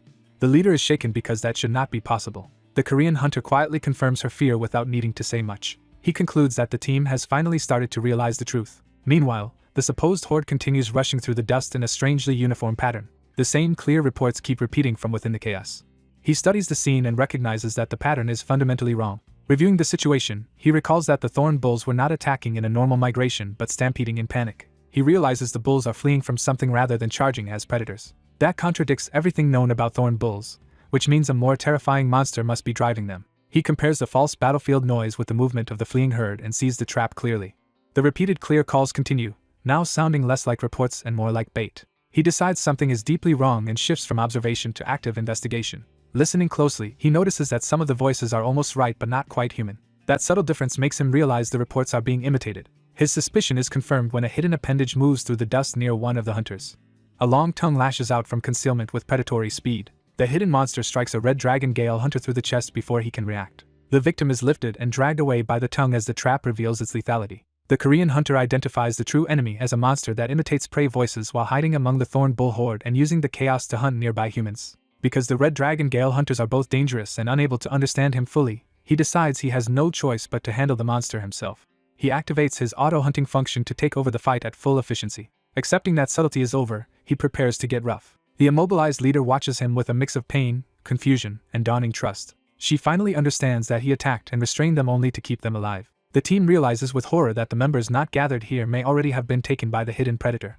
He steps forward to engage while the leader can only watch. She starts hoping that if he frees them, they might still be able to fight together. Instead, he apologizes again, making clear he still will not release them. That answer leaves her baffled. Rather than freeing her, he takes up her twin dragon blades.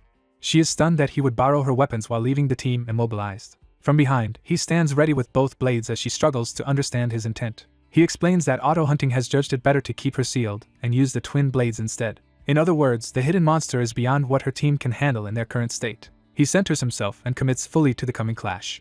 Then he launches himself down the slope toward the source of the deception. He lands hard in the dust, forcing the hidden creature to react. The ground stirs as multiple tongues ride beneath the surface. He challenges the hidden predator to reveal what it really is. The buried appendages begin converging and assembling into a single body. A central mass rises from the ground as the disguise falls apart. The true monster emerges as a grotesque many-tongued predator with a gaping maw and clawed limbs. Its full body towers over the fleeing thorn bulls, proving it was the real terror driving the stampede. The leader first thinks this revealed creature is the target, but the Korean hunter immediately rejects that conclusion. He realizes the real danger is not at ground level and shouts a warning to look above.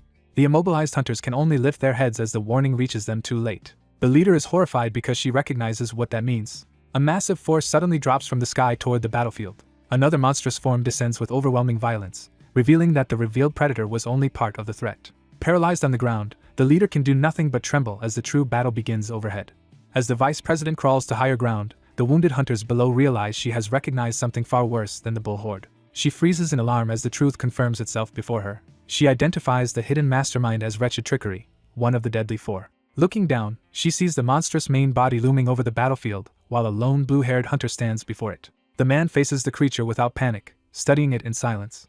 The vice president understands that encountering Wretched Trickery here is a disaster beyond ordinary bad luck. She recalls that among the continent's deadly four, this monster is infamous for causing the worst hunting failures and consequences. Overwhelmed by the situation, she clenches her fist in frustration. She blames herself for not ordering a retreat the moment the thorn bull horde appeared. Certain that everyone is doomed, she believes this hunt has already ended in massacre. The blue-haired hunter instead calmly concludes that this monster was the true force behind the entire scheme. Even while acknowledging the enemy's size, he treats the fight as manageable rather than hopeless. He accepts the challenge and decides to begin the hunt himself. The vice president's knowledge reminds her that no one even knows when this monster first began appearing. What is known is that every appearance leaves catastrophe and failed hunts behind, with only corpses remaining. Its very title marks it as one of the deadly four, a monster feared across the continent. As the man's body tightens, he prepares to fight at full capacity. The vice president is caught off guard by his sudden readiness. The monster reacts, as if sensing a change in him. He reveals that he has fully absorbed the herbal medicine ball he took earlier, improving more than just his energy flow. Though his altered body no longer fits his former gear, he accepts that trade for the power he has gained. The monster sends its lesser bodies forward first, testing him before committing itself. He immediately reads the tactic and understands the smaller ones are only the opening move. The first strike comes at him with crushing force. More limbs follow from different angles, trying to overwhelm him physically. He absorbs the pressure without losing his stance. Then he brings both polearms up and meets the assault head-on. He bursts into the swarm and starts carving through the attacking limbs with explosive speed. The lesser bodies are shredded apart before they can surround him. Watching from above, the vice president is stunned by the sudden reversal. He drives straight through the collapsing formation instead of retreating. The remaining lesser bodies recoil as he tears open a path. Satisfied with the opening, he decides to let his auto-hunting take over. The main body watches as its expendable parts are cut down and the hunter closes in. It finally lowers itself to confront him directly. He answers by launching a clean, powerful slash at the main body. His focus sharpens as he commits fully to the attack. A tentacle swings in to intercept him at the last moment. He catches and redirects the limb instead of being thrown off. The vice president realizes he is fighting at a range where a single mistake could kill him. He reacts instantly to another incoming strike. A heavy limb lashes across the battlefield with lethal speed. The monster extends a tentacle like a spear, forcing him back. He recognizes the danger a split second before impact. The tentacle drives him across the slope with overwhelming force.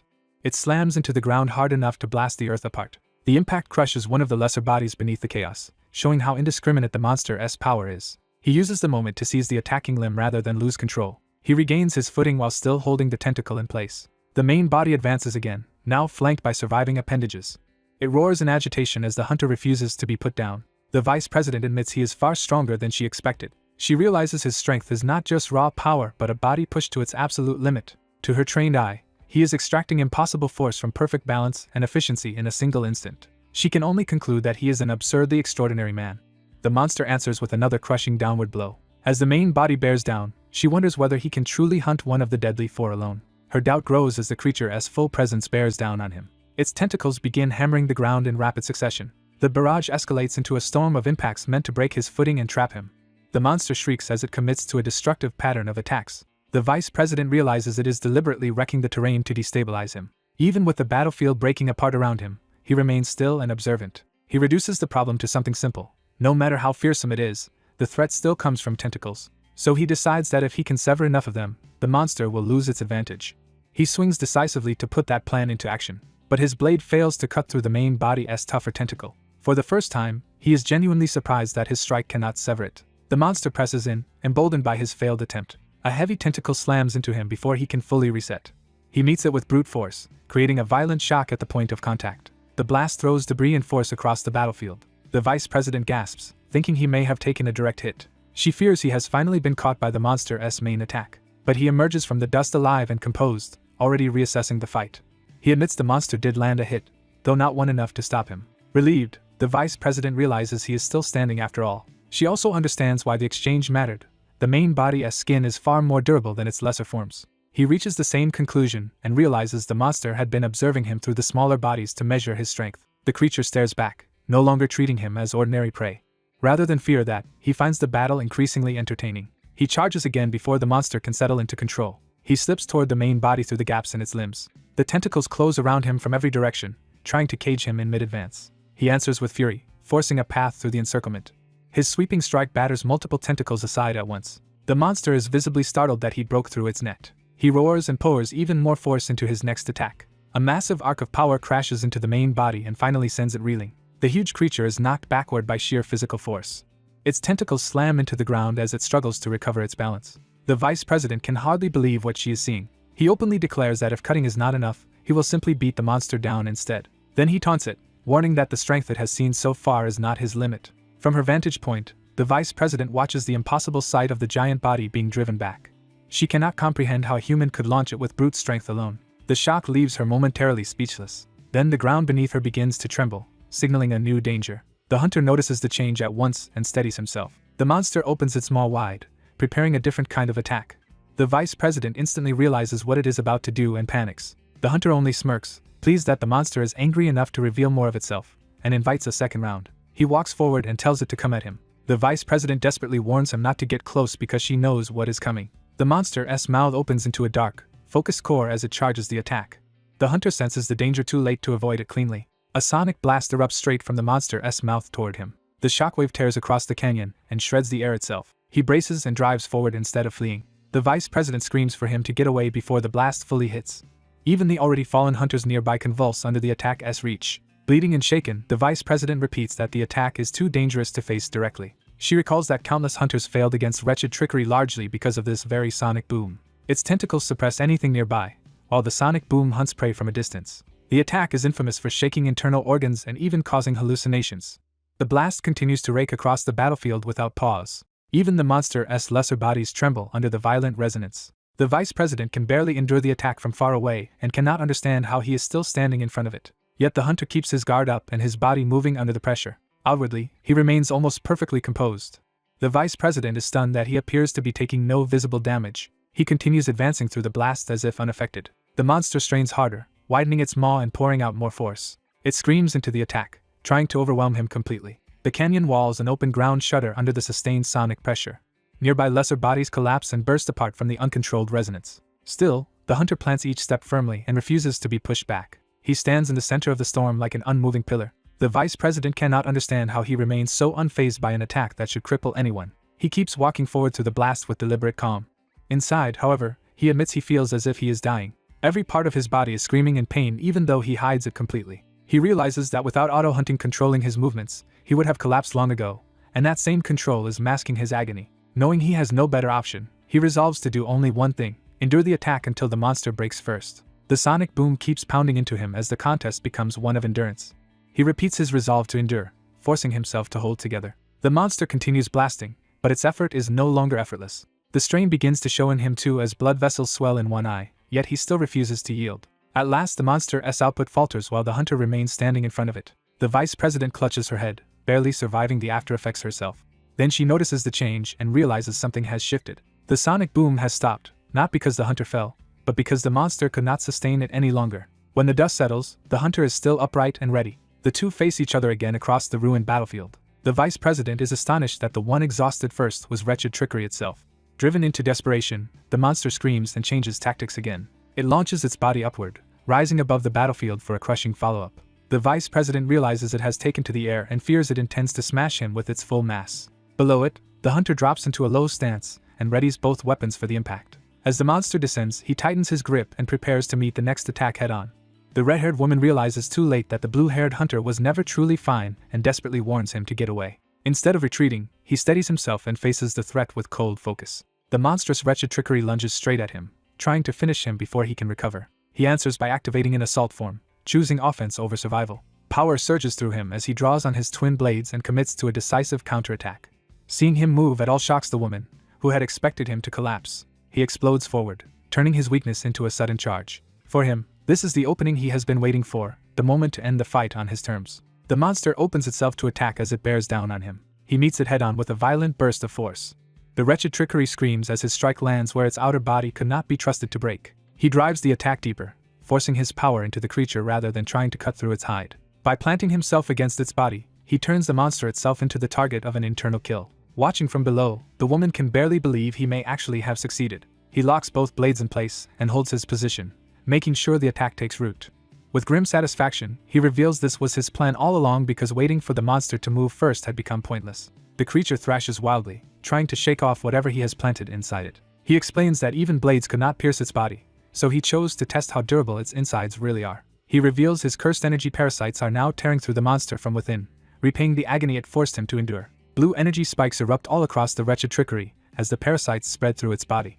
Its mouth convulses and its movements become erratic as the internal damage overwhelms it. The woman watches in tense silence as the balance of power finally shifts. The hunter grins through blood, certain his gamble is working. The parasites continue bursting through the monster from multiple points, leaving it unable to recover. Elsewhere, members of Red Dragon Gale notice that the fracture is behaving strangely and that their team is late returning. They begin to wonder whether something unexpected happened inside. They recall that a horde of thorn bulls emerged from the fracture, making the situation more chaotic than planned. Even so, they assume the chaos should have benefited Red Dragon Gale and that the intruders are probably being hunted down. One of them suggests the Korean hunter may have done something, but before they can dismiss it, the fracture starts opening again. The sudden reopening shocks them because it should not be happening yet. At that moment, the wretched trickery bursts out of the fracture into the outside world. The onlookers recognize it in horror as one of the deadly four and cannot understand why such a monster is here. The creature descends over the field, instantly dominating everyone present with its sheer presence. Its sonic force hits first, injuring the nearby hunters before they can react. They identify the attack as the wretched trickery as sonic boom and realize they are badly outmatched. A retreat order is given because staying any longer means certain death, but one hunter stops the others, insisting they look at the monster's back before fleeing. He strains to understand what could possibly be on it. They finally see the blue-haired hunter still clinging to the monster, refusing to let go even after dragging it outside. Though drenched in blood and slime, he keeps forcing his attack through the creature with raw willpower. The wretched trickery opens its maw again, but its body is already failing. The hunters below brace as the fight reaches its last violent exchange. Then the monster crashes down hard, its strength finally giving out. The witnesses are stunned that the wretched trickery has actually stopped moving and may be dead. As they approach, they notice there are almost no major wounds on its exterior, proving it was killed from the inside. Dust settles around the fallen monster as the field grows quiet. Even then, they struggle to accept that the wretched trickery is truly dead. When one of them reaches toward the corpse, a sharp warning stops him. The hunter freezes, startled by the command. Everyone turns toward the source, confused. The blue-haired hunter is still standing beside the corpse, barely conscious but still guarding it. The others realize this must be the Korean hunter they had been talking about. He repeats himself clearly. No one is to touch the monster he hunted. Even on shaking legs, he plants himself between the corpse and anyone who might claim it. He warns that if they come any closer, he will not answer for what happens next. His killing intent is so intense that the others realize provoking him could start another fight. Some still want to rush in and seize the corpse, while others recognize it was his kill. One greedy hunter argues that credit matters more than ownership and that chances like this do not come twice. The group begins to split between opportunists and those alarmed by what they are about to do. Before the situation can turn uglier, a woman's voice cuts through the standoff. Xiaoyu rushes in without hesitation. She physically blocks the hunters from advancing any further. Standing in front of the corpse and the exhausted hunter, she declares that this monster was hunted by the hunter under tens. She invokes formal regulations and states that the wretched trickery is therefore the property of that hunter and tens. She escalates the warning by threatening official legal action from tens against the Deathly Dragon clan if anyone interferes. The hunters recoil at the name tens, suddenly aware this is no longer a simple grab for credit. One man insists tens has no authority in Shanghai and prepares to ignore the warning himself, but his own ally stops him, warning that taking another step will get him killed. Xiaoyu remains firm in front, while the blue-haired hunter looms behind her like a final threat. A close look at his eyes makes it obvious he is still ready to attack despite being on the verge of collapse. The more level-headed hunter points out that challenging a man who just killed the wretched trickery would be suicidal. He orders everyone to retreat, choosing survival over greed. The others reluctantly give up the opportunity once they understand how dangerous the hunter still is. Their leader is left impressed that a man who should not even be standing protected both his prey and his teammate to the very end. Xiaoyu keeps her guard up until the threat fully withdraws. Only after the danger passes does she admit how close she thought the corpse came to being stolen. She turns back to check on the hunter at last. He can barely respond, his body finally giving out now that the fight is over. He collapses forward into her arms. Caught off guard, she scrambles to hold him upright and asks if he is all right. When he does not answer, panic replaces her composure, and she begs him to wake up. More footsteps approach the scene. The red-haired woman from Red Dragon Gale arrives with her people and takes in what happened. She clenches her fist, shaken by the result. The hunt ends with Oh Yun-sung collapsing after killing one of the deadly four, the wretched trickery. That achievement leaves a lasting impression on everyone present and sends shockwaves across the continent. Meanwhile, Xiaoyu keeps trying to wake him, refusing to let him slip away quietly. He remains unconscious, unaware that his feat is already becoming a legend. The story resumes in a hospital room where he lies recovering under intensive care. He remains asleep, still paying the price for the battle. The setting is confirmed to be the intensive care unit. Outside waits Xiao Huayan, a professor of Qigong medicine and Ten's medical research general manager, who is also Xiaoyu's uncle. Xiaoyu greets her uncle and immediately asks about Yun-sung rather than making small talk. The doctor says Yun-sung is far better than he looks, though by all logic he should have been in critical condition. Xiaoyu presses for an explanation because his body was ruined badly enough that killing the wretched trickery should have been impossible. The doctor explains that his ear nerves in particular were devastated and that enduring such damage should have required absurd willpower. He first calls Yun-sung a monster for surviving it. Then he corrects himself and calls him a hero instead. Xiaoyu is caught off guard by that word. The doctor explains that anyone who hunts one of the deadly four deserves that title. Xiaoyu objects that such a feat should not be impossible if one of the Elite 10 or the Master had been there. As she says it, she realizes what that comparison implies. The doctor agrees, then points out that this means Yun-sung stands on the level of the Elite 10. He reveals the Master had already warned everyone that Yun-sung was comparable to the Elite 10, and now the truth has been proven. Elsewhere, an older man bitterly regrets allowing this foreign hunter into China at all. Another elder laughs and says he has effectively dropped a time bomb on Shanghai. Back at the hospital, Xiaoyu is unsettled by the idea of Yun-sung being called a time bomb. Her uncle explains that in Korea Yun-sung was already known as an inspirational figure whose skill alone motivated many young hunters. Xiaoyu resists that logic because it clashes with the values she was raised with. Her frustration shows as she clenches her fist.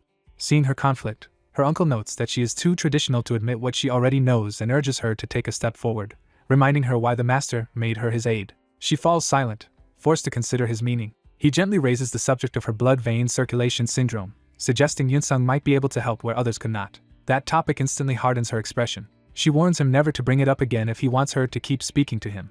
Her uncle apologizes, but she shuts the matter down and reduces everything between them to business. She excuses herself, leaving him with only a strained farewell. He watches her go, worried for her. He reflects that Xiaoyu possesses a rare trait that can accelerate another person's growth at the cost of her own, a gift that could have made her a strong successor candidate. But she rejected using that advantage and tried to advance only through her own effort.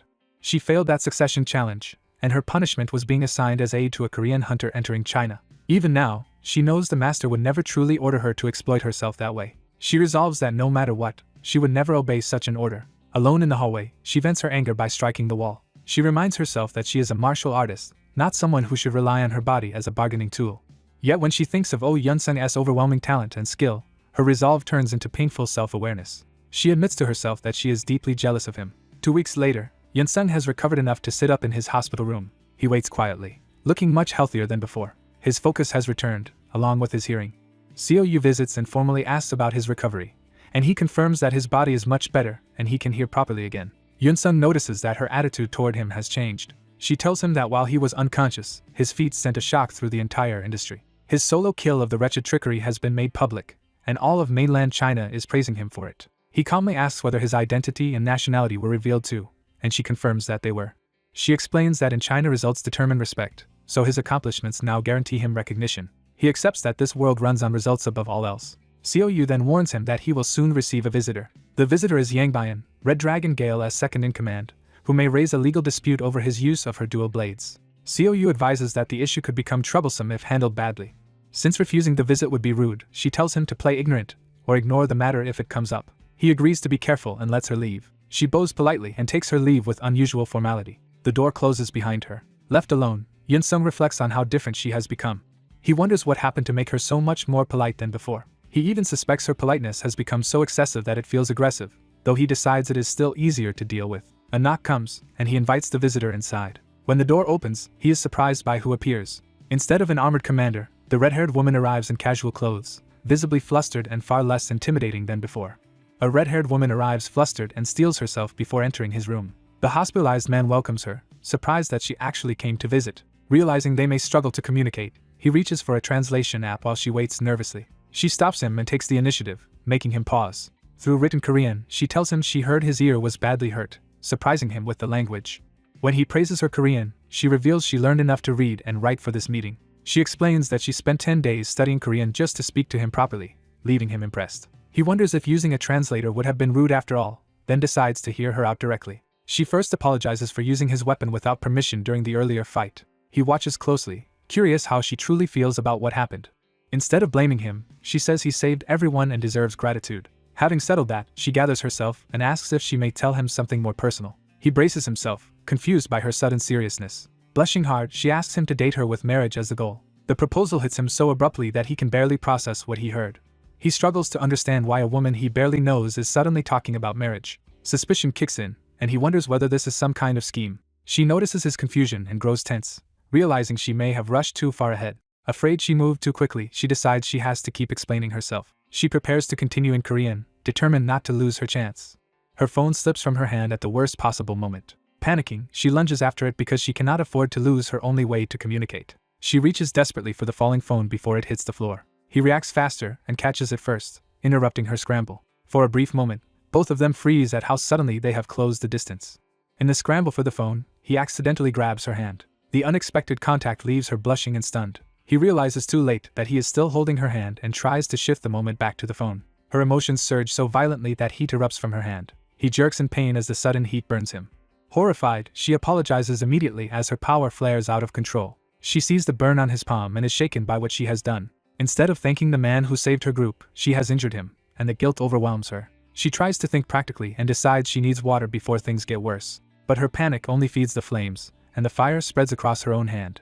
She recognizes the problem as her unstable emotional aura, the sigh, spiraling out again. The loss of control spreads over her body as she struggles to contain it. He finally connects the outburst to the sigh power she used before. He recalls that sigh is the aura generated by a user's emotions. Remembering her fire-based sigh from the last hunt, he realizes she still cannot fully control it. As the flames begin burning through her clothes, the situation becomes even more urgent. A memory surfaces of a harsh superior condemning her failures, hinting at the pressure crushing her. The story shifts to her headquarters, where she returns burdened by defeat. She blames herself for the losses and deaths suffered under her command. Her subordinates try to comfort her, saying the appearance of one of the deadly four was beyond anyone's expectations.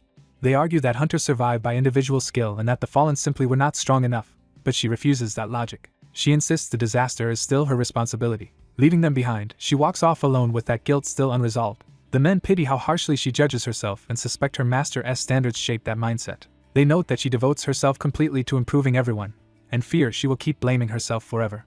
Still carrying that burden, she keeps walking and thinking. She exhales heavily, trying to find a way to make amends. She decides she must somehow compensate for the damage her failure caused, but has no idea how. Then she remembers Oh Yun-sung and the overwhelming impression he left. A possibility dawns on her when she realizes he might be the answer. If his strength truly rivals the Elite 10, recruiting him could restore what her group lost. That thought hardens into a plan. She concludes she can bring him into Red Dragon Gale by making him her fiancé copyright. In her mind, securing him would more than repay the damage done to the group. Even as she commits to the idea, her resolve carries a trace of personal excitement.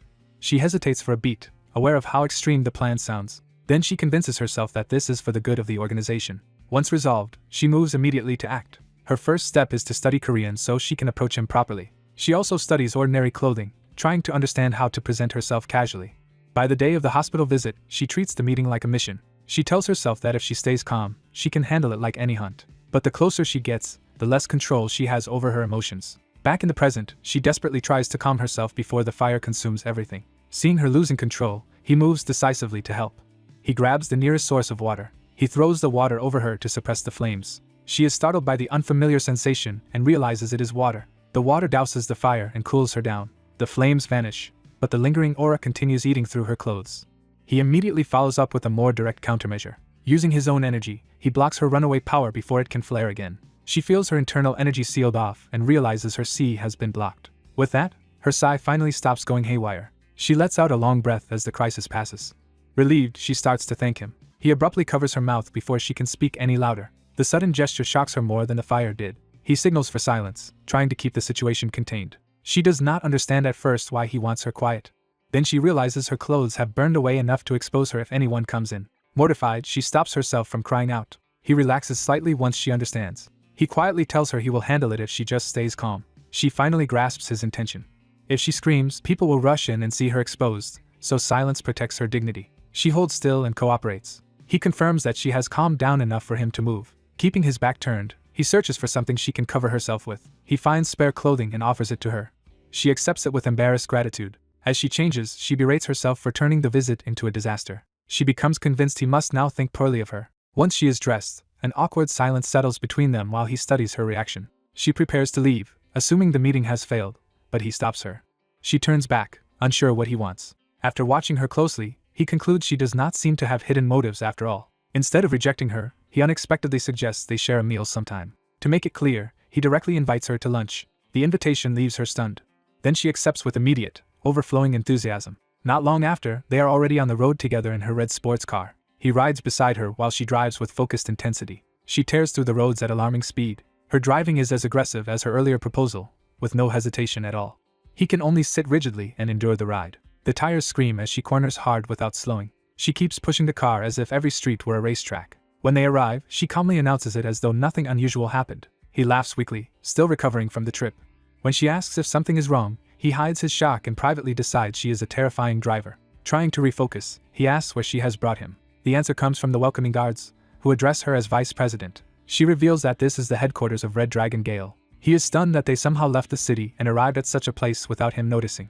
Looking over the vast grounds, he realizes he has been brought to a hidden compound. He cannot believe that what he thought was a simple lunch has turned into a visit to a major organization's base. Escorted inside, he follows her deeper into the compound. Along the way he sees members training in large numbers, confirming the group's scale and discipline. He continues inward, increasingly aware that this is no casual outing.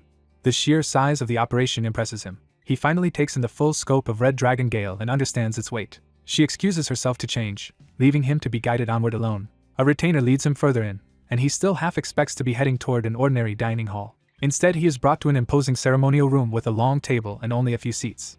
The attendant tells him the master will arrive shortly, making it clear this is an audience, not lunch. As he reaches for a seat, a new voice stops him and implies he is about to sit in the wrong place. A powerful presence suddenly fills the room and forces his attention elsewhere. He recognizes the energy as similar to the old master who once tried to probe him. The newcomer remarks that Yun-sung is far younger than expected. An elderly martial figure in ornate red robes enters with commanding authority. Yun-sung realizes this is not Jin Wee-baek, and notes with surprise that the man speaks fluent Korean. The elder explains that he learned through years of traveling to build connections. He introduces himself as Yang Jongkian, former rank 2 of the Elite 10 and the Sword Saint. Yun-sung understands that this legendary figure is the true master of Red Dragon Gale and introduces himself in return. Yang finds the young man immediately intriguing. Without warning, Yang asks to inspect him and launches a forceful key probe. The pressure reaches Yun-sung, but he remains steady instead of yielding. Yang is visibly surprised by the response. Yun-sung calmly refuses the inspection outright. Yang realizes the young man did not merely endure the test but cleanly deflected his projected key. Yun-sung thinks of the recent attempts by others to examine his body and resolves not to let this man do the same. Rather than taking offense, Yang laughs and treats the refusal as proof that Yun-sung is worth noticing. Comparing him to the dubious Jin Wee-baek, Yun-sung decides this elder feels like the real thing. Yang approves of a man who can refuse what he does not want, then signals that he has another question to ask.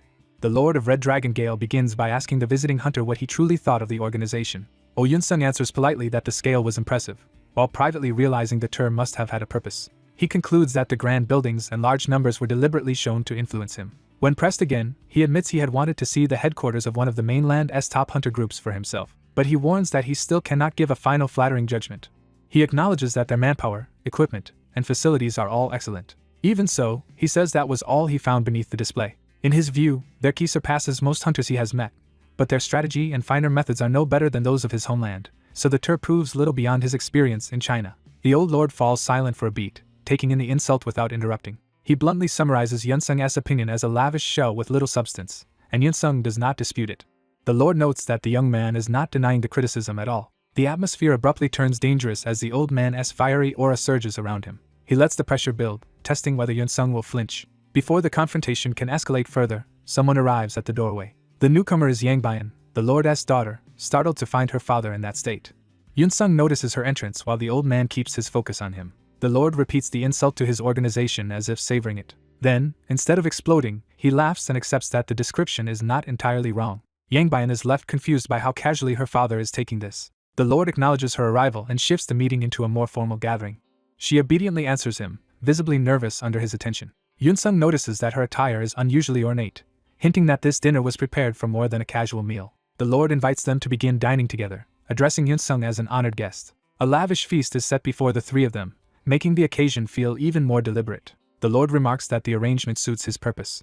Yunsung immediately finds the seating suspicious, especially with Yangbian placed beside him. He points out that he thought he had only accepted a simple meal with Yangbian and does not understand why he is now here with her father. The Lord reveals that he was the one who ordered Yangbian to bring Yunsung. He openly raises the matter of his daughter having asked Yunsung to date her. Yangbian hurriedly apologizes to her father, but he cuts off excuses before she can defend herself.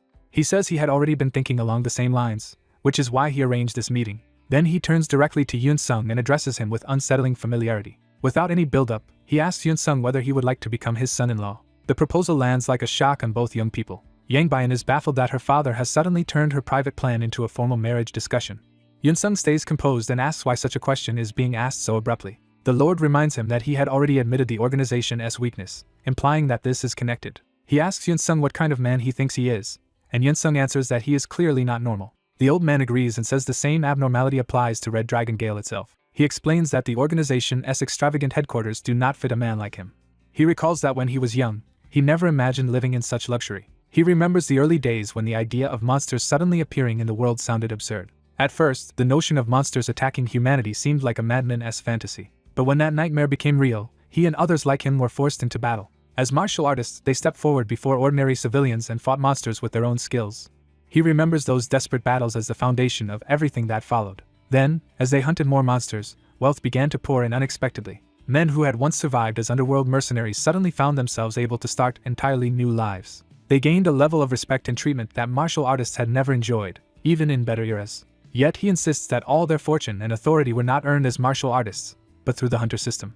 Yunsung clarifies that he means they prospered as hunters, and the Lord confirms it. The Lord says they had to become hunters, killing monsters and protecting civilians. That transformation turned Red Dragon Gale from a small remote dojo into a globally recognized hunter group. But he believes that their rapid growth cost them their original identity. Yunsung presses him to explain what that lost identity was.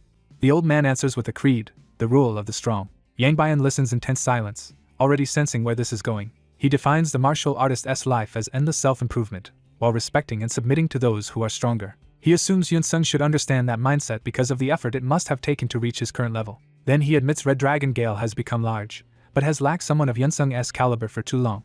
He cites the recent humiliation of their squad's defeat as proof that the group's reputation has outgrown its real strength. Yangbian tries to object to his harsh judgment of their people. He silences her immediately, declaring that failure is failure and he will not hear excuses. She submits at once, while Yunsung watches the family dynamic with clear detachment. The Lord returns to his proposal and again tells Yunsung to become his son-in-law, but Yunsung asks what reason he has to accept. The answer is blunt. The Lord does not believe his daughter can lead Red Dragon Gale. Yangbian can only swallow the humiliation. Yunsung challenges that judgment, saying Yangbian is already an excellent hunter. The Lord dismisses that praise, arguing that someone Yunsung defeated in a single move cannot be called exceptional. He insists that only an absolute believer in strength and competition can lead, and says his daughter lacks that drive. Yangbian is forced to endure the insults in silence. The Lord reveals that he has already investigated Yunsung thoroughly. He says Yunsung is known in his homeland as a bomb in the industry, someone who both inspires and accelerates the growth of those around him. That catalytic presence, he says, is exactly what Red Dragon Gale needs. Yunsung still refuses, saying none of this gives him a reason to accept. The Lord guesses that Tens must already have offered him something too valuable to refuse, and admits the Jin family currently holds more influence than he does. Yunsung realizes the old man knows Tens is tied to the Jin family, and the Lord confirms he has known that for a long time. Even so, the Lord says he is willing to make sacrifices because he knows the Jin family is stronger than him. He even offers to let Yunsung keep his own family name after marriage. Yunsung immediately understands that this is not a mere marriage proposal but an offer to inherit the organization itself. The Lord confirms the scale of that sacrifice, saying his family name may fade, but the bloodline and Red Dragon Gale would survive. He is prepared to hand over the group's control, influence, and techniques, admitting his daughter could only inherit part of what he once possessed. He goes further and declares that he will personally pass his own energy to Yunsung. With Yunsung's current strength plus that transfer, he claims Yunsung could become powerful enough to surpass Jinwei Baek. He frames it as a simple choice, accept, grow stronger than ever, and become the pillar of Red Dragon Gale. The mention of surpassing Jingli Beck catches Yunsung's attention for a moment. Sensing that hesitation, the Lord boasts that no one else on the mainland can offer anything comparable. Yang Bian is shaken by how extreme and generous her father's offer has become. She assumes Yunsung will accept, since the proposal would let her bring him into the organization exactly as she once hoped. Yet instead of relief, she feels an unexpected frustration she cannot explain. Yunsung calmly rejects the offer outright. The old lord cannot believe what he just heard and demands that he repeat it. Yunsung answers respectfully but firmly that the lord has misunderstood him. He states that everything just offered holds no value for him. A furious scream erupts from inside the building as the rejection finally breaks the old man's restraint. Outside, Red Dragon Gale members panic, unable to understand what is happening in the audience chamber. The doors radiate dangerous heat, making it impossible to approach safely. A senior director arrives and orders everyone to keep their distance. He realizes the Lord's flames are raging out of control. He immediately orders all non-martial employees to evacuate. The staff obey while the senior members remain behind to contain the crisis if needed. The director recognizes this as the Lord's psychic flame technique manifesting at full force. He recalls that the Yang family's inherited flame is immensely powerful but can easily become destructive. Seeing how violently it is leaking out, he fears something inside has pushed the Lord too far. He knows that if the Lord truly loses control, the entire area will be in danger. Inside, Yang Bian braces herself as the pressure and heat intensify. The danger is so great that, if the Lord's anger fully explodes, everything nearby could be reduced to ash. Yang Bian pleads with her father to calm down before disaster strikes. Yunsung remains silent, watching the old man without panic. The Lord stops shouting aloud and instead addresses Yunsung directly through a hidden technique. He privately orders Yunsung to repeat his rejection to his face. Yunsung identifies the technique as Silent Sound Spot, a Chinese key method that carries speech without audible sound. He is impressed that such specialized key techniques really exist in China. The Lord demands again, through that silent transmission, that Yunsung repeat his words exactly. Yang Bian can only stand tensely between them, unable to follow the private exchange. Yunsung quickly analyzes the technique and realizes the old man is embedding aura into sound and delivering it directly to his ear. He admires the precision of that aura control. He silently acknowledges the Lord as a formidable figure who truly commands Red Dragon Gale's influence. He also recognizes him as Yang Jiangqian, the former second rank of Elite 10. Still enraged, the Lord demands an answer immediately. Yunsung realizes the threat is real and that a wrong response could provoke a lethal attack, but he also notes how unfair psychic users can be. Even under that pressure, he repeats that his answer will not change and that the offer still has no value to him. Yang Bian is stunned that he is refusing even now, in the middle of her father's fury. The Lord finally explodes and denounces Yunsung as an arrogant bastard. His killing intent surges directly toward the two of them. Yang Bian instinctively steps in front of Yunsung and raises her guard to shield him from her father. Yunsung remains strangely calm even with her protecting him. The Lord bitterly reflects that he made a difficult decision to offer everything, only to be denied and effectively ignored. He rages that he risked all he had for a greater future, and Yunsung dismissed it as worthless. Unable to bear the insult, he charges forward in fury. At that moment, Yunsung quietly initiates his own silent transmission and asks whether the Lord can hear him. He raises a finger, testing the technique he has just deciphered. The Lord is caught off guard when Yunsung's voice reaches him the same way. Yunsung says he was curious about the mechanism and found it much simpler than expected. For the first time, the Lord is genuinely shaken by the idea that his secret technique could be copied so easily. He knows embedding aura into sound is one thing, but delivering it quickly and precisely into another person's ear is extremely difficult. He reflects that even his own daughter, trained since childhood, still has not mastered that level of control. Yunsung explains that he has been studying a different key skill based on similar principles. He names it Key Parasite and says he adapted what he knew from that technique, which let him reproduce Silent Sound Spot immediately. Then he reminds the Lord that, despite being the younger man, he has already been threatened twice in one meeting. He warns that when he is threatened, he always gives back more than what was demanded of him. The Lord falls silent, forced to reassess the young man standing before him. Yang Bian lowers her guard slightly as the balance of power in the room shifts. The Lord admits to himself that Yunsung's strength is not just raw power but terrifying talent, concentration, and instant comprehension under pressure. He reigns in his aura and, half in admiration, says Yunsung was born for the age of martial artists rather than hunters, though Yunsung takes that as no compliment. Yunsung says that very attitude is exactly why he rejected the offer, because the Lord still sees him through the wrong lens. When asked to explain, Yunsung decides words alone will not make the old man understand and stops there. The Lord accepts that words are no longer enough and decides there is only one way left to settle the matter. He plants his foot and prepares to act, signaling the start of a direct clash. With a grim smile, the Lord tells Yunsung that since they both trust their own strength, he should already know what comes next. The young hunter refuses the duel, recognizing the same dangerous pattern as before. The older man presses him, mocking his refusal as fear of death. The young hunter makes clear that accepting would force the fight to become lethal. That answer catches the elder off guard. Privately, the young hunter struggles to explain himself without revealing the secret behind his growth. He realizes that in a duel he would automatically learn and copy every key technique the elder used. So he offers a condition instead. If the elder is willing to use the Red Dragon Gale style openly elsewhere, he will accept a duel. He even raises his guard and challenges the elder to decide. Before the confrontation can erupt, the red-haired woman steps between them. She senses the tension immediately and braces for trouble. The elder is insulted that a mere youngster dared turn the threat back on him. His anger starts to rise into action. But just as he is about to respond, his attention shifts. The young hunter notices the same sudden change. The elder pauses, sensing something unusual, and the young hunter realizes it too. The young hunter rushes past the woman toward the source of the disturbance. She turns after him, demanding to know what he has noticed. He reaches the opening and looks out over the city. A massive rupture has opened in the sky, spilling destructive energy over the city below. He recognizes it as an unforecasted fracture, something that should not have happened without warning. On the streets below, civilians flee in terror as monsters emerge. Panic spreads as people realize the creatures are real and close. One of the monsters is identified as a sound-stalking black serpent, a high-rank threat. The nearby civilians freeze in disbelief at the monster's appearance. Someone finally bolts, breaking the paralysis. A hunter rushes in to intercept the serpent with a blade. He lands the first strike and drives the monster back from the civilians. But his weapon is already straining under the impact. He steadies himself and prepares for a real fight. The civilians realize a hunter has arrived and cling to that hope. The serpent remains dangerous and largely unfazed. The hunter sees at once that his shallow strike cannot pierce the creature's scales. Another hunter orders the civilians to evacuate while they hold the monster off. The two hunters curse the sudden disaster and wonder how such a serpent appeared at all. The serpent surges again, forcing them to focus on survival. They are furious that the observatory failed to predict a fracture of this scale. With the city collapsing into chaos and communications failing, they realize no help is coming quickly. They have no guidance from higher authorities either, only a vague rendezvous order and silence after that. Even so, one of them decides they have no choice but to keep fighting. The serpent watches them, ready to strike again.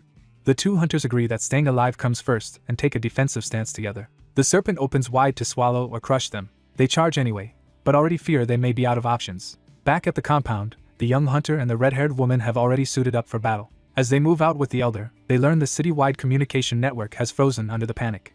Outside, the young hunter stops the woman to ask for her help. He tells her he needs a favor immediately. He asks her to bring his secretary from the hospital to him. He explains that the city is in chaos, but her driving skill gives her the best chance of reaching the secretary quickly. She questions why he wants her doing that instead of helping hunt the monsters.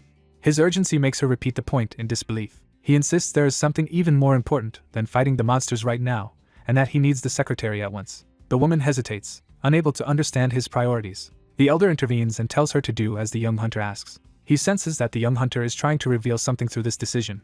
He reassures his daughter that he and the Red Dragon Gale can handle the nearby monsters themselves. She gets into the car, still uncertain but obeying. Even behind the wheel, she remains troubled by the request. The young hunter watches her leave without explaining further. She steels herself and commits to the drive. The car launches hard from the curb. She speeds away, leaving the young hunter and the elder behind. The elder says he will head out separately, and wishes the young hunter luck. Though still skeptical, he decides to watch what the young hunter will do next. The young hunter answers that he will simply do his duty as a hunter. He bursts forward at high speed, leaving a shock of energy behind. The elder admits to himself that he still cannot understand the young man at all. The young hunter races through the city toward the fracture zone. While running, he connects his suit to his phone and calls his secretary. At the hospital, she answers in alarm and confirms she knows about the unforecasted fracture. He tells her he is already heading toward the disaster. Then he asks whether the communication center has any emergency line that can instantly connect all nearby hunters. When the answer is no, he concludes that such cooperation was never built because hunters are always competing with one another. His secretary asks why he suddenly wants such a system. From above, he spots the same serpent still threatening the two hunters below. The wounded monster looms over them, but it is still far from defeated. The two hunters are already injured and losing ground. They realize their ordinary weapons are not enough to finish the creature. Just as despair sets in, they notice something descending toward the fight. The young hunter locks onto the serpent with calm focus. He drops from above straight into the battle. The serpent bares its fangs to meet him. He drives himself directly into its open mouth to create an opening at point-blank range. With his sword ready, he commits to a finishing strike from inside its guard. His blade releases a powerful aura through the monster's body. He exerts himself sharply to complete the technique. The sword aura tears along the serpent's length in a single devastating line. He bursts through the attack cleanly, carving the monster apart. The two hunters can only stare at the level of skill they just witnessed. One of them recognizes the technique as sword aura, a legendary skill he cannot believe this young man possesses. The young hunter lands and moves on without lingering over the kill. The rescued hunters remain stunned, trying to process what they saw. They conclude that his reputation is real and that his strength exceeds the stories. When they call out, he brushes it off as nothing important. Instead, he says he has something he wants from them. He stands before the serpent's corpse as if the battle were only a step in a larger plan. He gives his brief request and makes clear that is all he needs. Then he turns away before they can properly question him. The two hunters are left speechless by how abruptly he takes control. They wonder whether they should follow him, since he is clearly one of the strongest hunters around.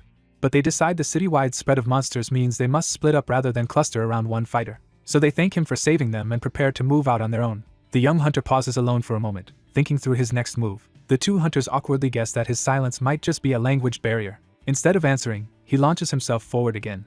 He suddenly rushes back toward them, startling both men. With a terrifying burst of killing intent, he thrusts a dark, ominous force toward them. The two hunters recoil in pure shock. Meanwhile, the red-haired woman drives at extreme speed through the city. Inside the car, the secretary sits beside her, tense and confused by the whole situation.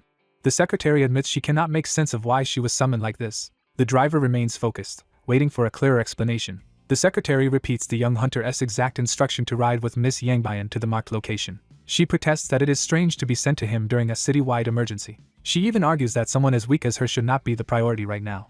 The driver pushes the car even harder instead of debating. The secretary is jolted by the violent acceleration. The car drifts through turns at reckless speed. The driver keeps full control on the pedals despite the dangerous pace. She continues carving through the empty center roads with no intention of slowing down. The secretary grows more anxious as the ride becomes increasingly extreme. The driver bluntly asks if that is all the secretary has to say. The secretary gives up on arguing and decides the driving itself is the real threat. The driver explains that the city exits are jammed by evacuees, but the center remains open because everyone is fleeing outward. She adds that the control room is unreachable under the flood of calls, so panic will only keep worsening. The secretary reflects that an unforecasted fracture is unprecedented, and that a hunter hotline could have reduced this chaos. Even so, she still cannot understand why the young hunter specifically needs her, since she believes all she can do is translate. That realization finally gives the driver a clue. She asks the secretary what she has just figured out. The secretary hesitates, still piecing it together. Ahead of them, the road is blocked by a pile of serpent corpses. The monsters have been slaughtered so thoroughly that the street is carpeted in blood and bodies. The secretary realizes the young hunter must have killed them all, and the driver is impressed but not surprised. Their car pulls up beside the mass of dead serpents. Both women are struck by how many monsters he eliminated in such a short time. The secretary checks the marked destination and realizes it points to this hotel. Then she understands the exact meeting place is the rooftop. High above the city, the young hunter is already waiting there. The two women arrive on the rooftop to meet him. The secretary recognizes at once that something is wrong. The young hunter stands at the edge holding a large map or chart of the city. He confirms she has arrived, while she demands to know why he brought her here without explanation. When he turns, she sees he is badly drained and bleeding from the mouth. She realizes his condition matches near total depletion of C and panics over what he has done to himself. He cuts off her alarm with a calming gesture. He claims he is fine and says he was only trying to memorize the city's layout. The secretary knows that explanation can wait and forces herself back to the urgent problem. She asks directly what he needs her to do. He finally looks satisfied that she is ready to listen. He hands her something and begins giving her the role he brought her here to perform. The blue-haired hunter seizes the woman's hand and channels power into it. She is startled as unfamiliar energy surges through her palm. The transfer stabilizes into a shared technique between them. She realizes the glowing strands are aura threads. As she studies them, she understands the threads are linked to distant points. Counting the connections, she realizes there are at least 20, and senses the scale of what he has built. Another woman recognizes that this may be the same kind of technique she has heard of before. The blue-haired hunter confirms it is a variation of silent sound spot, a method once demonstrated by her father. The woman holding the threads understands they truly are part of that communication system. He explains that every hunter he has met across the city is connected through the aura threads in her hand. She is shocked that one person could maintain contact with more than 20 people at once, and calls the idea dangerously reckless. The red-haired woman is equally stunned, seeing it as an unprecedented display of creativity and skill. He makes clear that he did not summon her to fight, but to monitor reports through the threads and make decisions. He appoints her as a temporary command tower, trusting that hunters will obey because of her status and the authority backing her. Though he assures her that speaking through the threads is easy, she panics over what she is supposed to tell everyone. He calmly promises to brief her immediately so she can start directing the citywide response. The weight of it hits her all at once as she realizes he expects her to command all the hunters in Shanghai. She can barely believe he would hand her such responsibility in the middle of a crisis. Ignoring her shock, he decides the setup is complete and prepares to begin instruction. With quiet confidence, he tells her he will teach her exactly what orders to give. Elsewhere, a giant serpent monster rushes through the city. Its sweeping body slams into defenders and throws them aside. A clan leader reels from the impact but stays on his feet. He and his men find themselves facing a mass of towering serpents that outnumber them badly. One subordinate urges retreat, convinced they cannot hold against so many. The leader refuses because abandoning the position would expose the civilian shelter behind them. He forces his men to stand firm, insisting reinforcements will come, and that their clan must defend the line at any cost. The serpents continue pressing forward, threatening to overwhelm the defenders. Even after rallying his men, the leader privately admits they desperately need help. Then a voice reaches him through an unfamiliar sound-based technique, promising that reinforcements are on the way and ordering him to hold out. He notices the speaker claims to be Ten's agent, yet sounds like a young girl, which leaves him uncertain but attentive. The standoff tightens as the monsters and hunters brace for the next clash. The defenders begin moving again under the pressure of the siege. The leader wonders whether he can trust the mysterious voice at all. Before he can decide, flames suddenly crash into one of the serpents. The burning strike engulfs the monster and forces it back. The clan leader immediately realizes this attack came from a powerful new arrival. A hunter in red armor appears beside them and remarks that they seem to be struggling. The exhausted defenders stare in shock as they recognize someone important has come. He identifies himself as the vanguard of Red Dragon Gale. Acting under the Vice President's orders, he announces that Red Dragon Gale will reinforce the Deathly Dragon clan. The clan leader is stunned that a rival force has really come to help them. The Red Dragon Gale vanguard immediately moves to engage the monsters. He senses an opening and commits to the attack. His weapon ignites with blazing power. He launches a fiery charge straight into the serpents. Watching the display, the clan leader is impressed. He snaps his own men out of their hesitation and orders them to attack instead of letting the newcomers take all the prey. The Red Dragon Gale fighter remains focused and says nothing. The clan leader's hostility softens into grudging respect. Fighting side by side with Red Dragon Gale feels surreal to him, and he concludes this alliance must have been arranged by the Korean strategist behind the new command network. Putting rivalry aside, both sides agree to hunt first and argue over spoils later. Another serpent lunges to renew the battle. The clan leader answers with a roar and joins the counterattack. Across the city, reports begin flowing through the network as teams clear sectors, search for civilians, and confirm that Red Dragon Gale has reached key battle zones. The woman at the center of the aura threads relays orders and acknowledgements, already functioning as the control tower he envisioned. She is amazed by how quickly the citywide panic is subsiding under coordinated command. Meanwhile, the blue-haired hunter races alone across the city toward another objective. He receives confirmation that Red Dragon Gale reinforcements have reached Area 2 and accepts the report with satisfaction. With the most dangerous sector stabilized, he allows himself to think they have finally bought some breathing room. The woman is still astonished that the crisis was brought under control so quickly. A brief recollection reveals the core of his plan.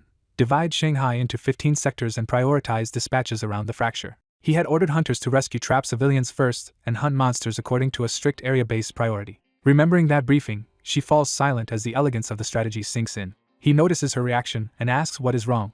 She realizes he improvised this entire strategy the moment the unexpected fracture opened and asks if he truly devised it on the spot. He dismisses the praise and says he merely applied lessons he learned in Korea. He adds that although he usually hunts alone, large-scale hunts are most efficient when handled as a group effort.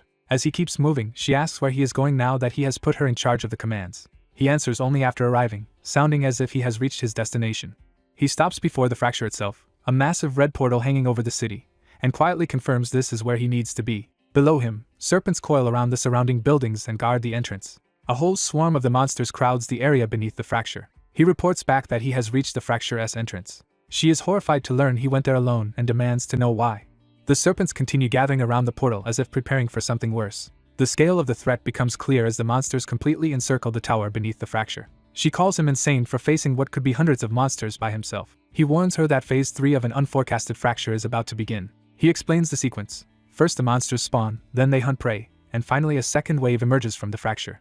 He concludes that the current defensive lines will collapse once that third stage starts, so he must delay it alone. To buy time for the city, he decides to attack the fracture's entrance directly. He tells her that when stage 3 begins, she will understand better than anyone how disastrous it would be because she can hear the whole city through the network. The serpents below sense his presence and look up toward the rooftop. One of them rises along the building, closing in on him. After a moment of resistance, she accepts his decision and prepares to continue her role. Before letting him go, she hesitates and calls out to him one last time. She tells him not to go off and die alone. He answers lightly, telling her to worry about herself instead, and accepts the concern without making a promise. Left alone again, he is amused by her unexpected softness and turns his mind fully back to the fight. A confident smile settles on his face as he readies himself. He declares that the hunt is beginning. He leaps from the rooftop straight toward the mass of serpents. The monsters surge up the building to intercept him. He draws both blades in midair. His opening strike slices through the first serpents before they can surround him. Without slowing, he drives deeper into the swarm. A giant serpent snaps at him, trying to swallow him whole. At the same time, a helicopter approaches the city from above. The aircraft descends toward the crisis zone. Several armored hunters stand ready inside as it arrives. One of them notes that even by emergency shuttle, the trip took 2 hours, though it was still fast under the circumstances. Their leader, Elite 10 Rank 10 Louis Tian, is surprised that the city appears less devastated than expected. His companions agree and wonder what happened, since they expected the monsters to catch the city unprepared. Louis Tian begins to suspect he may have underestimated Shanghai's hunters and decides to judge the truth for himself on the ground. He asks whether other Elite 10 members are present, and learns that 3 are already in the city. Because they are still on the outskirts, however, reaching the fracture will take more time, and he accepts that delay. He concludes that they will have to assault the fracture themselves and shut it down directly. Privately, he sees this as a perfect chance to claim all the credit. He orders his team to charge straight into the center of the fracture. With that decision made, he leads the advance. The team jumps from the aircraft toward the streets below. They descend rapidly into the city. One by one, they land and regroup. Once assembled, Louis Tian confirms everyone is present and ready. He warns them that the center should be crawling with monsters and tells them to stay alert. Even so, he boasts that no ordinary monster could threaten him. A subordinate notices something strange ahead, and Louis Tian immediately asks what is wrong. The sight leaves him visibly unsettled. The streets around the fracture are littered with butchered serpent corpses. His team can hardly believe they are looking at dead monsters instead of an active swarm. The bodies are not merely defeated but violently carved apart. As they take in the carnage, the hunters wonder what could possibly have done this. The scale of the slaughter makes it clear that an overwhelming force passed through here first. One corpse is so enormous that they estimate it must have been at least a tier 7 monster. Shaken, Louis Tian demands an update on the fracture while trying to understand what happened. The report from the entrance is even stranger.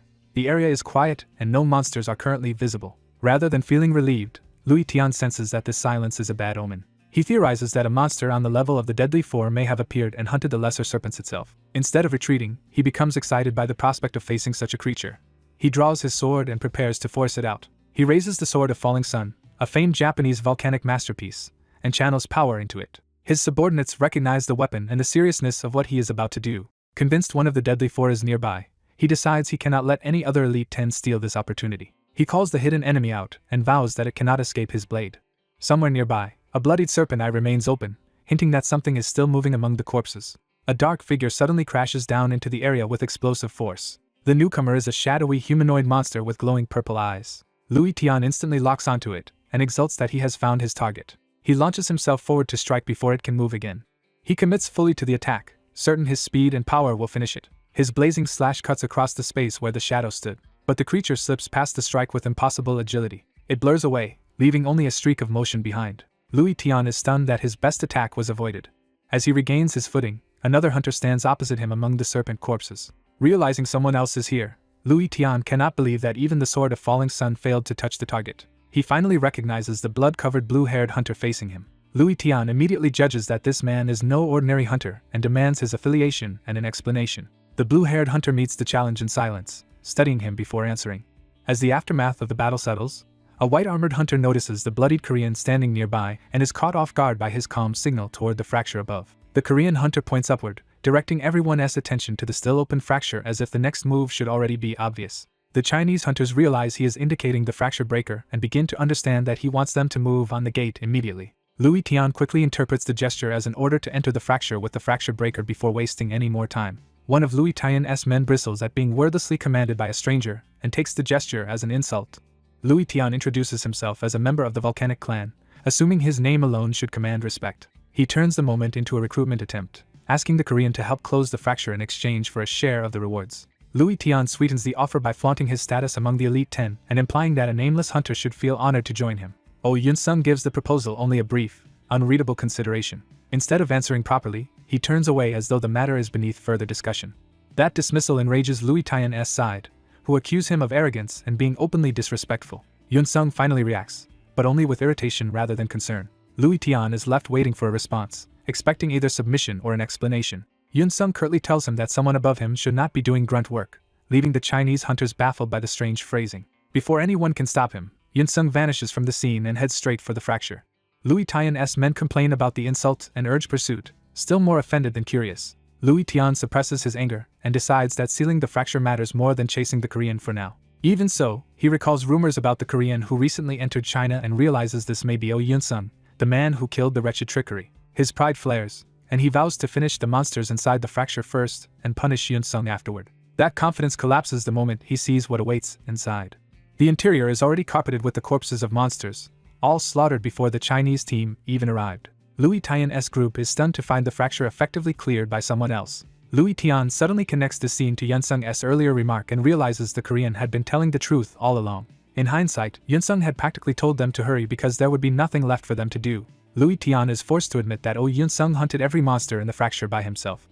4 days later, the Shanghai disaster has become a defining event still hanging over the city. The world mourns the tragedy caused when an unobserved fissure opened in the middle of a densely populated city. News reports also reveal that, according to the Tens, Yunsung played a major role in resolving the incident, though the full details remain unclear. Yunsung listens quietly to the report, detached from the growing attention around his name. A young woman arrives to fetch him, signaling that his break is over and work is waiting. Yunsung treats the summons casually, as if he were just another laborer returning from lunch. Around them, the restoration site remains a massive field of rubble and heavy machinery. The workers suddenly react in shock as they see what Yunsung is about to do. He casually hoists an enormous slab of debris over his shoulders and starts carrying it by hand. He drops the slab into place with brute force, clearing another section of the ruined site. After setting it down, he simply asks what piece of debris he should move next, treating impossible labor like routine work. Without waiting for praise, he moves on to the next task. The woman watching him is left staring, unable to reconcile his status with what he is doing. The workers admire his strength but are confused about why a hunter of his level is helping with manual restoration. The woman finally voices the question directly, asking why he came to the restoration site at all. She presses him for a real reason, suspecting there must be more behind his presence. She explains that hunters are only encouraged to assist in disaster recovery when urgently needed, not expected to stay and work like this. Yunsung considers her point but remains unmoved. She warns him that there are no cameras here and no public recognition to gain, so people may only find his behavior strange. Their conversation is interrupted by workers whispering about the odd sight of a hunter doing labor alongside them. Yunsung answers that other people's opinions do not matter to him. He even throws her own country's independent-minded attitude back at her, suggesting she should understand that much. Then he states plainly that he is helping because he wants to, and because the work is better than lying idle in a hospital while rebuilding his body. She starts to object again, but realizes he truly does not need anyone's approval. That realization leaves her momentarily speechless. She admits to herself that nothing she says will change his mind. Yunsung simply returns to work with the same steady focus. He lifts another massive chunk of rubble as easily as if it were training equipment. The workers can only watch in awe as he carries the load deeper into the site. The woman reflects on how the official statement spread across Shanghai and made Yunsung's role in sealing the fissure widely known. She recalls how he used a mysterious chi to transmit orders across the battlefield and coordinate hunters to rescue civilians and fight monsters. She also remembers that he alone wiped out the monsters at the center of the fissure, feats so extreme they bordered on the absurd. In a disaster where nearly everyone panicked, he became the key figure who organized the hunters and stopped the catastrophe from spreading. Yet even after all that, he continues hauling rubble in silence. Officially he was described only as a contributor, and as a foreigner he was left largely unvisited and uncelebrated. The woman bitterly admits that the reduced damage was largely thanks to him, yet she is practically the only person standing beside him now. She condemns her own industry for treating him as an outsider and letting that excuse their ingratitude. She realizes she has been no better, having once believed only in living and dying as a martial artist above all else. Watching Yunsung, she understands that he follows a different and broader kind of strength. Yunsung notices her lingering attention and turns back toward her. She promises to secure all the evidence needed so he receives proper compensation for subjugating the monsters, and he entrusts that matter to her. Then, awkwardly but sincerely, she offers to help him with the restoration work too. Yunsung is surprised, and she explains that she has nothing more pressing to do. Blushing, she adds that she is a hunter as well and asks to work beside him, even calling him boss. The unexpected title catches Yunsung completely off guard. He tries to hold it in, but amusement starts breaking through. He bursts out laughing, leaving her flustered and demanding to know what is so funny. Yunsung admits he cannot take her seriously, calling him boss with such solemn intensity despite her small stature. She stiffens with wounded pride, clearly not appreciating the joke. Yunsung immediately realizes he may have offended someone far more prideful than he expected. Before the awkwardness can deepen, both of them notice a new arrival. A red-haired woman leads a group of red-armored hunters into the restoration site with formal purpose. Yunsung recognizes the leader as Miss Bayan and greets her with easy familiarity. Her group responds with a disciplined martial salute. They formally greet Yunsung as if addressing a superior worthy of ceremony. Bayan explains that such respect is only natural for the man now regarded as Shanghai's savior, leaving Yunsung embarrassed by the sudden reverence. He assumes they must be here because another fissure was predicted. Instead, Bayan says Master Yang sent them specifically to help him. That revelation surprises both Yunsung and the woman beside him. One of the red-armored hunters explains that they do not usually do this, but Yunsung's example made it impossible for them to stand by and watch. Master Yang may have ordered it, but many of them would have volunteered anyway. By now, word that Yunsung is personally helping with restoration has spread across Shanghai. Inspired by that example, other hunters begin declaring that they will join the restoration effort as well. The movement keeps growing, with more hunters arriving to help in the near future. During the work, A team straining under debris suddenly senses something impossible beneath the rubble.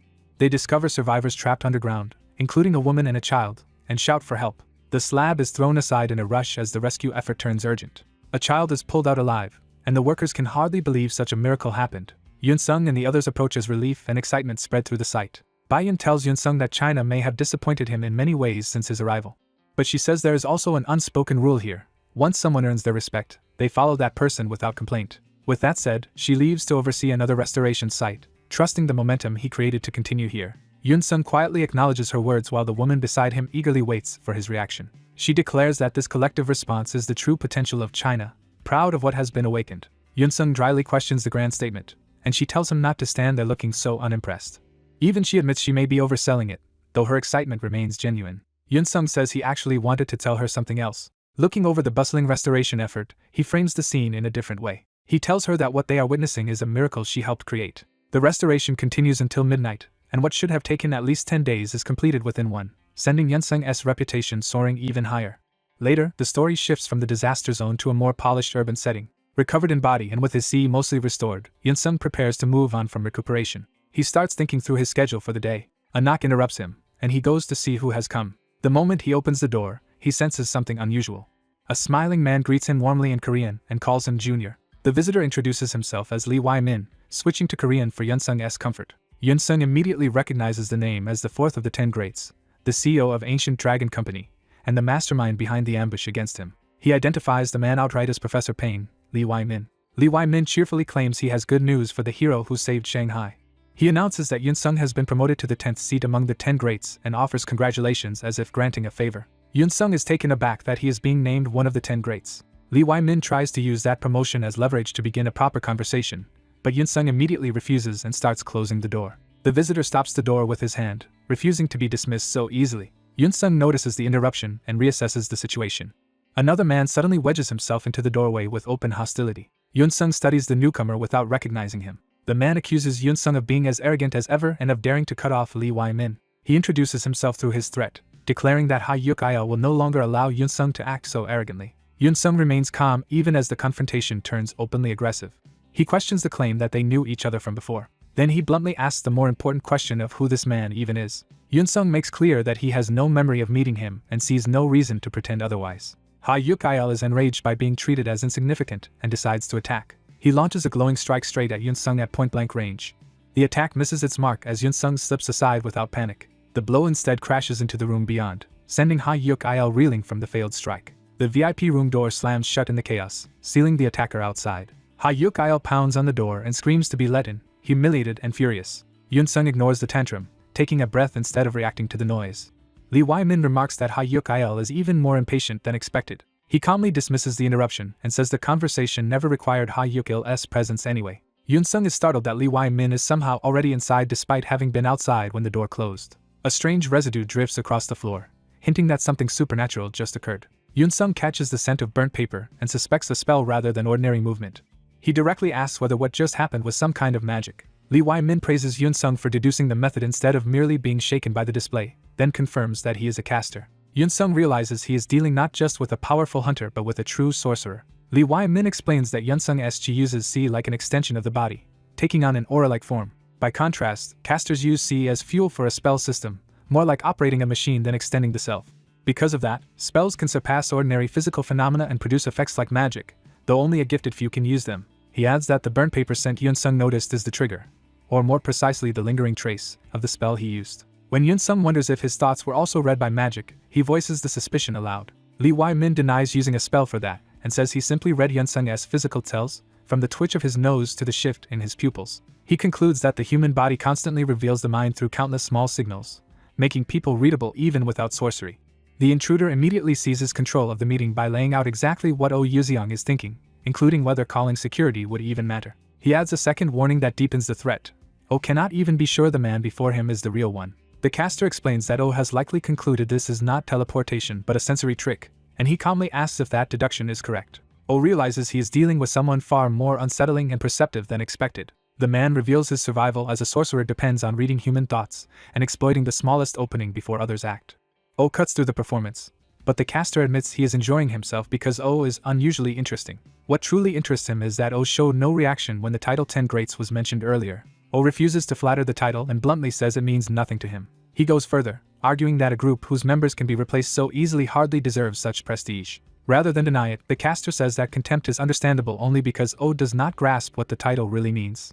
He explains that after O captured one of the 4 scars, he had already met the qualifications, but as a foreign guest they treated it as a special case. Now the situation has changed, and he declares that O has become a hero in Shanghai. To explain why that matters, he reveals that one of the 10 Greats had opened up 6 months earlier, and he had already recommended his own candidate. That candidate was Yahello, a junior he had personally raised and taught the restored Wasan martial art to carry on its chi. But O ruined that plan by appearing suddenly and becoming Shanghai's new hero after only 2 hunts. O dryly concludes that he has apparently caused this man trouble more than once. The caster starts counting his grievances, blaming O for taking the great spiritual medicine and for having Yahello imprisoned in O's country, wasting years of effort. By his own tally, O has interfered with him at least 3 times, and the resentment is no longer hidden. The atmosphere shifts as O senses the conversation turning into an attack. He realizes a spell is being activated around him. O tries to move first and rush the caster before the trap can fully settle, but something immediately feels wrong, as if his body is no longer responding the way he intends. He recognizes that the spell is affecting his senses in a dangerous and unfamiliar way. The caster remains composed, letting the spell do the work instead of meeting the charge directly. O's attempt to advance collapses into a crash as his body betrays his intention and drives him into the floor. Pinned by confusion, he realizes even his own senses and bodily control have been scrambled. The caster confirms it with satisfaction, explaining that he has twisted O's senses so thoroughly that any intended movement will trigger the wrong body parts. He casually signals for his subordinate to step in now that O has been neutralized. Yahello moves to capitalize on O's helpless state. He grabs O by the throat and keeps him pressed down, turning the spell into a physical execution. Then he hauls O upright by the collar, forcing him to face the caster's terms. With O restrained and disoriented, the caster finally drops the pretense and demands a choice. His first offer is submission, naturalize in this country and become his subordinate. The alternative is humiliation and destruction at his hands. Yahello reinforces the threat by holding O in place and making the power imbalance physical. The caster frames the offer as practical, saying O's recent success and new status as Shanghai's hero make him too valuable to waste. O listens in silence, taking in the real purpose of this meeting. The caster admits he would prefer to eliminate a man who has repeatedly obstructed him, but politics make recruitment more useful. He gestures as if weighing mercy, though it is clearly just another form of coercion. Yahello keeps O immobilized while the pressure continues. O endures the humiliation without giving the reaction they want. The caster insists killing such a rising star would be wasteful. He says the other 10 Greats also agree that O should naturalize and join them instead. He claims he came personally to persuade O, adding that an older, more violent figure would normally have handled this, but that man has strangely chosen to leave O alone. Since no one else is intervening, the caster decides his own judgment will settle the matter.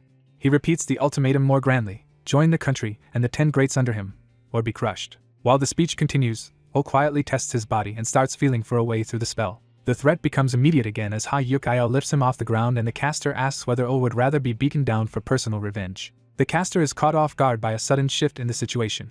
O breaks the hold long enough to smash Yahello in the face with a brutal upward strike. He follows through instantly, refusing to let the opening go. Yahello staggers back, bloodied and shocked that O could move at all under the spell. His outrage replaces confidence as the tables start to turn. He lunges back in recklessly, trying to overwhelm O with force. The attack lands to O's body, proving the spell is still interfering and that O is not fully free yet. Even so, O slips through the exchange with enough control to counter. He drives a decisive blow into Yahello and sends him flying across the room. The subordinate spits blood, his role as protector collapsing in a single exchange. Yahello crashes into the wall and is effectively removed from the fight. O resets his stance, now facing the caster directly. For the first time, the caster is visibly rattled by O's compatibility. O stands ready despite the lingering spell, making it clear he is still dangerous. The caster realizes with disbelief that O has somehow broken through his spell enough to fight back. The 2 men square off again, but now the caster no longer has the comfort of a bodyguard between them. He panics internally, unable to reconcile what he is seeing with how his spell should work. He reasons through the contradiction and concludes that O should still be disabled unless he has already dispelled the sensory distortion. That realization leaves him at a disadvantage, especially because Yahello was supposed to protect him while he cast. He reminds himself that the entire hotel is under his spell and this room is sealed off from the outside, though maintaining that barrier is draining his chi and weakening his defenses. He admits he brought Yahello precisely to shield him before confronting O, and did not expect that safeguard to fall so easily. Unable to understand how O dispelled the spell so quickly, he watches for the next move. O remains calm and measured instead of pressing wildly. He even beckons the caster forward, inviting him to attack first. The gesture enrages the caster, who reads it as deliberate provocation. He powers himself up, deciding to answer the insult head-on. O stays composed, as if he wants exactly that reaction. Mid-rush, the caster hesitates because the situation suddenly feels wrong. Thinking it through, he finds it suspicious that a close-range fighter would invite a caster to strike first. He reviews the difference between chi and spells, recalling that chi draws chi outward as aura while spells consume chi as fuel. From that, he remembers the key weakness of spells. They have cooldown periods after activation. He concludes O must be bluffing during that cooldown, provoking an attack because he cannot safely press the advantage yet. That interpretation restores his confidence, and he convinces himself he has seen through O's trick. He decides O still cannot properly move and that any recovery must be temporary. So he commits to attacking anyway, certain the spell still has O trapped. O silently confirms to himself that the spell has not actually been broken. The caster reassures himself that his sense disturbance spell is nearly impossible to overcome unless someone can consciously perceive every nerve in their body. He dismisses that possibility as absurd and impossible for O. Confident again, he prepares a fresh talisman to finish the fight on his own terms. He declares he will deal with O directly and activates the talisman with a smug laugh. At the same time, he reveals another layer of defense. The version of himself O sees is only a virtual image, while his real body is hidden somewhere unreachable. The talisman burns away as the new spell takes hold. He announces that he will end the fight instantly. A giant summoned guardian, the 1000-strength god, appears behind him as his executioner. O faces the summon without flinching. The caster orders the finishing blow with complete confidence. The giant launches its attack. O remains still, watching rather than panicking. The caster reveals the trap within the trap. Even if O can move again, the target before him is still false. O shifts position at the last moment, refusing to react the way the illusion expects. The summoned giant bears down from behind, while O still appears exposed. The caster explains that both he and the 1000-strength god in O's sight are virtual images, and he expects O to be overwhelmed while lost in illusions. O's expression stays unreadable, suggesting he has already stopped accepting what he sees. He exhales and settles himself, as if a puzzle has just clicked into place. Then he moves with sudden certainty. The caster is stunned when O's motion does not follow the illusion's script. He realizes in shock that O has somehow identified the real body hidden in the room. O plants his foot and commits to a direct rush. He closes the distance on the true caster before the man can retreat behind his illusions. Panicking, the caster desperately calls for the 1000-strength god to protect him. The summon charges to intercept, but it is already too late to stop O's approach. O reaches out, aiming past the illusion and toward the real target. The caster can only choke out a startled gasp as the attack reaches him. O's strike lands cleanly on the real caster even as the summoned guardian swings nearby. Reeling, the caster cannot understand how his hidden position was exposed. O presses the attack without giving him time to recover. The caster is knocked back hard and loses his composure completely. O follows with another driving punch, trying to finish the opening he created. But he immediately realizes the blow did not connect as decisively as he intended. The caster, battered and furious, surges back up instead of collapsing. Still in disbelief, he demands to know how O found him. He points at O and insists on an answer, more shaken by the method than by the pain. O pauses, considering whether to explain. He decides to answer after all. The two face each other again across the damaged room, the fight briefly giving way to explanation. O begins with the key premise. Since Li Wai Min had identified the man as a caster, the figure standing openly in front of him had to be fake. From there, he reasoned that he could not win unless he located the real body controlling the illusions. He ruled out the caster hiding outside the room because the man himself had said the smell of burning paper was the trigger for the spell. Since O could smell the burning paper inside the room, the real body had to be nearby. That meant the caster was hiding somewhere in the room while invisible. O then decided to test that theory by pretending his provocation was only meant to distract, and by time, he reenacts the baiting posture that lured the caster into overthinking. The caster remembers that moment, and realizes exactly when he was manipulated. O reveals the final step. He released a wide burst of energy to sweep the entire room. That attack spread outward in every direction, turning the room into a detection field. He used the blast not to kill, but to force any hidden body to reveal itself. The energy raked across the room until it struck something unseen. The barrage converged toward one point instead of passing harmlessly through empty space. That impact outlined the invisible caster's location. At that instant, O knew he had found the real man. The caster can only cough and ask what O just said, already knowing the answer is damning. He finally understands that O's earlier provocation was never just stalling. It was bait designed to expose his position. Enraged, he admits to himself that he was the one who got played. O watches him calmly as the caster struggles to process the reversal. Then the caster suddenly bursts into laughter instead of despair. He revises his judgment of O, praising him as bold and cunning enough to surprise even him. O rejects the compliment, and says what matters now is making the caster answer for the damage he caused. The caster mockingly asks whether O really intends to make him take responsibility. O answers without hesitation that anyone who starts a fight should be ready to bear the consequences. The caster accepts that logic in principle, but twists it into his own creed that he never forgives those who oppose him. With another talisman in hand and murder back in his voice, he declares that he will erase O here and now. O steadies himself for the next exchange, ready to meet the renewed attack head-on. A bespectacled enemy decides he would like to continue the fight, but only on terms that favor him. He calmly prepares a spell instead of pressing a direct attack. He activates a technique called Space Contraction, trying to seize control of the battlefield. Oh Yusung immediately senses the danger and tenses up. The spell detonates into the room with violent force. Using the chaos as cover, the caster lunges toward the unconscious Ha Yuk-il. He announces a tactical retreat, making clear that he never fights when the odds turn against him. Realizing leaving Ha Yuk-il behind would expose his move against him, he decides he has to take the man and flee. Oh Yusung charges straight at him before he can escape cleanly. The caster urgently calls for Jai Jian to assist him. At the same time, he switches to a shorter-range version of his technique to force an opening. Oh Yusung reads the move and commits to intercepting it head-on. He drives in with a focused counterattack aimed at the spell itself rather than the caster. He unleashes an assault form designed to pierce the technique's structure. The strike reaches the spell's core just as the caster tries to carry Ha Yuk-il away.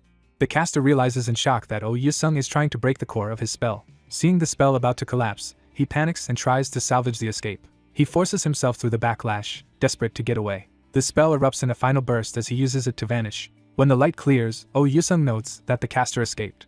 He quickly reassesses the result instead of chasing blindly. He realizes the enemy failed to escape with Ha Yuk-il, which means the rescue was only half successful. Elsewhere, the caster reappears alone, having abandoned his objective. The failure hits him immediately. He curses himself for not managing to take Ha Yuk-il.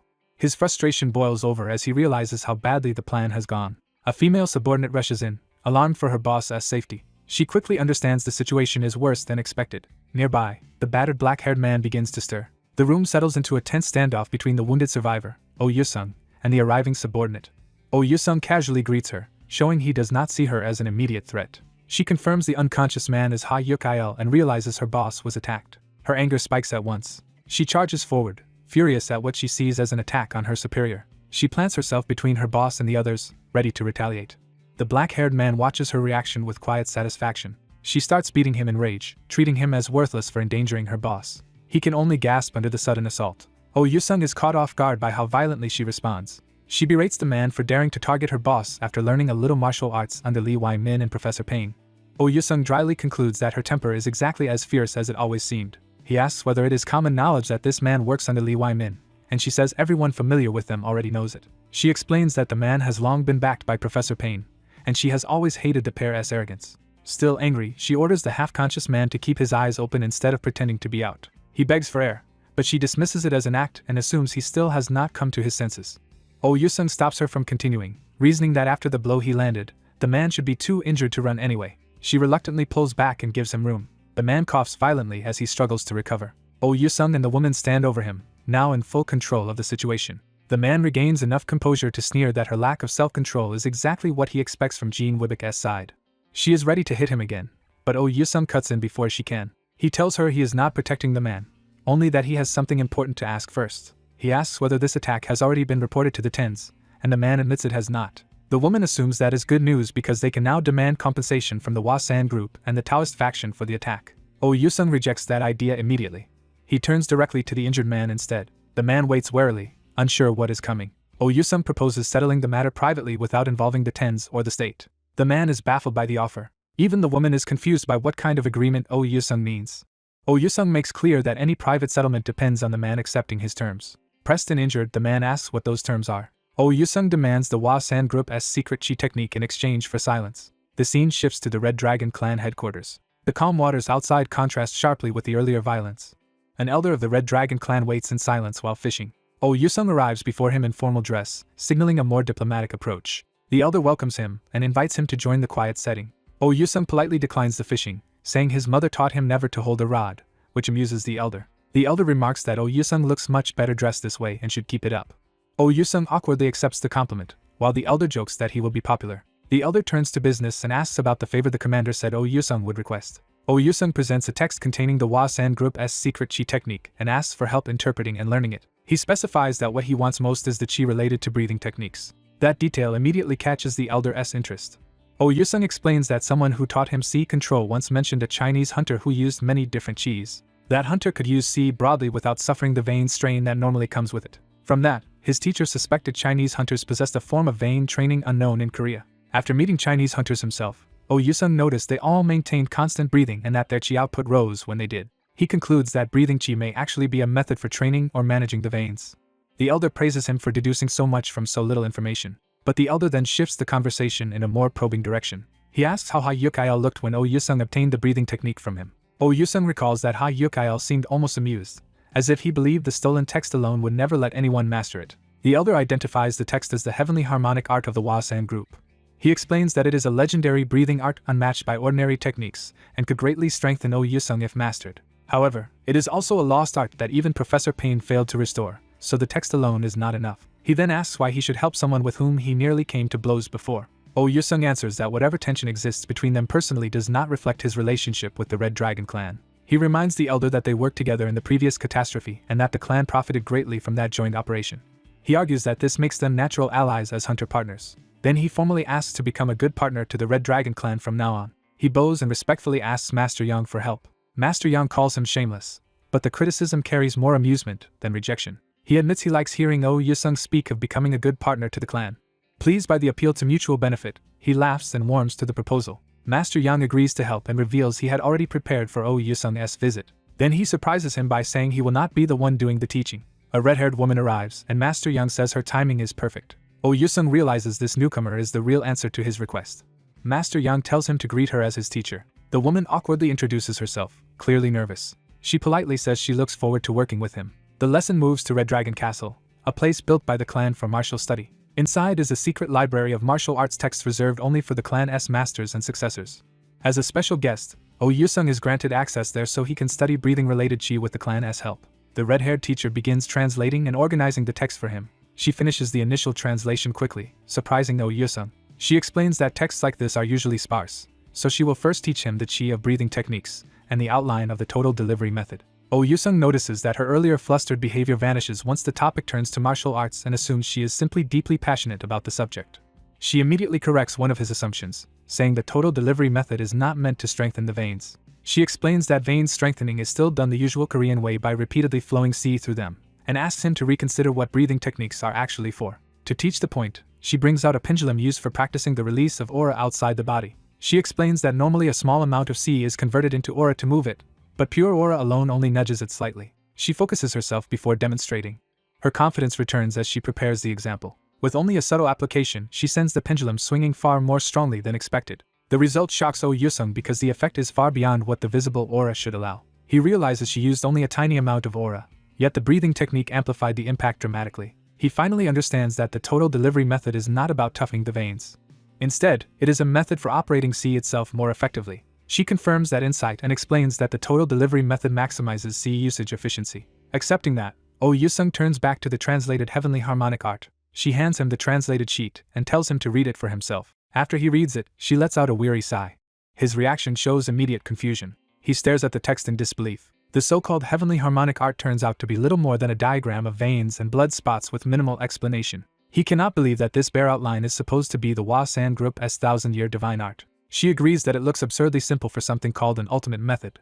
Oh Yusung complains that parts of it are so obvious and vague that they read more like empty sayings and poetry than a real manual. She tells him that this is normal for ancient hidden techniques. Divine arts are often written figuratively and memorized in short phrases rather than explained step by step. She adds that the books in this library represent over a century of accumulated study by the Red Dragon clan. Oh Yusung realizes that mastering this art will require extensive research, not simple translation. She honestly advises him not to pursue the heavenly divine arts from the original text because it is too dangerous. When he asks why, she points out that the instructions are dangerously incomplete despite their simplicity. She says the art can indeed be learned from this text, but only if the practitioner identifies the exact veins needed to operate it. If the wrong veinlets are used while circulating qi, the technique will go catastrophically wrong. In the worst case, the backlash could wreck his entire body.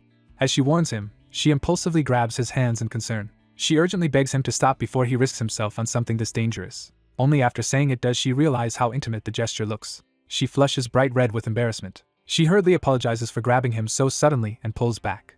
Mortified, she admits she acted without thinking. Oh Yusung simply concludes that she is a very shy person, but his thoughts return to the real problem.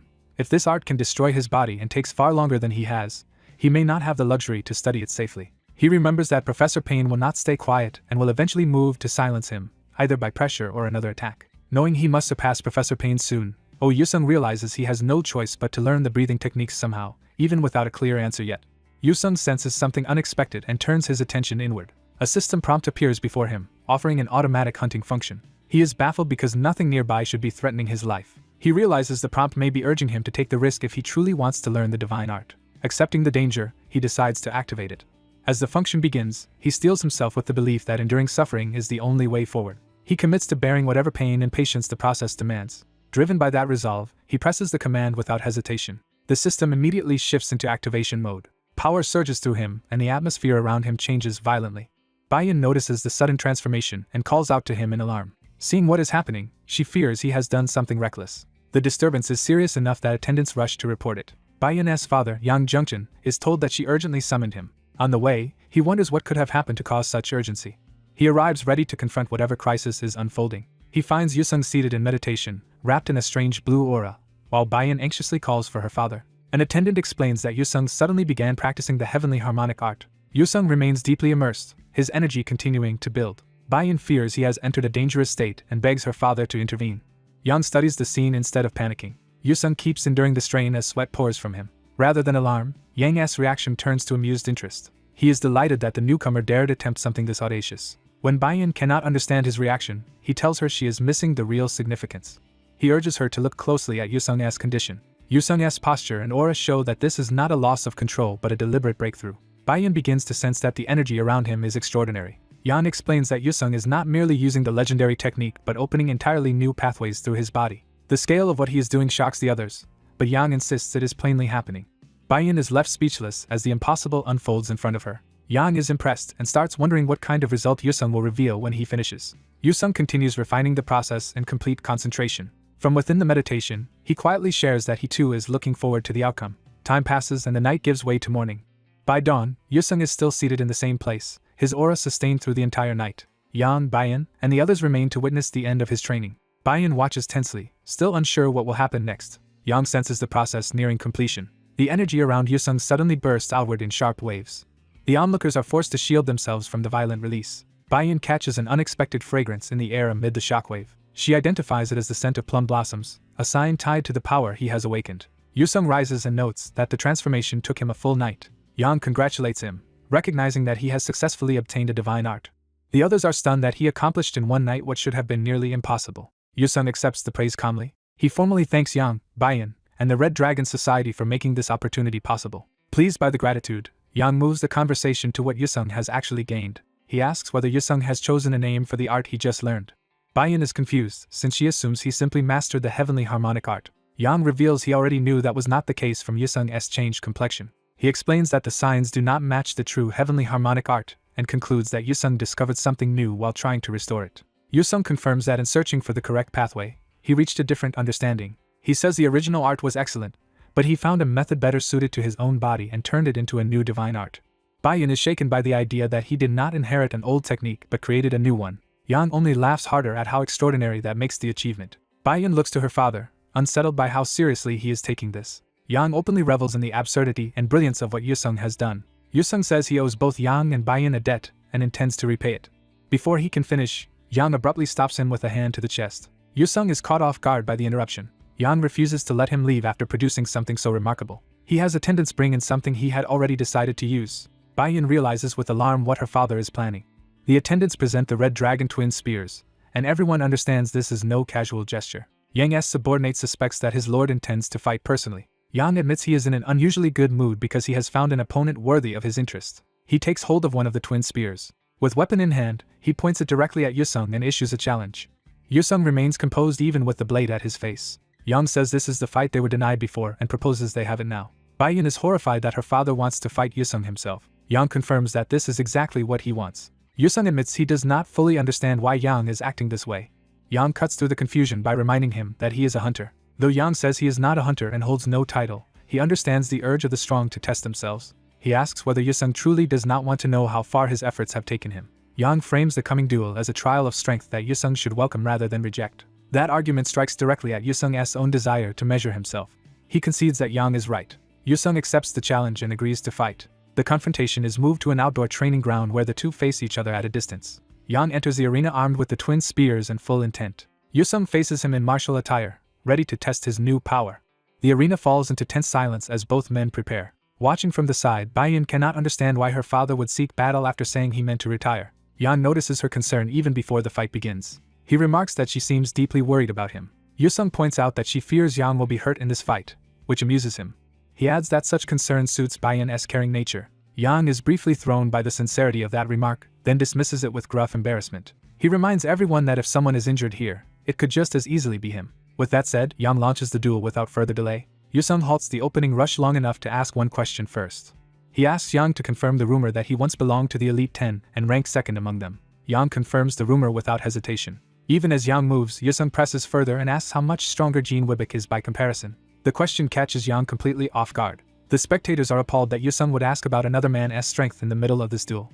Yang bursts into laughter, recognizing exactly why Yusung wants the answer. He channels fierce power into his weapon as if deciding to answer through combat instead of words. His excitement rises into open battle lust. He stamps down and explodes forward with overwhelming force. Yusung's system instantly reacts to the incoming threat. The automatic hunting function triggers at once. Yang crashes into close range like a blazing beast, shattering the ground with his charge. Yusung is startled by the sheer speed and pressure of the assault. The impact tears up the arena around them. Yusung throws himself clear before the first strike can pin him down. He gains height and distance, trying to reset the exchange. Yang laughs, thrilled that Yusung can still respond under that pressure. He tells Yusung to discover the answer for himself with his own strength. Yusung accepts that challenge and hardens his resolve. Another explosive clash tears through the arena as the battle escalates. The spectators watch in mounting tension, realizing this is no restrained spar. Bayan calls out to her father, alarmed by how serious he has become. Yang drives in again, now attacking with killing precision rather than mere testing jabs. Yusung narrowly twists aside, avoiding a direct hit by the smallest margin. He immediately understands that Yang is fighting at a terrifying level. Yang follows with another slash before Yusung can recover. The second attack passes so close that Yusung is forced flat to the ground beneath it. He realizes Yang's speed is monstrous because the follow-up came almost instantly after the first strike. Yang presses relentlessly, refusing to give him breathing room. With a roar, he commits even more power to the assault.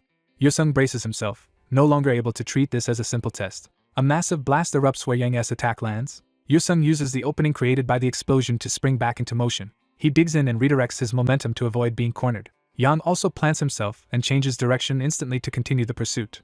The arena is carved apart by the force of Yang's advancing strikes. Yang then shifts into an even more dangerous form, driving both spears forward like twin fangs. He descends from above with a double thrust aimed to skewer Yusung outright. Yusung stays calm enough to read the attack instead of panicking. He bursts forward at the last possible moment rather than retreating. By closing the distance, he slips inside the line of the twin spears. The blades tear through his clothing but fail to pierce him cleanly. He lands in front of Yang in a stable fighting stance, having survived the trap. Yang acknowledges the maneuver with grudging approval. Yusung answers by raising his fists, ready to fight at close range. The spectators stare in disbelief that he endured that exchange. Even Yang's men admit Yusung's skill is far greater than they expected, and Bayan quietly agrees. Bayan's concern shifts into a deeper realization about what this duel truly means. When an attendant assumes Yang is simply holding back, she denies it. She explains that her father never actually passed his own divine art on to Yusung. The implication dawns on the others as they reconsider the way Yang is fighting. Bayan realizes her father is not treating Yusung as a junior or subordinate at all, but as an equal. That realization terrifies her because it means Yang may soon use his most serious technique. Back in the arena, the two men square off again with the next exchange poised to decide even more. Yusung judges that Yang's attacks are precise, heavy, and relentlessly dangerous, confirming that his opponent is every bit as strong as expected. Yusung realizes his opponent's twin spear assault never breaks rhythm, forcing him to keep reacting just to stay alive. Every time he tries to open space, the spear master instantly closes in, making escape nearly impossible. Even so, Yusung keeps thinking instead of panicking, searching for a way through the pressure. The Red Dragon Lord acknowledges Yusung's evasiveness and starts treating the exchange like a test. He presses Yusung to stop merely dodging and prove he can actually answer the twin spears. Confident in his weapon, the Lord challenges Yusung to find its weakness if he is truly capable. Yusung concludes that ordinary counters exist against long-reach weapons, but only if the enemy has already committed to an attack. That insight reveals the real problem. The Lord's pressure comes before any exploitable opening appears. The Lord notices Yusung has grasped something and prepares to escalate. He releases a surge of power and begins drawing out the full nature of his art. Heat erupts around him so intensely that the battlefield itself starts to feel consumed. Yusung recognizes this as a high level of Qi control, where Psi and Qi combine to create a special heat phenomenon. He immediately understands that charging in carelessly now would mean being burned before he could strike. The Lord taunts him for relying on evasion and asks whether he can dodge an attack that fills the whole area. Yusung steadies himself instead of retreating in fear.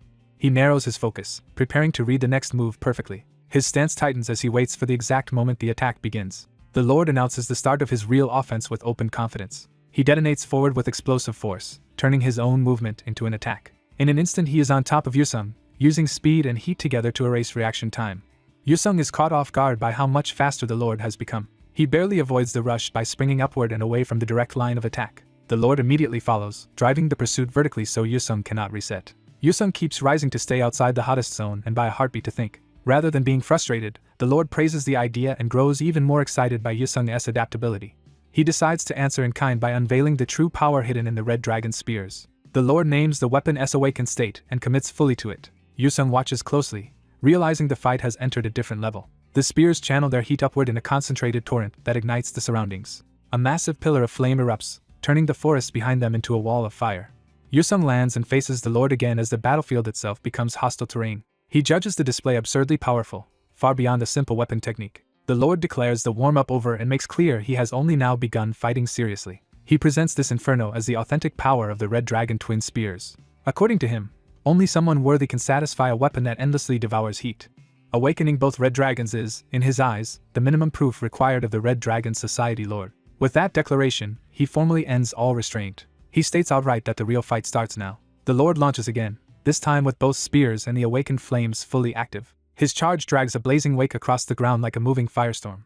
Watching from the side, his subordinates are stunned by how overwhelming he looks. The gray-haired man notes, he has not seen the Lord fight like this in 10 years and believes he has grown stronger. The red-haired woman agrees, astonished that he remains this powerful even after giving her half his energy. Yusung holds his ground in a guarded stance despite the pressure. The woman can only silently hope he survives what is coming. The Lord squares up again, flames rolling off him as he prepares another decisive rush. He repeats that he is starting, signaling another explosive entry. He bursts forward from a dead stop with terrifying acceleration. The attack arrives almost instantly, aimed to crush Yusung before he can reposition. Yusung remains composed at the last possible moment, refusing to flinch. The spectators are shocked by how fast the exchange has become. Even those who know the Lord well cannot understand how his footwork has become faster than before. The Lord follows with a named technique from the Red Dragon Gate, escalating from speed into formal killing arts. He unleashes breath of the twin dragons, turning the spear's heat into a world-burning assault. He boasts that this attack is meant to incinerate everything in its path. Instead of retreating, Yusung meets it head-on with a sudden blue aura concentrated through his hands. His own power blooms outward, creating a counterforce rather than a simple shield. The flames crash around him but fail to swallow him as expected. One of the onlookers prematurely assumes the battle is already decided in the Lord's favor. The red-haired woman anxiously calls out to Yusung, fearing the worst. Then drifting plum blossoms appear in the middle of the inferno, interrupting the expected outcome. The Lord notices the anomaly immediately. He cannot place what he is seeing at first. A moment later he recognizes the blossoms and is visibly shaken by the implication. Yusung answers that realization with calm confidence as blue energy rises around him. The Lord is stunned that such a phenomenon has appeared against his flames. Yusung reveals that he has caught and crossed the twin spear blades with his own aura instead of being pierced by them. He remains unnervingly composed while the plum blossoms continue to drift around him. His blue aura begins moving in smooth circular currents, turning defense into controlled redirection. The spectators recoil from the force of the clash and the strangeness of what Yusung is doing. The gray-haired observer can only ask what this phenomenon is. The red-haired woman suspects the plum blossoms are the key to Yusung's counter. Yusung seizes the initiative and strikes through the opening with a palm attack. The Lord is caught off guard for the first time in the battle. Yusung follows through without hesitation, pressing the advantage. He drives in close with another blue aura strike aimed directly at the Lord's body. The Lord reacts with anger at being pushed back. He answers by hurling another wave of flames to force Yusung off him. Yusung's blue currents sweep outward and cut through the fire in broad arcs. He slips away from the flames while keeping the Lord within striking distance. His expression stays cold and analytical, as if he is now reading the entire flow. The Lord resets his stance, but the certainty he had earlier is gone. Cuts begin appearing in his robe, proof that Yusung's counters are now reaching him cleanly. The Lord starts to question how this reversal is happening. Even while impressed, he wonders how much more Yusung has been hiding. Yusung gives only a short acknowledgement, already focused on the principle behind his success. He realizes he has finally identified the answer he was searching for. He recalls Baiyun's teaching that inner spirit breathing does more than reinforce the body. Its deeper function is to alter the physical properties of one's aura, making it a different concept from Psi. That memory lets him understand that the Lord is controlling the spear's heat through a divine art that changes physical energy. Yusung recognizes that his own unfinished art, built on heavenly harmonic art, may be able to answer it. Armed with that insight, he stands with renewed certainty. The Lord notices the shift in Yusung's bearing but does not yet understand it. Yusung suddenly dashes in, choosing offense instead of waiting any longer. Blue aura streams from his hand in a sharper, more deliberate form. He lands a clean palm strike on the Lord, proving his new understanding works in direct contact. Yusung realizes he now has a real path to victory. Rather than retreat, the Lord laughs and welcomes the challenge. The two clash again, blue aura against burning spear, either willing to yield. The spectators tense as the exchange grows even more dangerous. The Lord swings down with renewed aggression, trying to overpower Yusung before the mystery deepens. His spear blazes brighter as he pours more force into the weapon. When that fails to settle the fight, he simply decides to start the assault cycle over and break through by repetition. Yusung intercepts the next strike directly with his blue aura, refusing to be driven back. The collision shows his aura can now meet the spear's power on equal terms. The onlookers are stunned that Yusung is fighting the Lord evenly instead of merely surviving. The gray-haired man notices the vice leader's unease, but she hides it while privately sensing something is wrong. She knows the twin spear's heat should pierce and envelop anyone they touch. Since that heat is supposed to be unblockable even by aura, Yusung's defense should not exist. The Lord keeps attacking, but each exchange only deepens the contradiction. He himself starts wondering how Yusung is blocking the twin spears at all. Even heavenly harmonic art should not explain this, leaving the Lord unable to reconcile what he is seeing. The flames surge again, but now they no longer feel absolute. Within the fire, the drifting petals continue to move untouched and purposeful. Those petals begin disrupting the flames from inside the attack itself. The Lord finally realizes the plum blossom petals are making his fire die out. Yusung uses that weakening to launch another clean counterattack. He slides away and repositions smoothly, keeping the Lord off balance. Back in stance, Yusung looks fully in control of the exchange. The two separate for a brief moment, each reassessing the other across the scorched arena. The vice leader demands to know what Yusung just did. The gray-haired man explains again that the spear's heat should never be stoppable by aura alone. What makes this impossible is that Yusung is not only blocking the heat but extinguishing it. Instead of fear, the Lord responds with fascination at this new puzzle. He tightens his grip, deciding to solve it through combat rather than caution. The spear's flames flare once more as he prepares another probing strike. He resolves to identify Yusung's technique by forcing another direct exchange. The Lord lunges with a heavy thrust meant to overwhelm any subtle trick. Yusung reads the line of attack immediately. He channels blue aura into his palm again, ready to answer with precision instead of force. His counter sharpens into a focused blade-like stream. Their attacks collide in midair, blue and red exploding against each other. The spectators can only gasp as the clash intensifies. Yusung's blue point keeps pressing through the spear's burning edge instead of being consumed. The Lord watches in disbelief as his weapon loses dominance. Petals swirl through the collision, and the blue force continues stripping away the spear's heat. The exchange turns into a visible contest between dispersal and combustion, with Yusung steadily winning control. The spear's flames peel away under the pressure of Yusung's technique. The Lord can only conclude that what is happening should be impossible. Yusung demonstrates the answer openly by touching the spear's aura and unraveling it at the source. The blade is left visibly cooled and stripped of its fiery dominance. The Lord finally understands that Yusung is manipulating the spear's aura like flower petals, dispersing its heat piece by piece. Seeing Yusung standing amid the petals with a blue aura blade in hand, he realizes the blossoms are not decoration but the mechanism of control. Yusung confirms it inwardly. Every petal around him is being directed by his aura. The moment the Lord's attention slips into analysis, Yusung spots a decisive opening. He closes the distance instantly to exploit it before the Lord can recover. The Lord curses himself for letting his thoughts wander in the middle of the fight. Yusung narrows his intent to a single finishing objective. He drives a concentrated blue thrust straight through the Lord's guard toward his centerline. The clash peaks as Yusung's focused strike slams into the spear's last defense, threatening to break through completely. The onlookers are stunned when Yusung's blue blade starts cutting through the Lord's flames instead of being overwhelmed by them. The vice leader realizes something impossible is happening and can barely process the sight. Yusung presses forward with calm precision, driving his energy blade straight into the exchange. The Lord meets him head-on with his twin spears, but the clash no longer favors fire alone. Yusung slips inside the Lord's reach and forces the older fighter to defend at close range. His eyes sharpen with killing focus as he reads through the Lord's offense. For the first time, the Lord is visibly shaken by how cleanly Yusung is handling him. Even the drifting petals seem to hang in the tense pause created by that realization. Yusung circles behind him, refusing a direct contest of brute force. He studies the opening with the patience of a hunter rather than a duelist.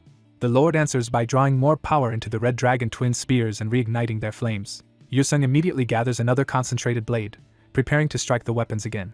He slams his attack into the Lord's flaming spear instead of the man himself, targeting the source of the fire. The two reset at a distance, but Yusung keeps advancing while the Lord is forced to reassess. The Lord begins to suspect that Yusung's true aim has never been his body.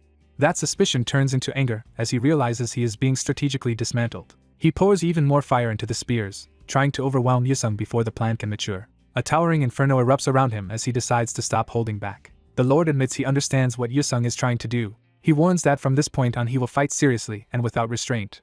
Yusung remains expressionless, refusing to be intimidated by the threat. The Lord plants himself and commits fully to the next assault. He launches from above with both spears, turning the battlefield into a killing zone. Yusung evades the charge at the last instant instead of contesting it directly. The Lord follows with a storm of crossing spear arcs meant to trap every escape route. Yusung weaves through the barrage, but the pressure starts to mount. A grazing strike tears into his clothes, proving the Lord's offense is now landing. Another cut follows, and Yusung is forced onto the defensive. The Lord drives him back with explosive sweeps and expanding fire. Yusung braces through the heat, his composure intact even as the damage accumulates. To the ordinary members watching, the fight now looks completely one-sided in the Lord's favor. They reassure themselves that the Lord will win if Yusung keeps attacking so directly. But the vice leader notices the oppressive heat reaching even the spectators and senses something is wrong. The others mistake the spreading heat for the Lord's dominance, unaware it signals a deeper problem. The vice leader realizes the flames are not simply spreading but being dispersed and broken apart. She understands that Yusung is scattering her father's aura into pieces and is aiming at something specific. Yusung confirms it with another strike that bites into the flaming spear rather than the Lord himself. The blue blade carves through the weapon's fire and peels more energy away. He withdraws cleanly, still controlling the pace despite appearing pressured. The Lord curses as he confirms Yusung was never trying to kill him outright. The vice leader identifies the real target, the red dragon twin spears and the flames bound to them. She realizes that although her father looks dominant, he is actually being cornered and drained. The Lord himself acknowledges that if this continues, his sea will run out and Yusung will likely win. He recognizes that Yusung is not competing in power or technique but hunting for the most efficient path to victory. To him, Yusung is no longer a mere opponent but a patient predator closing the trap. Instead of fearing that realization, the Lord laughs and finds it exhilarating. He steadies himself with both spears, deciding to answer as a true veteran rather than a sect leader protecting his image. Yusung watches carefully, sensing a change before it is visible. The vice leader grows uneasy as her father's mood shifts. The Lord declares that if Yusung is truly giving everything as a hunter, he will answer in kind. He vows to fight with his full self as well. The two men stand apart in a stripped-down silence, as if the duel is beginning anew. Yusung studies him, waiting for the next move. The Lord reflects that he once believed the Yang family's inherited power made him untouchable. He recalls the family's Sai and the Red Dragon divine arts that draw out one's potential. He remembers the Red Dragon twin spears and the authority built by the Red Dragon Society, then admits none of it was perfect. He openly praises Yusung as an exceptional hunter. The vice leader is confused by the tone of his words. The Lord reframes the duel as something deeper than a clash between two men. He says that from now on Yusung is not facing the Red Dragon Society's Lord, but Yang Jungjin himself. That declaration marks a complete shift in intent. He swings a spear with raw force, abandoning the rigid structure of his formal art. The attack comes in a broad, instinctive arc that is harder to read than his earlier patterns. Yusung blocks, but the timing is no longer as easy to predict. The collision shows that the Lord's strikes have become heavier and more dangerous despite losing refinement. Yusung is caught off guard by the sudden transformation. The Lord's spearwork now bites into the blue blade with brutal directness. The spectators immediately notice that something fundamental has changed. They realize the flames have vanished because the Lord has stopped using his old breathing method. Yusung attacks again, testing whether the change has weakened the Lord or made him stronger. The Lord intercepts him with a savage counter that proves the latter. The vice leader recognizes her father's style has changed completely, and senses what that means. He continues swinging in huge, unorthodox arcs that no longer resemble Red Dragon Society martial arts. She confirms this is not the Society's formal technique at all. The Lord's wild-looking attacks form a seamless cage of motion around Yusung. Yusung is forced to block repeatedly as the new style crashes into him from every angle. He realizes the Lord's aura has disappeared, but his movements have become even more troublesome. What looks reckless is actually making the blows harder and harder to stop. The Lord grins, fully committed to this stripped-down way of fighting. He drives Yusung into a tightening ring of spear arcs with no obvious opening. A hit finally slips through and jars Yusung's body. Yusung feels the danger rising as the Lord's pressure starts to overwhelm his usual calculations. Even the vice leader cannot explain it to the others, because she has never seen her father fight like this before. She realizes he has thrown away the form of the Red Dragon Society's martial art and is moving on pure instinct. Yusung sees that it is more than instinct. The Lord appears aimless, but he has no blind spots at all. Years of battle experience and a natural combat sense are now guiding every motion. That makes him the worst possible opponent for Yusung's auto-hunting approach. The vice leader understands that her father is following his heart rather than any doctrine. Within that abandonment of form, however, lies the distilled core of everything he has built in life. His lifelong strength and identity are now embedded directly into each strike. He suddenly bursts forward like a comet, carrying a trail of fire across the arena. A vast wall of flames rises behind him as he turns the entire field into his weapon. The members watching realize he is releasing Sai recklessly and without restraint. The Lord laughs through the blaze, embracing the ugliness of this all-out method. He admits that his current self would once have seemed unsightly to him. He knows it is inefficient, and that he is wasting both Sai and Si. Even so, he decides that his future, pride, convictions, efficiency, and even the Red Dragon Society can all be discarded. What matters to him now is only the spears in his hands and the fight itself. He surges again, driving the flames higher with that obsession. The fire crashes over Yusung and forces him to retreat through the inferno. Yusung cuts through one wave, but more heat keeps rolling in behind it. He lands and braces, trying to stabilize himself inside the furnace-like arena. Sweat begins to fall heavily as the environment itself starts wearing him down. Yusung realizes he is facing both unpredictable movement and unbearable heat at once. He admits to himself that the Lord is truly strong. The twin spears blaze brighter as the Lord prepares another overwhelming release. A colossal ring of fire expands around him, turning the battlefield into a sealed crucible. Even the spectators recoil, feeling as if their skin will burn from the heat alone. They can only marvel at the sheer power of what the Lord has unleashed. The vice leader judges that this extreme heat is especially dangerous for Yusung. She predicts that if it continues, his stamina will be steadily eaten away. The flames keep swelling until the arena is almost completely engulfed. Yusung endures inside it, breathing hard as the heat chips at his body. The Lord declares with confidence that this fight is now his to win. He raises a spear for the finishing sequence. With a sweeping motion, he sends the heat spiraling outward as part of the attack itself. The blaze spreads across the entire field, leaving almost nowhere safe to stand. The onlookers can barely hold their ground against the scorching pressure. The Lord faces Yusung through the fire, certain he has forced an impossible choice. He reasons that if Yusung blocks, the whirl of heat will swallow him, and if he dodges, the spears will still drain his stamina. Convinced every outcome favors him, he commits to the decisive strike. He leaps in and proclaims victory before the blow even lands. Yusung does not panic. He steadies himself in the center of the inferno. A faint smile appears as he sees the answer. Instead of retreating, he charges straight into the Lord's finishing attack. The vice leader is shocked that he would run toward the danger rather than away from it. Yusung thrusts his blue blade upward to meet the descending spear at the closest possible range. The two powers collide in a violent burst. The impact detonates at the center of the arena. The spectators brace themselves against the shock and heat. The Lord is stunned that Yusung actually blocked the twin spears at point-blank range and expects the heat to finish him anyway. Then he senses something is wrong. A blue current slips through the flames instead of being consumed by them. Yusung vanishes from the Lord's sight in the confusion of fire and petals. The Lord realizes Yusung's sword has disappeared and begins to understand the trick too late. He turns in alarm, searching for the hidden attack. The swirling petals become the clue that reveals what Yusung has really set in motion. The flames are suddenly pierced from within. Blue fragments scatter through the air like sharpened petals. Those fragments spread through the inferno and start shredding it apart from every direction. The Lord watches as the fire around him breaks down in bursts. He finally recognizes that the plum blossoms were never mere petals but Yusung's phantom sword. The vice leader sees that every flame her father released is now being erased. The Lord refuses to accept defeat, insisting that even if the flames are removed, his own power remains unchanged. He looks up and finds Yusung already above him, having turned the battlefield around.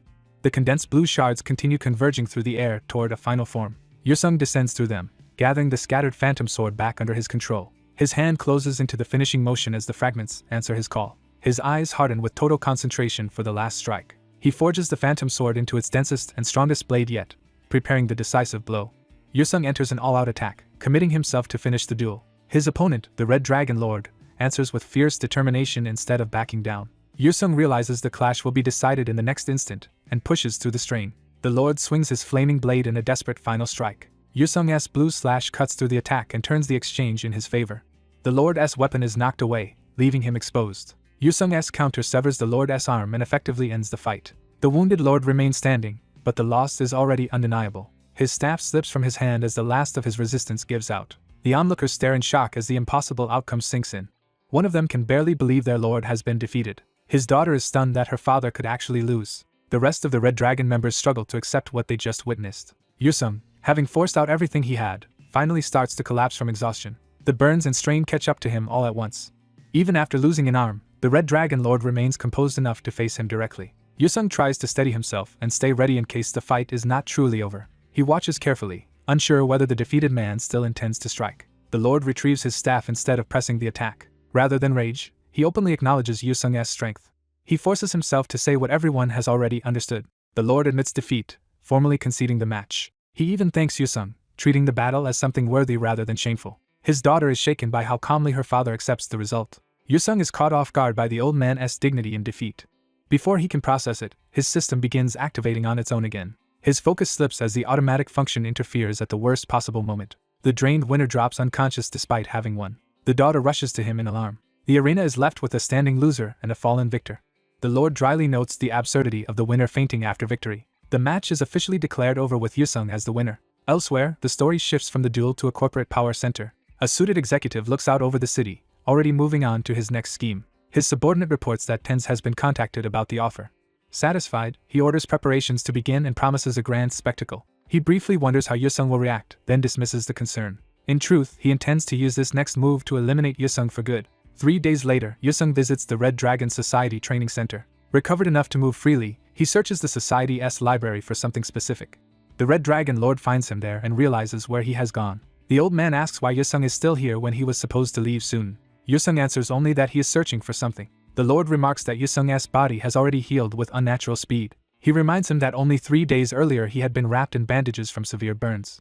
Yusung credits the Red Dragon Society's treatment and avoids explaining further. The old man studies him, sensing there is more to the recovery than medicine. He shifts closer, deciding to speak plainly. He tells Yusung not to dwell on pointless guilt over the duel. From his perspective, losing an arm was the price of saving Yusung's life in that final exchange.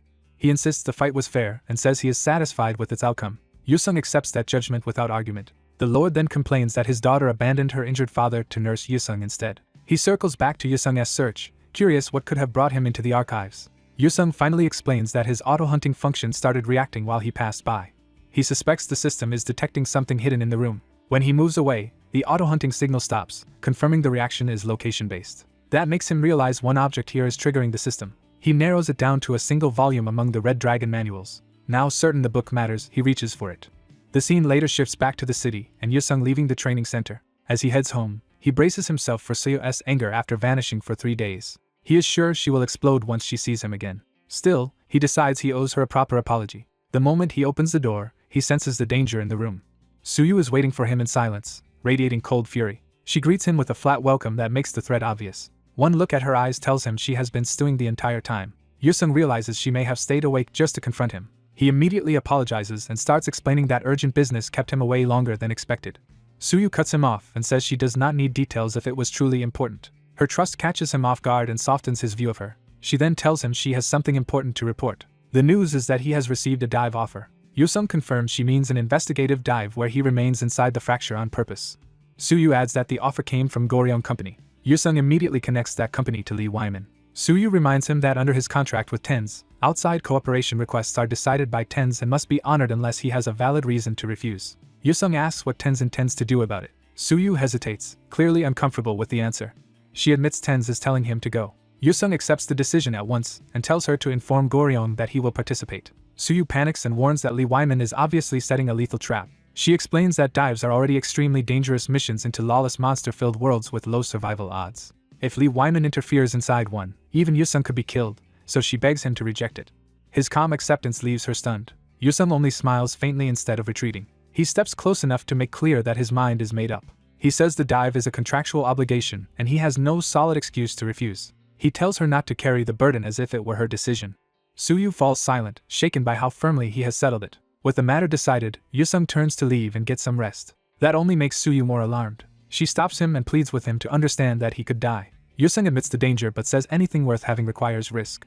He adds that he is not the kind of person who backs out once he has chosen a path. He leaves her with no room to argue further. As she calls after him, he shuts out the noise and focuses on his own next move. He activates drive, preparing to use the system rather than simply wait. His concentration sharpens as he commits to that decision.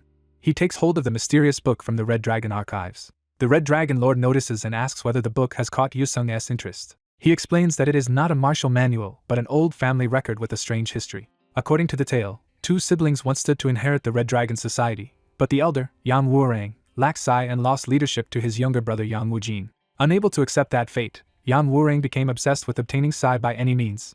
He pursued esoteric training, occult practices, mythical creatures, and every bizarre method he could find in hopes of changing himself. The legend says he eventually altered his fate and left behind only this book and a single declaration. That declaration was his vow that when his karma ripened, he would become leader of the Red Dragon Society. After hearing that story, Yusung obtained permission from the current lord to take the book. When he tried placing it into a system slot, an unexpected phenomenon occurred.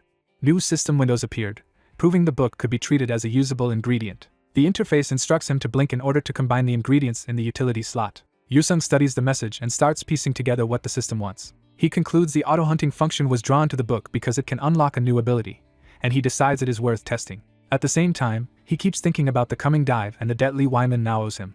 He remembers how masked enemies interfered with his previous dive. He resolves to collect on that debt when the chance comes. The story then moves to the day of the dive operation. A formal press conference is being held before the mission begins. Reporters gather to record every word, showing that this dive is being treated as a public event. The Red Dragon Lord's daughter steels herself as the long-awaited day arrives. She keeps her composure, but her tension is obvious. Several powerful figures connected to the operation stand assembled at the front. She identifies them one by one, starting with Professor Payne Lee Wyman. She also notes Ha Yukael, a man who was recently part of the Elite 10. Next is Jinshuang, the deadly dragon clan leader who shares control of Shanghai's hunter industry with the Red Dragon Society. And finally there is one Kyungchun, a final specter, ranked 6th in the Elite 10. Seeing them together confirms her fear that Lee Wyman has gathered his own allies around this dive. Given Lee Wyman's bad history with Yusung, she concludes the operation is plainly a trap meant for him. She thinks Yusung should still be recovering and prays he will not appear. Lee Wyman, however, mocks the idea that Yusung might stay away. When she challenges him, he pretends innocence while enjoying her anger. He claims he merely wanted to work with Yusung, while implying disappointment that Yusung is not participating. She demands to know why he is telling her this at all. Lee Wyman answers by pointing out that she was the one who arranged Yusung's cooperation with the Red Dragon Society in Shanghai, making her the obvious person to needle. She agrees only on one point: his way of speaking is as irritating as ever. One Kyungchun then shifts the conversation by saying he had wanted to meet Yusung as well. He smoothly turns his attention to her instead and asks her to dinner after the conference. She rejects him politely but immediately. One Kyungchun responds with oily charm, implying she must have many admirers and leaving the invitation open. She outwardly stays courteous while inwardly finding him revolting. Even so, she shakes his hand for the cameras and the assembled witnesses. Once the moment passes, she questions why so many reporters are present when dives are usually kept secret. Lee Wyman says this mission is an exception because it is no ordinary dive. He adds that it is unfortunate Yusung could not attend, continuing the performance. Then he moves to begin the official announcement. At the podium, Lee Wyman introduces himself as the person in charge of the dive operation. Watching him, she remains convinced Yusung would never walk into such an obvious trap and wonders what game Lee Wyman is really playing. Lee Wyman publicly frames his acceptance of the mission as a matter of duty and honor. He reveals the dive's stated objective: to uncover the cause of the disaster that struck Shanghai.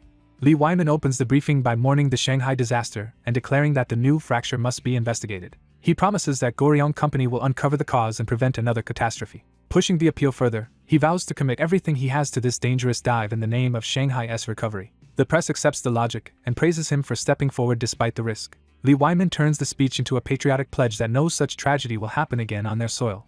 A red-haired woman recognizes that his words are calculated but exactly what the public wants to hear. Lee Wyman pauses as if preparing to shift the topic to something more pointed. He reveals that he invited Shanghai's 3 greatest hunters to join the operation and says the 2 beside him accepted immediately. The woman realizes he is setting up a message aimed at someone specific. Lee Wyman says the one person everyone expected to see, the foreign hunter who helped during the disaster, failed to appear.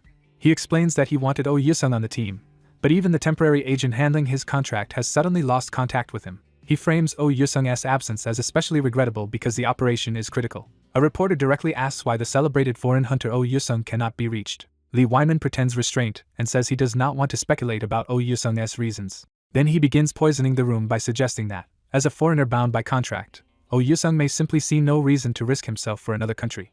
The reporters immediately take the bait and start condemning Oh Yusung as selfish and dishonorable. Lee Wyman hides his satisfaction as the smear campaign takes hold. The red-haired woman finally understands that ruining Oh Yusung's reputation was Lee Wyman's real goal. Lee Wyman thinks that whether Oh Yusung joins or not, he can still destroy him. The room's suspicion grows as people connect Oh Yusung's absence to past friction with Goryeo Company. The woman sees clearly that Lee Wyman is weaponizing Oh Yusung's foreign status to tear down his image. She realizes the reporters were invited precisely so Lee Wyman could recast Shanghai's hero as a coward who ran from the dive. Privately, Lee Wyman revels in the idea of destroying Oh Yusung's name before taking revenge on him personally. His hatred sharpens into a vow to strip Oh Yusung of all honor before killing him. The woman panics because speaking up might only worsen the damage already being done to Oh Yusung. Before the smear can settle, someone strides into the hall. Lee Wyman notices the arrival and is caught off guard. The red-haired woman recognizes who it is and is stunned. Oh Yusung himself walks in, instantly overturning the narrative built around his absence. Lee Wyman is rattled that the very man he was burying has appeared in person. He realizes Oh Yusung is about to ruin the trap he carefully prepared. Lee Wyman urgently orders his people to stop Oh Yusung before the reporters notice him. One of Lee Wyman's men rushes in to intercept Oh Yusung by force. The guard launches himself forward to block the newcomer. He tries to drive Oh Yusung out, insisting he has no place in the operation now. The attack escalates into an outright attempt to throw Oh Yusung out of the room. Oh Yusung does not even tense, calmly watching the punch come. He dismisses the attacker as too slow. The guard's strike passes uselessly as Oh Yusung moves beyond his reach. The attacker realizes too late that he has completely missed. Oh Yusung crosses the distance in a blur no one can track. The reporters are left staring in shock at movement they barely perceived. He lands lightly on the platform as if he had always belonged there. The room struggles to understand how he got past security in an instant. By the time anyone reacts, Oh Yusung is already standing on stage beside Lee Wyman. The audience can only wonder when he entered and who could move that fast. Lee Wyman can only curse as his control of the event slips away. What unsettles him most is that he could not follow Oh Yusung's movement at all. Oh Yusung simply extends a hand toward the podium, asking for the microphone. He makes his demand plainly, forcing Lee Wyman into a public response. The red-haired woman is relieved to see Oh Yusung seize the moment himself. Oh Yusung greets the room with calm confidence. He introduces himself directly as Hunter Oh Yusung. The crowd is thrown off because he speaks in Korean, confirming his identity but leaving most of the room unable to understand him. Oh Yusung immediately notices the language barrier and realizes he needs a translator. Lee Wyman is still shaken by the speed he just witnessed and cannot make sense of it. He recalls seeing plum blossom traces in that movement and begins connecting Oh Yusung to Hwa-san's martial arts. When Oh Yusung addresses him, Lee Wyman snaps back in irritation. He is visibly unnerved by being singled out so directly. The room falls silent, waiting for Lee Wyman to explain what is being said.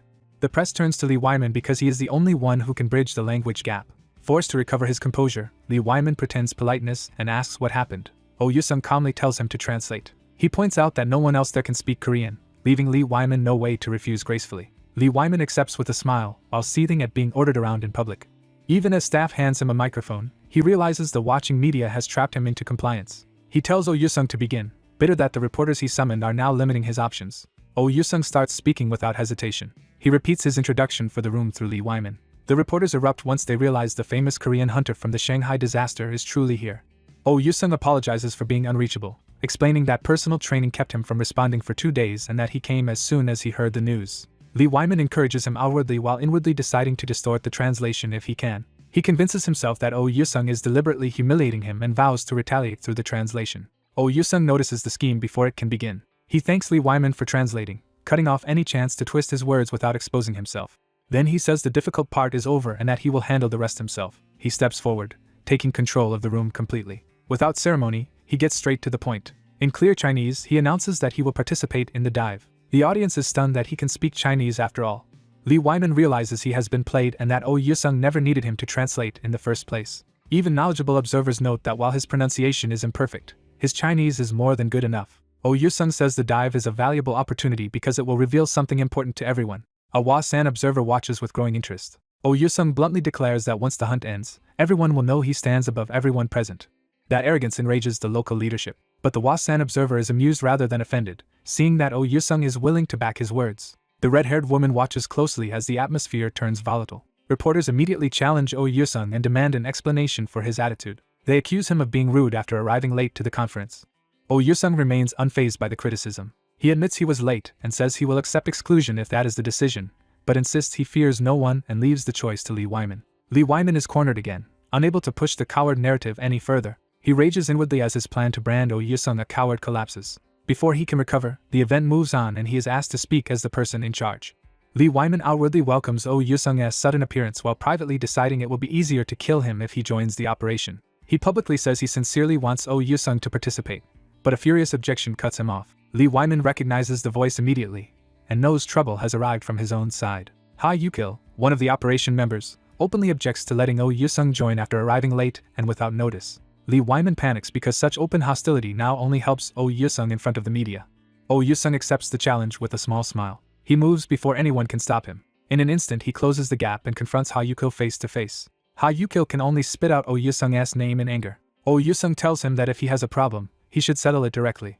He demands proof through skill rather than excuses, turning the argument into a test of strength. Ha Yukil immediately accepts and charges him. The press recognizes the clash as a showdown between a former Hwa-san elite and Oh Yusung. Lee Wyman can only watch as the situation spirals beyond his control. Ha Yukil draws his sword and attacks, determined to prove himself publicly.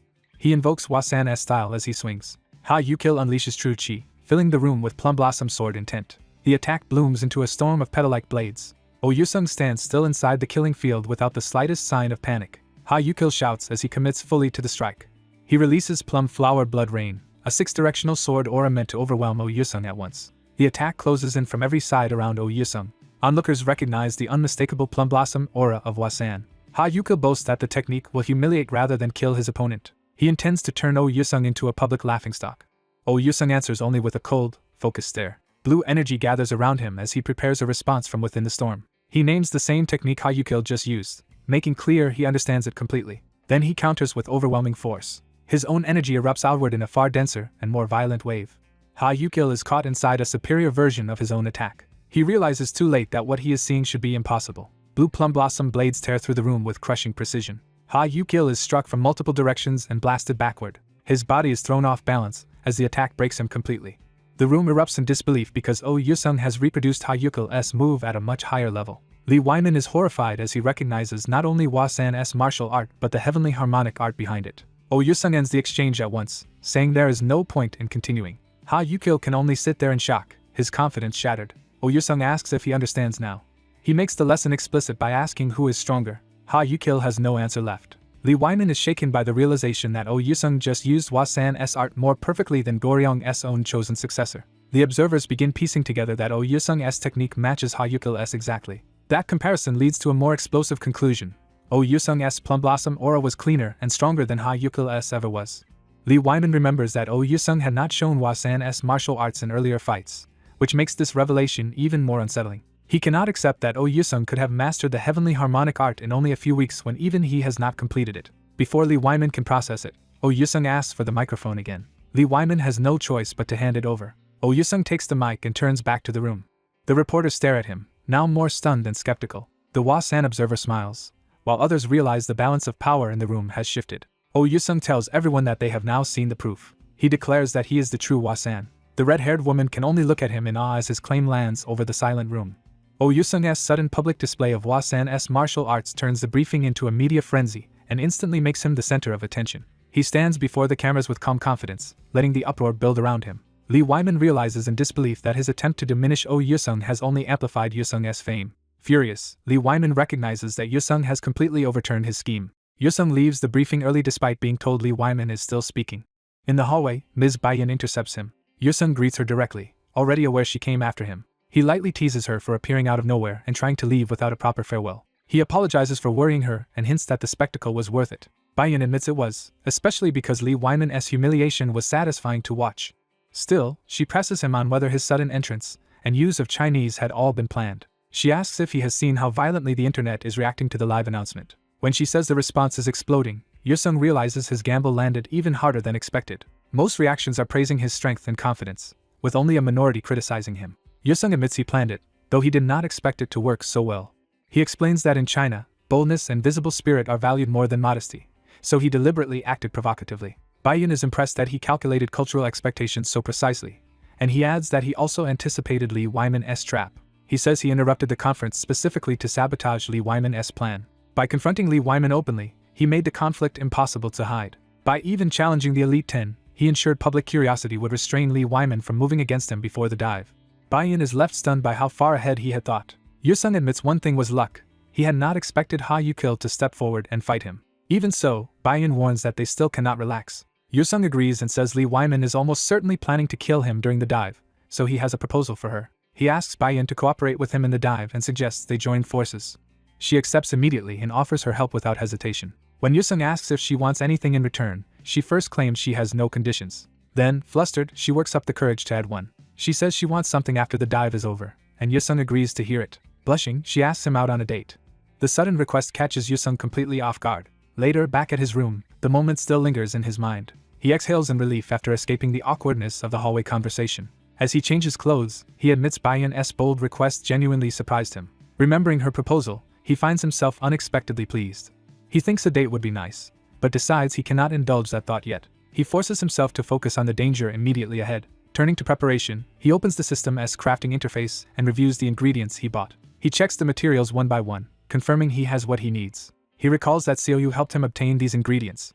He activates the combination function to see what they can produce. The system completes the synthesis successfully. Blue light floods the room as the crafted item materializes. The result is a new weapon called the Absolute Shatter Gauntlet. Yusung realizes that with the right recipe, combining ingredients can create equipment, and that he can reproduce many items with only a few materials. That confirms his next objective. The item described in Yang Wujin's book, Red Dragon's Law, must also have a recipe. He resolves to obtain the missing ingredient during the upcoming dive and makes that his true goal. Before he can continue, Xiaoyu appears at his door looking shaken. She struggles to speak, clearly frightened by whoever has arrived. When she finally says he has a visitor, Yusung immediately senses something is wrong. He asks who it is, and the answer comes from the visitor himself before she can explain. Yusung's expression hardens as he recognizes the threat. An elderly man in a loud green shirt enters with Seoyu beside him, greeting Yusung as if they were old acquaintances. The man reveals himself as Jean Wibik, and his presence carries open menace beneath the smile. Yusung instantly identifies him as a serious enemy. Without wasting time, Yusung draws a blue energy blade to strike first. His system shifts into combat mode and auto-hunting activates.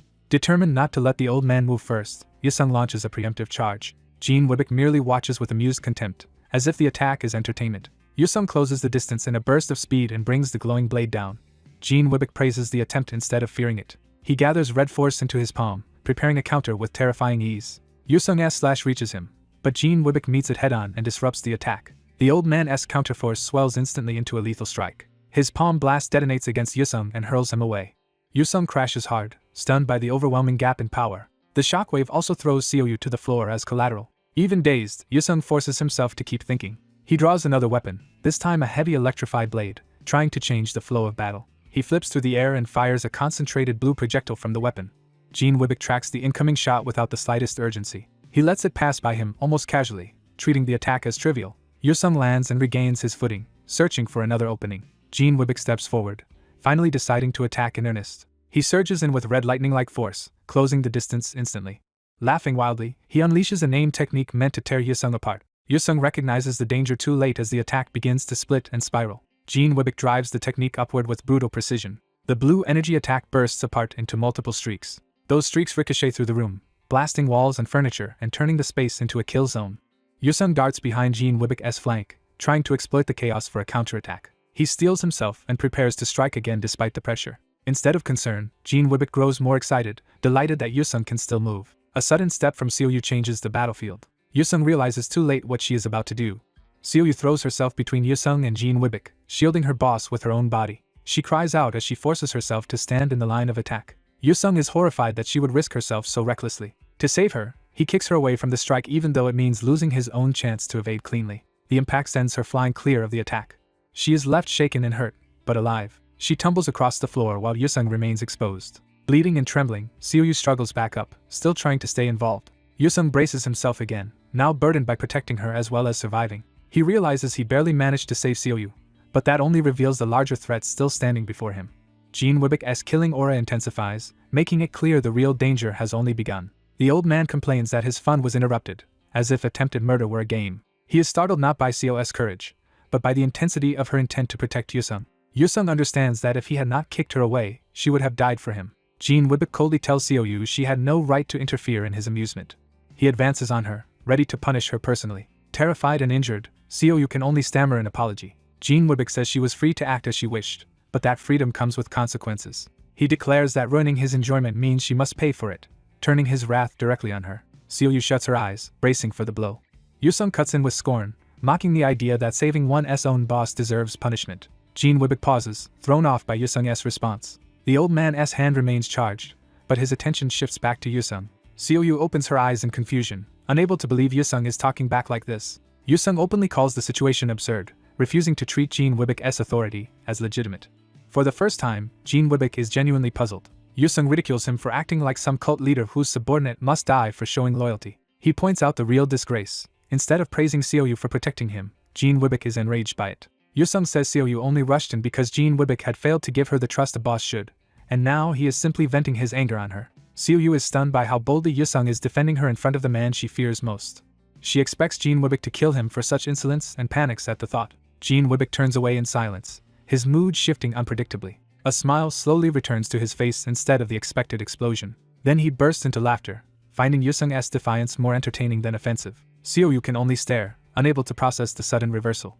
Jean Wibik laughs harder and praises Yusung as a masterpiece rather than an enemy to be crushed. Yusung stays outwardly calm, though he remains wary of the old man's instability. Jean Wibik reveals that he understands exactly what Yusung did at the broadcast. He deliberately provoked Chinese pride and diverted attention to himself. Yusung admits that events ended up that way, while privately cursing how quickly the old man withdrew his killing intent. The room settles into a tense standoff, with Seoyu still kneeling between them. Seoyu feels as if reality has broken, unable to understand how the confrontation turned into conversation. Yusung asks why Jean Wibik barged in so suddenly, and the old man says he came because he has business with him. Jean Wibik produces a small box, signaling that this visit was planned from the start. Yusung immediately recognizes that the box must be important. Jin Wibik says this is the price of dealing with him, and that he came to discuss that very deal. Elsewhere in Seoul, the scene shifts to Sungwook building. Kim Sungwook rushes in, furious and alarmed by what he has heard. He bursts through the door and demands to know what the reckless man has done now. Seeing the aftermath, he is momentarily speechless. The battered man lies sprawled on the floor, clearly having pushed himself to the brink again. The injured man greets Sungwook casually and mocks how fast he came after the call. Sungwook explodes, saying that if he wanted to die he could have done it at home instead of pulling another suicidal stunt. The man only laughs weakly and tells him those are harsh words. Sungwook warns that he is practically begging for death by overexerting himself like this. But the man remains unfazed. He brushes it off, claiming he will recover after suffering for a day or so. Sungwook demands to know why he keeps doing these insane things when he has already chosen his path as both tutor and agent. The answer is simple: he made a promise. Sungwook realizes that promise concerns Mr. Yusung. The man confirms it, and reveals the promise is tied to finding a cure for ruined veinlets, a method both of them have searched for in vain for 4 years. Sungwook points out how impossibly slim that hope is, though he insists his doubt is not about Yusung himself. Until such a cure appears, he says, the man should focus on training his body, but the reply is that he has already done enough of that. The man says he cannot keep idling while warming up, especially when Yusung is facing so many problems of his own. Remembering Yusung's Chinese broadcast, he realizes Sungwook must have seen it too. He concludes that Yusung must be suffering badly in China because of the country's territorial hostility, even if he is still performing brilliantly. Because Yusung is enduring all that and still pushing forward, the man decides he cannot remain still any longer either. A shaken researcher continues his accusation, trying to understand why the other man went this far. He points to the ruined facility as proof of the madness behind the act. The slick-haired man calmly admits he has finished the project they had discussed before. The researcher confirms in disbelief that the forbidden work was completed using that damaged body, and the man answers without hesitation. Faced with that answer, the researcher can only call him insane. The man accepts the insult almost as praise. Left desperate, the researcher begs for help. He places his hopes on Mr. Yusung, pleading for a miracle that can restore the ruined body. Elsewhere, an older man arrives to revisit a prior deal and says he has something important to discuss. He presents a small box to Yusung as leverage. When the box is opened, Yusung realizes it contains the promised object. The old man reminds him that the original bargain required Yusung to take part in 5 hunts, and Yusung notes he already cleared 1 in Shanghai. The old man admits he should not be showing the reward yet, but circumstances have changed. Yusung presses him to explain what changed. The old man reveals that a Taoist enemy has invited Yusung to a coming gathering, which Yusung recognizes as the dive. He says he has a task for Yusung inside that event. When Yusung asks what he gains, the old man offers to count the mission as clearing all 5 hunts at once and promises the object will go to the young man they discussed. That reward makes Yusung pause and weigh the offer seriously. He first checks whether the job would require him to kill someone, even indirectly, and is told it will not. The old man reframes it as something any hunter could accept. Yusung agrees to hear him out and asks for the exact task. The old man begins to explain, but the moment the real condition becomes clear, Yusung is visibly stunned. He can barely process what he just heard. He calls the proposal insane and initially refuses it. After a beat, he reverses himself and decides to do it anyway. The old man accepts that answer with satisfaction. He confirms the dive date is fixed, tells Yusung to be ready, and says any needs can be reported through the unconscious assistant nearby. As he leaves, he tells Yusung to rest before the late-night operation. Then he deliberately lets a murderous aura slip out. The pressure floods the room and bears down on Yusung from behind. Yusung instantly recognizes it as killing intent and reacts. His eyes sharpen as his body enters combat readiness. He launches his hand technique in assault form. Yusung surges forward with a blue energy strike aimed at the old man. The old man remains calm even as the attack closes in. He turns with a faint smile, showing he expected this response. Yusung realizes too late that something about the situation has changed. Even so, his attack continues toward the old man's face. The strike stops just short instead of piercing through. Its force disperses into delicate, flower-like fragments around them. The old man remarks that he has not seen that technique in a long time. He identifies the pattern as clear plum blossoms and praises Yusung's hand skill. He also praises Yusung's reaction speed for halting the attack the instant the killing intent was withdrawn, while Yusung calls him deranged and the old man claims he simply trusted him. Noticing the small cut he received, the old man muses that it has been a long time since he bled and casually brings up the Red Dragon Society. Yusung points out that none of this bloodshed would have happened if the old man had not provoked him, and the old man agrees that Yusung would never have struck first on his own. The old man boasts that Yusung has accomplished something even the Yang family's prodigy could not by forcing Jin Wibik to act against him. He parts with a warning not to get too absorbed in this side of the world before the dive. With that, he disappears from the room. Yusung is left irritated, thinking every meeting with that man is exhausting.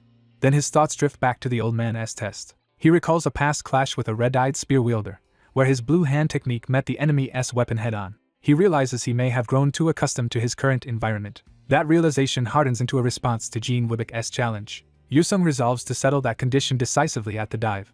By the time the day arrives, the dive has become the focus of everything. A young female assistant worries that after this operation she will likely be punished because she has fallen out of favor with the principal. She fears she may even be expelled from the tens now that she is no longer useful. She forces herself to stop spiraling and decides the success of her boss's dive matters more than her own future. She enters to report that the day of the dive has come and asks whether preparations are complete.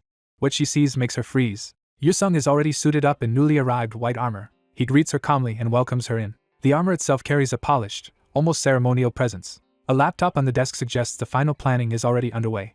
She tells him the gear arrived yesterday and awkwardly notes that it suits him, while he answers with unusual politeness that it feels special to wear it again. Concerned about his fracture, she suggests he should still be in the hospital, but he assures her his body is fine. Yusung lightly teases that if she forced him back into treatment, he would only make a scene about not being able to work during an important mission. Thrown off by his formal tone, she asks why he is suddenly using honorifics with her. He says he did not expect it either. But if this dive goes well, their time together will end, so there is no reason to keep pretending.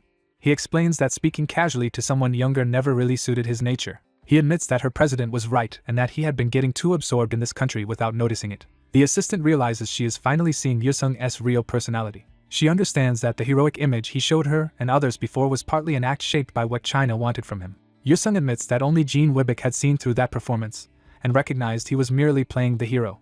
Now he says his true work lies inside the fissure ahead. With only hours left, he asks her to handle the final processing of the dive details. She discovers he has already prepared everything for her. That makes her realize he could have finished the remaining tasks himself. She concludes he left them to her as a way of acknowledging her efforts and asking her to keep doing her best to the end. Remembering how worthless she once felt within the sect, she thinks of herself as discarded junk. She recalls defying the principal and hearing she was no longer needed, yet this man still relied on her. To her, he has done more than sympathize. He has recognized her value. Yusung quietly thanks her. He makes clear that his gratitude is for all the work she has done up to now. The sincerity of that thanks leaves her stunned. By the time she looks up, he is already gone. She stares at the closed door he left behind. Overwhelmed, she berates herself for not being the one to say goodbye and thank him properly. She can only call herself foolish for freezing in the moment. Trying to recover, she turns back to the work he entrusted to her and notices an unexpected file. The file is simply labeled README. Inside, Yusung leaves her a private message offering her a job with him if she loses her current one, provided she passes a proper review and has truly calmed her temper. She sits in silence, absorbing the offer. The message feels almost unreal to her. Then she breaks into a tearful smile, thinking again that he always surprises people. At the same time, another man coldly tells a subordinate that once the dive ends, the rights granted to him will be revoked no matter the outcome. The subordinate falls silent under that threat. Outside near the dive site, the subordinate sits in armor while his superior approaches. The superior immediately judges that the man's spirit is broken and his ambition has died. He reflects that men driven only by ambition collapse completely once that drive is shattered. He warns the broken man that if he does not cooperate in the coming transition, he may end up like the others who were reduced to fertilizer. To make the threat concrete, he reminds him that losing his vainlets would ruin the rest of his life. Terrified, the subordinate drops to the ground and begs to do anything asked of him. His superior looks down on him with contempt. When the man keeps pleading, another voice cuts in and tells him to quiet down. A composed archer reminds them that even inside a soundproof trailer, countless people are watching from outside. The broken subordinate can only choke out a weak response. Meanwhile, the transport reaches the dive site as the event gathers momentum. A massive fissure opens in the sky above the desert, drawing a crowd of observers and media. The archer points out that they are about to emerge before everyone, so the subordinate must not show such a pathetic face. The man protests, but too late. An unseen shot strikes his cheek before he can even finish speaking. The archer stands over him, making the power gap unmistakable. He coldly reminds the man that he was told to stay quiet. Shaken, the subordinate realizes he never even saw the arrow being fired. He finally understands he is standing before the top-tier Elite 10 archer, one Jiang Cheon. Their representative ends the humiliation, saying the lesson should be enough for Mr. Ha Yukil. He also reminds them not to lose sight of their true prey. One Jiang Cheon agrees to stop, confident that if Ha Yukil can pin the target down, his arrows will never miss. The representative accepts that confidence with grim approval. Ha Yukil notes that although one Jiang Cheon has his own personality issues, his calm and precision are terrifying. He reflects that the archer's perfected bowsmanship makes him one of the strongest among the Elite 10 and the most successful asset invested in so far. The representative orders them to move out. The hunting party advances together toward the operation. Ha Yukil declares that all preparations are complete and asks if they should finally meet their prey. He steps forward with renewed purpose. As cameras gather outside, the media identifies the arriving group as Representative Lee Wai-min's company and announces that the event is beginning. Yusung notices the spectacle with a quiet, wary reaction. He stands in white armor beside a red-haired woman, presenting a composed public image. Ha Yukil approaches with a smile, apologizes for the delay on Yusung's side, and acts as though this is a routine partnership. He extends his hand and says he looks forward to working together on today's operation. Yusung studies the offered handshake instead of taking it immediately. Behind the smile, Ha Yukil thinks that the hunt will begin the instant Yusung accepts that hand. Inwardly, he revels in the idea of hunting Yusung himself. The two men face each other in a tense standoff before the handshake. Yusung remains unreadable, giving nothing away. Watching from behind, one Jiang Cheon casually admires Yusung's armor. He jokes that if he skewers Yusung's head, perhaps he should get to keep the armor as spoils. He confirms to himself that they are supposed to attack the moment Yusung takes the offered hand. A flashback reveals someone questioning whether they truly intend to attack Yusung immediately after meeting him. Ha Yukil had answered that this was exactly the plan. One Jiang Cheon had reacted with amused approval. One of their own worried that attacking in front of reporters would be too reckless. Ha Yukil argued that the public setting was precisely why it would work, because Yusung would never expect an ambush there. He insisted they must give Yusung no openings, warning that his sly nature and footwork could let him escape once they entered the dice. When the concern about reporters remained, Ha Yukil brushed it aside. To prove his confidence, he suddenly appeared right behind the worried man and declared that they could still pull it off. The startled room could only gape as Ha Yukil revealed just how quietly and dangerously he could move. Li Weimin openly admires Representative Li's magic as the meeting begins. He quickly understands that the spell is meant to deceive the reporter's senses. Representative Li confirms it and assures him that public scrutiny will not matter. He quietly reveals the real plan. When he offers a handshake, Li Weimin's side should attack Yusung. The demon archer questions whether such a direct assault is even necessary. He recalls that when Yusung first appeared on stage, no one else could even track his movement. That memory reminds him that his own eyes had caught what others missed. Confident in that advantage, he takes pride in being one of the few who could follow Yusung at all. He bitterly thinks that if he had possessed his current bow back then, he would have killed Yusung on the spot. As the operation begins, the fissure opens in the desert with violent energy. The gathered reporters keep filming, unaware that their senses are already being manipulated. The illusion takes hold before anyone notices. To the reporters, it now appears that the group is simply preparing to enter the fissure normally. Meanwhile, Li Weimin approaches with hidden murderous intent, planning to seize Yusung and interrogate him about the heavenly harmonic art. Yusung remains calm, having already expected a trap. He studies Li Weimin without showing fear. After calming himself, Yusung sees through the man's intentions completely. He mocks the absurdity of a friendly gesture backed by such obvious killing intent. Instead of reacting with force, Yusung says he has something to show him. He produces a talisman and turns the situation around at once. Li Weimin is shaken because he recognizes it as his own talisman. Yusung reveals that he found it on the body Li Weimin had abandoned earlier, exposing a buried crime in front of everyone nearby. Ha Yukil is jolted by the revelation. Li Weimin realizes in panic that the talisman he planted on Ha Yukil to cover his escape has been recovered. Yusung presses him further, implying he already knows exactly how that talisman was used. Li Weimin desperately tries to stop him before he can say more. At that moment, Miss Bayan appears at Yusung's side. She immediately sharpens her focus, ready to support him. Yusung ignites the talisman. Using the blast as cover, he and Bayan launch themselves upward toward the fissure. The others can only watch as the pair suddenly break away. The demon archer curses when he realizes they have gained height. The pursuers are left scrambling below as Yusung escapes their immediate reach. Yusung and Bayan ride the explosion's force toward the fissure entrance. The demon archer instantly counters by drawing his bow.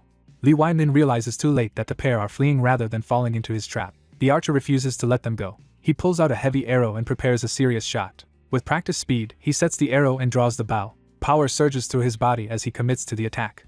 His aura swells, showing that he is using the full might of his weapon. Ha Yukil recognizes the bow and is stunned. He identifies it as the famed bow of the 9 collections used by one Jiang Cheon, a legendary masterpiece. Even the others know it as one of China's greatest bows, powerful enough to bear immense force. The archer draws the string to its limit. The bow releases a shockwave so intense that the ground and air tremble around him. Ha Yukil is overwhelmed by the force generated from the draw alone. Even the nearby reporters are battered by the pressure and noise. The arrow launches like a green spear of destruction. The demon archer fires with the clear intent to kill Yusung. The shot tears upward toward the fleeing pair with terrifying speed. It cuts through the fissure's turbulent boundary as if nothing can stop it. Yusung notices the attack in time. He triggers a burst of power to intercept it rather than evade blindly. Bayan cries out in alarm for him. Below, Ha Yukil thinks they have finally cornered Yusung. The demon archer silences that celebration immediately. A few blood-stained flower petals fall, hinting that the shot did not go cleanly. The petals drift past as the archer senses something has gone wrong. He turns furious, cursing Yusung. From within the dust and energy, Yusung casually remarks that the attack had almost hit him. He emerges having stopped the arrow with his bare hand, astonishing everyone. The demon archer realizes Yusung interfered with the shot at the instant it was fired. He cannot believe Yusung could alter the arrow's path in that tiny window. Yusung judges the feat accurately, concluding that the archer's precision is impressive even against his automatic defenses.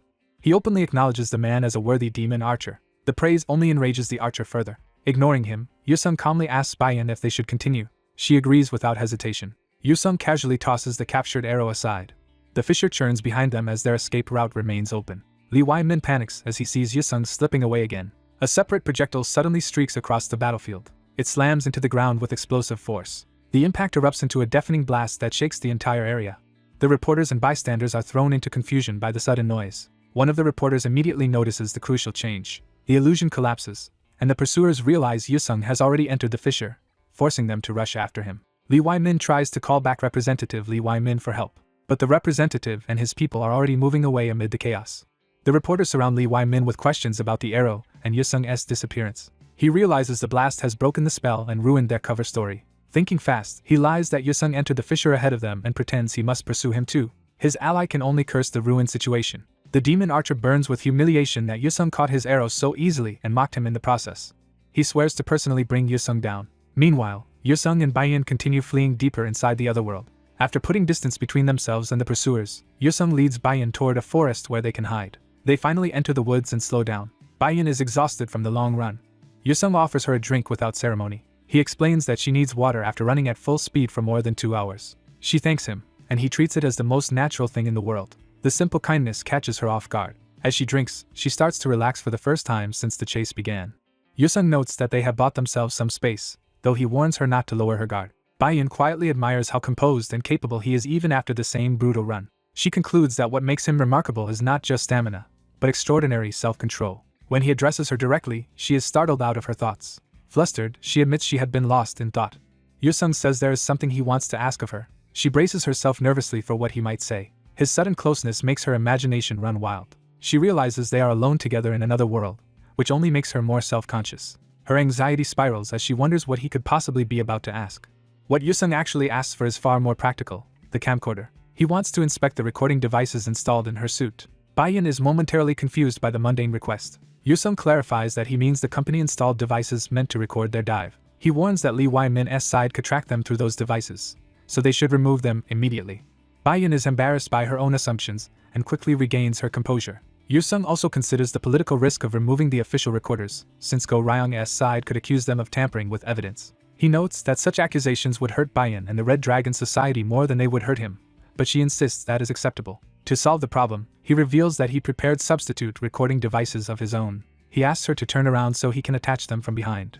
She agrees, though her nerves spike again. The quiet forest suddenly feels far too intimate for her. As he steps behind her, she struggles to stay calm. Yusung focuses only on the task at hand. He carefully recalls the original recorder positions on her suit so he can replace them correctly.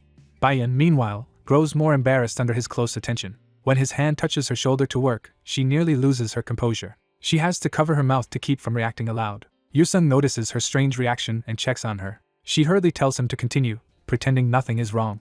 Internally, she scolds herself and tries to remember that he is only changing equipment. She forces herself to focus before her emotions run out of control again. Yusung finishes the last adjustments while she is still battling her embarrassment. He announces that the equipment swap is complete. Bayan is relieved that the ordeal ended before she embarrassed herself further. Even so, her imagination turns the moment into something far more romantic than it was. Yusung is simply relieved that she did not seem uncomfortable during the process. He senses unusual heat from her flame attribute but misreads it as a possible physical issue rather than embarrassment. Once the recorder problem is solved, he moves on to discuss how they should act from here on inside the dive. He reminds her that he asked to work with her, but now he needs to revise that plan. He explains that it will be difficult for them to stay together in this dive. Then he reveals the real reason: he intends to remain inside the other world even after the scheduled extraction time, without leaving through the exit. Bayan is stunned and demands to know why he would do something so extreme. Yusung says he can still escort her safely back to the exit, but that is not the point. Bayan makes it clear that his safety is what truly worries her.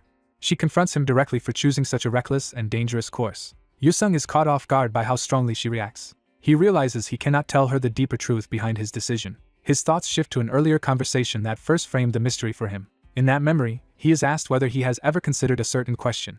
The question concerns the relationship between the human world and the other world inside the fissures. An older man presses the unsettling point that humanity knows almost nothing about the other world itself. Yusung demands to know what the man is really implying. The old man shrugs it off, noting that even the Taoist speaker at the commemorative event had said the same thing. Yusung admits he left that speech early, but now he cannot ignore how suspicious that idea sounds. An older man opens by saying the world beyond the fissure is one of humanity's rarest frontiers, explored by fewer than 100 people. He dismisses mere curiosity as the mindset of a thief and laments that people now want answers without the proper resolve. Yusung accepts that criticism and notes that people centuries ago approached such places with a different attitude. The older man confirms that 400 years ago, those who sought that world were far more prepared in spirit. Yusung absorbs the claim instead of reacting with open disbelief.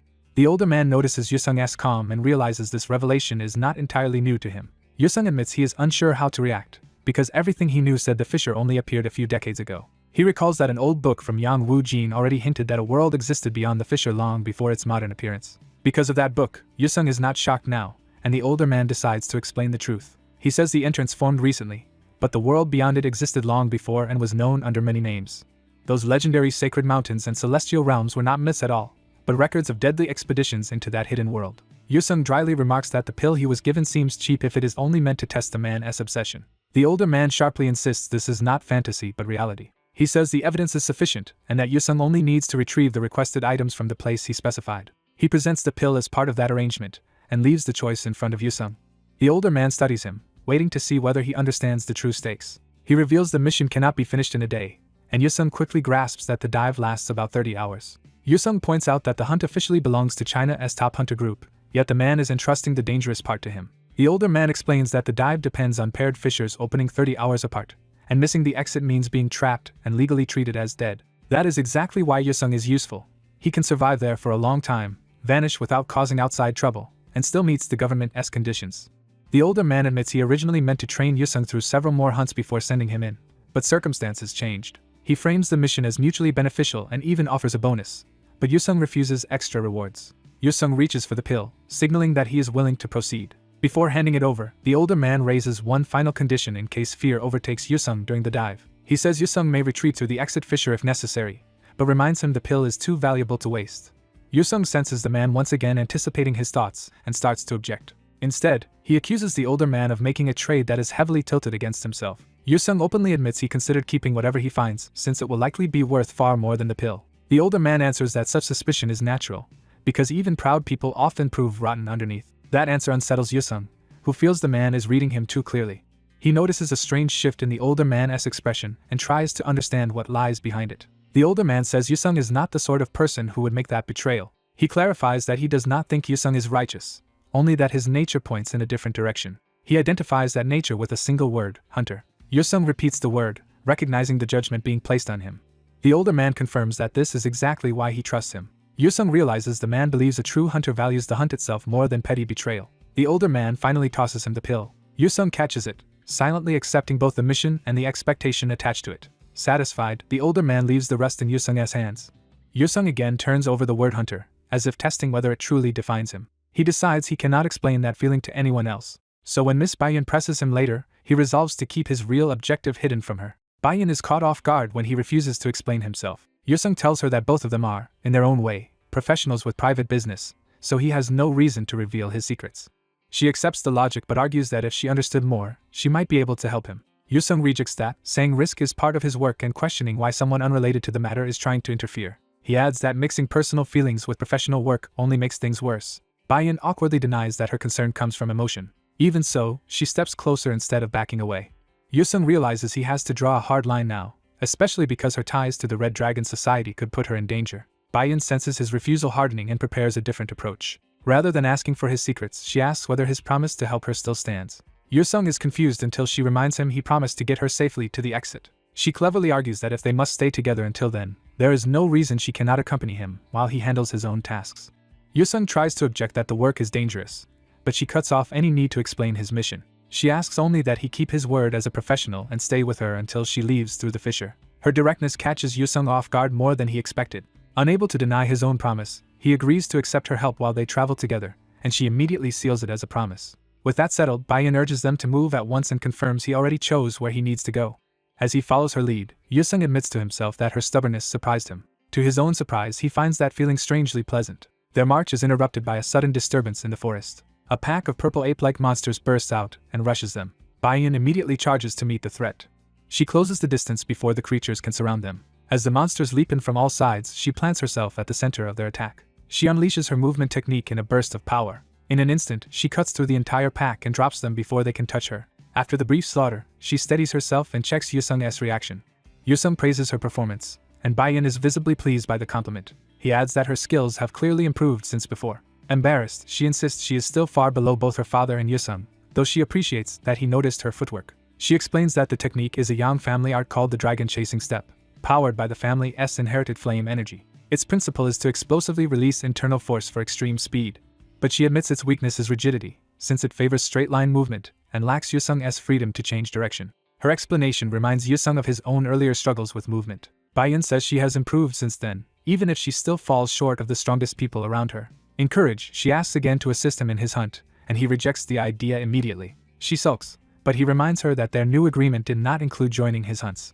Yusung firmly states that hunting is his job alone, while her role is only to accompany him during the dive. Bayan reluctantly accepts that this is what she promised. She turns away, still dissatisfied but no longer arguing for the moment. Yusung sighs at how relentless she is. He reminds himself to stay cool-headed and keep a clear boundary between them. Elsewhere in the other world, Master Jean is asked whether he has made his decision. He agrees to the proposal and says he will join the others. His companion praises the choice as the sensible move expected from him, but that praise carries a hint of calculation. Nearby, Representative Li sits motionless against a rock while the others wait in the harsh landscape.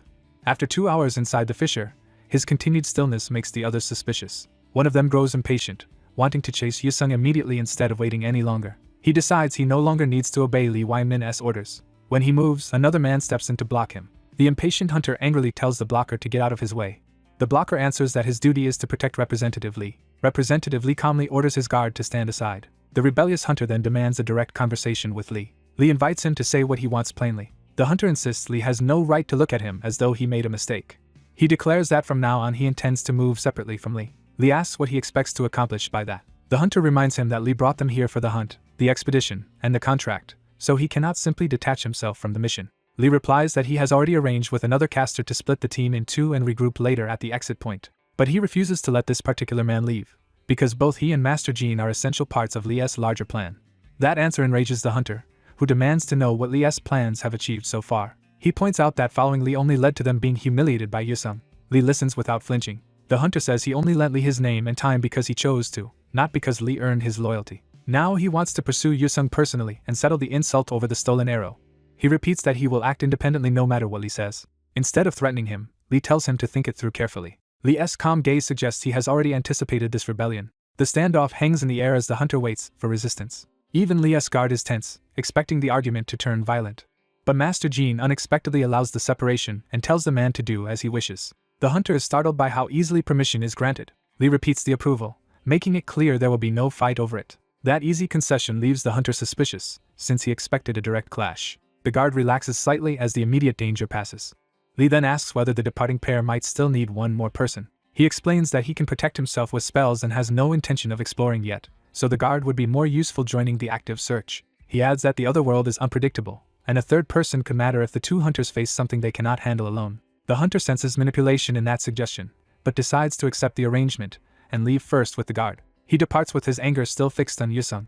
Li sends them off with polite words that sound more like a move in a game than genuine goodwill. As he walks away, the hunter admits he cannot read what Li is really planning. Still, he decides this is not the time to outscheme Li. For now, he is satisfied that he has gained the freedom he wanted. He turns that freedom into a single goal: hunting down Yusung. Meanwhile, Yusung and Bayan continue deeper through the forest together. After 2 days inside the dive, Yusung asks whether they are close to the place described in Yang Wu-jin's book. Bayan says they should find it just beyond the forest to the northwest. They emerge near a vast cliff that cuts through the land. Bayan recalls that the book said the target creature lives directly beneath this enormous cliff. Yusung immediately feels an overwhelming presence below and knows the creature is there. He identifies it as a top-level predator, one said to be the 9th child of the legendary dragon. The name comes to him at once: the Chiwen. From the darkness below, multiple red eyes answer that recognition. The abyss under the cliff suddenly feels like a living mouth waiting beneath them. Yusung and Bayan stand at the edge, facing the unseen monster together. Bayan feels the pressure too and grows visibly tense. Yusung first wonders if the chill is only the wind, then realizes the fear comes from something far worse. He recognizes the sensation as the killing intent of a true apex predator, unmistakably the Chiwen's. Because of that danger, he tells Bayan that from this point on he will hunt alone. Bayan stiffens at the order instead of retreating. She asks to help anyway and insists on hunting beside him. Yusung is stunned that she still wants to join him even after feeling the monster's murderous presence. He tries once more to warn her by name, hoping she will reconsider. Baiyan answers that she can handle the danger, but before the matter is settled, something interrupts them. Baiyan is jolted by something completely unexpected. She realizes too late that her body has suddenly been restrained. Panic sets in as she understands she cannot move at all. Yusung seizes control of the situation and takes hold of her. Without giving her a choice, he carries her away from the hunt. Baiyan, confused and hurt, demands to know why he is doing this. He brings her to safety and leaves her propped against a tree. Still shaken, she asks again why he is shutting her out. Yusung makes it clear that from here on he will hunt alone because she should not be involved. He explains the paralysis will wear off, orders her to investigate the other world until the exit opens, and tells her to leave when it does. Baiyan tries to protest, unwilling to accept being abandoned. Yusung decides to be blunt so she will stop clinging to him. He tells her directly that he does not want her attached to him anymore. To drive her away, he claims her presence would not help and would only get in his way. The cruelty of that answer catches her off guard. The rejection lands hard enough to leave her speechless and sick at heart. Yusung turns away while Baiyan sits there crushed by what he said. He coldly tells her to stop bothering him and declares they will not meet again. As he leaves, Baiyan can only watch in shock. She is left staring after him, hurt and unsettled. Yusung forces himself to believe that cutting her off is the right choice. He admits to himself that distancing her is painful, but he sees it as necessary to keep Baiyan out of danger. The real target ahead is not the Gungjai but a monster even more powerful. That realization sharpens his focus. He enters the open hunting ground alone and braces himself. A colossal serpent-like creature suddenly rises before him, catching him completely off guard. The monster towers over him, instantly establishing the gap in scale. Yusung is stunned by how silently and suddenly it appeared. He identifies it as the Chiwon and is alarmed that he never sensed its presence. Its emergence feels unnatural, as if something that huge materialized like a ghost without warning. He suspects the Chiwon had already detected them long before he noticed it. Even his auto-hunting instinct urges retreat, warning that the Chiwon may be beyond what he can handle in his current state. Instead of being discouraged, he finds the absurdity of hunting such a monster almost exhilarating. The danger only hardens his resolve. He commits himself to the fight, even if it means acting recklessly. The Chiwon fixes its eye on him and prepares to respond. Yusung launches the first attack at full speed. He races straight up the monster's massive body to disrupt its sense of direction. Using its own size against it, he leaps toward its head. The Chiwon opens its jaws to counter. Yusung presses in without hesitation. The monster tracks him with unnerving precision. A violent movement from the Chiwon throws off his approach. Yusung doubles down on his speed technique, intending to confuse it by moving as if he were running up a cliff. For a moment, the monster seems to lose track of him. He keeps accelerating along the terrain to maintain momentum. Then he realizes the Chiwon has vanished from where he expected it to be. He dashes along the cliff edge, searching for its position. The ground fractures under the pressure of the pursuit. Yusung realizes too late that the monster has gone underground. He tries to adjust his footing for an emergency response. He slams downward to force a change in the battlefield. The impact cracks the earth apart. The Chiwon erupts upward through the shattered ground in a direct counterattack. Its gaping maw rises to swallow him whole. Yusung recognizes that the monster is trying to end the fight in one bite. He instantly triggers Steinable, creating a pedal-like construct to alter his path. That sudden shift lets him slip out of the monster's mouth. He briefly thinks he has escaped the trap. Then he notices a second threat. The Chiwon unleashes fire from its mouth at point-blank range. Yusung realizes the flames were the real danger hidden behind the bite. The blast expands with overwhelming force. A pillar of fire tears upward across the battlefield. Yusung is nearly swallowed by the heat and light. The firestorm continues to surge higher. The Chiwon sustains the attack with terrifying output. The flames spiral into a massive burning column. The inferno engulfs the area around the monster. Yusung realizes how close he came to dying. He is thrown away by the force of the blast. While falling, he admits that surviving that exchange was dangerously close. He explains that the moment he met the Chiwon's eyes, he knew it was about to breathe fire. That foresight let him activate Steinable immediately. Using the construct, he barely changed the direction of his leap in time. He knows that even a slight delay would have gotten him instantly vaporized by the flame pillars. Yusung now accepts that the Chiwon is far stronger than the record suggested and beyond anything he has fought before. Its enormous body moves with impossible speed, making it even more terrifying than its size alone would suggest. Its breath is just as monstrous, carrying enough heat and pressure to burn everything around it. He concludes that a straightforward contest of power is hopeless against this creature. Even so, he steadies himself by trusting that his plan can still bring it down. He summons Steinable again to prepare the next phase of that plan. While still airborne, he positions the construct beneath himself. He lands on the floating platform and regains control of his movement. The Chiwon watches him carefully, waiting for his next move. Yusung declares that the hunt is not over and that he is resuming the attack. The monster closes in again, ready to crush him. Yusung bursts upward into the air to seize the initiative. He uses Steinable to create platforms in midair. More floating constructs appear, giving him a shifting route through the sky. Combining those platforms with spin and slit, he begins a high-speed pattern meant to confuse the Chiwon. The monster's eye follows, trying to read the trick. The Chiwon lowers its head and prepares another breath attack. Fire gathers in its mouth into a concentrated sphere. Yusung decides this next breath will be the opening he needs to combine both techniques fully. The Chiwon fires the attack. The monster believes it has locked onto him, but Yusung splits into multiple rushing after images around the blast. He reveals a new skill that makes his high-speed after images look like real clones. The Chiwon is suddenly surrounded by false targets. The clones scatter through the air, multiplying the confusion. Yusung predicts the Chiwon will answer by charging through them. The monster opens wide and commits to the attack. It lunges upward to smash through the swarm. One of Yusung's figures closes in near its eye. The real Yusung commits to the decisive strike. He narrows his focus entirely on the opening ahead. With his weapon ready, he drives in for the kill. Petals and motion trails mark the path of his fainting clones. The false images continue to fill the air around the Chiwon. The monster still cannot immediately tell which one is real. Yusung's swarm closes around its head from every direction. He taunts the Chiwon with the challenge of distinguishing the real attacker from dozens of clones. The Chiwon answers with another sweeping burst of fire. One of the apparent Yusungs is consumed by the blast, proving the clones can be sacrificed.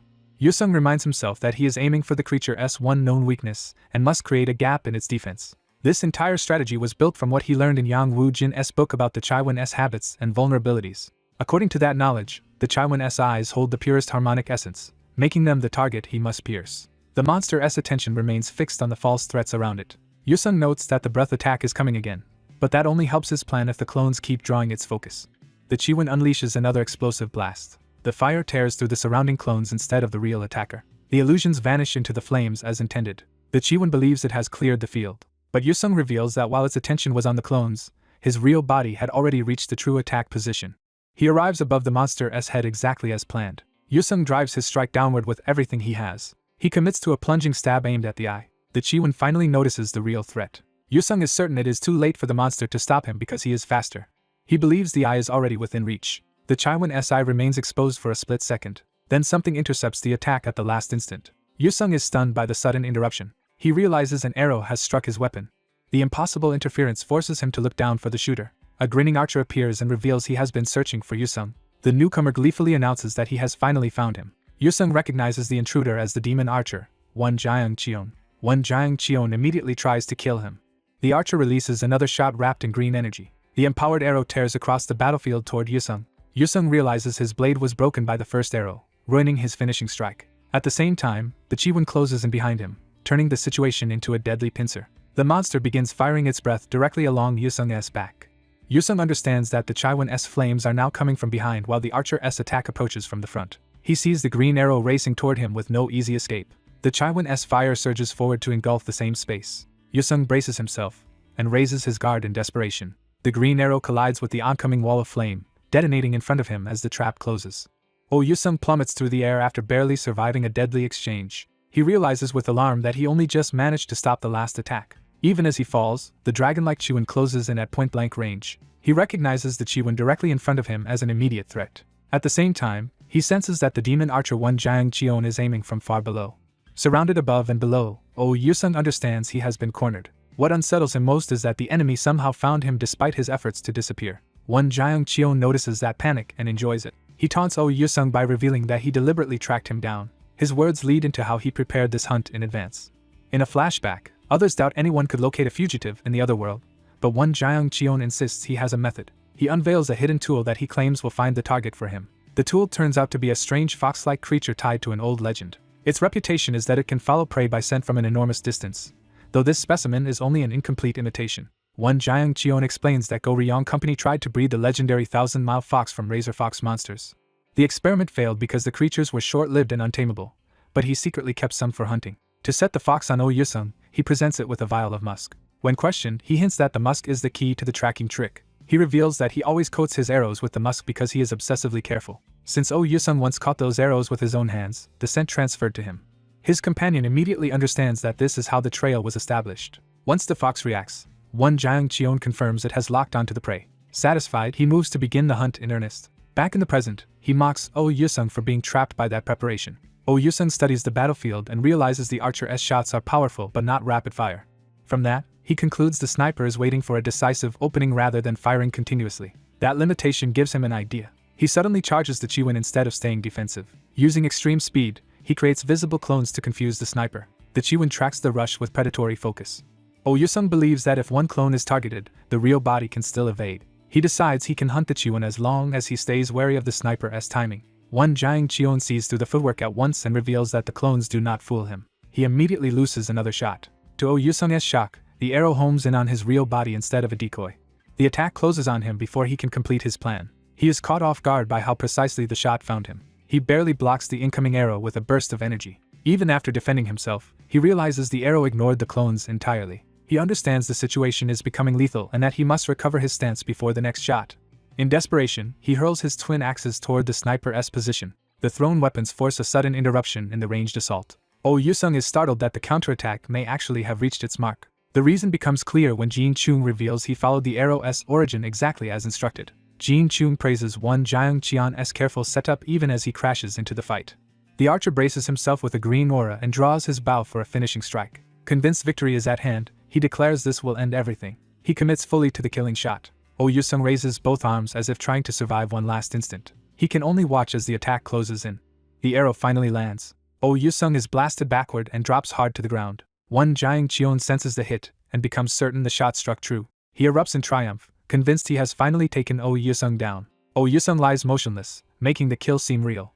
A faint sign of life remains, but his enemies do not notice it. Wan Jiang Qian keeps celebrating, certain his long pursuit has succeeded. He revels in revenge and relief, savoring Oh Yusung's apparent death. He orders Jin Chung to go confirm the corpse. Jin Chung coldly reminds him that they are partners, not master and servant.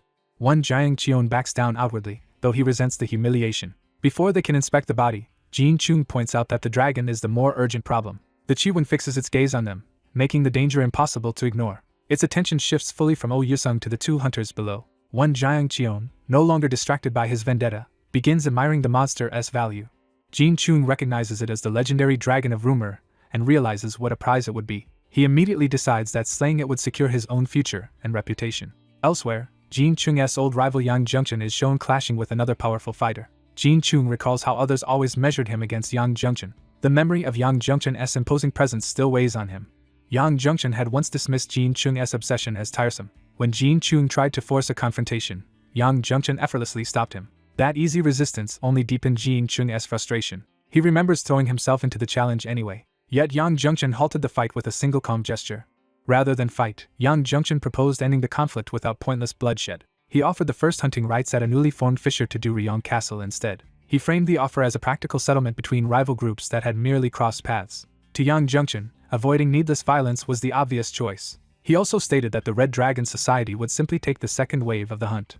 Even while speaking peacefully, Yang Junction's presence made clear he could fight if pressed. When Jin Chung challenged his authority, Yang Junction calmly invited him to test it. That quiet confidence shook Jin Chung more than open aggression would have. Yang Junction's faint smile made the imbalance between them feel even worse. In the end, the Red Dragon Society withdrew on its own terms, leaving Jin Chung humiliated again.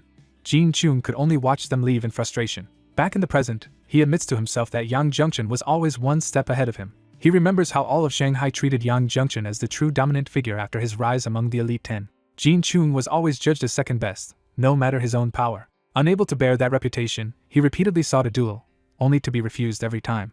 His resentment grew into a desperate need to prove himself. Now he sees the dragon as the chance to seize a feat grand enough to eclipse Yang Junction. The dragon looms before him as the embodiment of that opportunity. If he becomes the first hunter to slay a dragon, he believes his achievement will surpass Yang Junction's.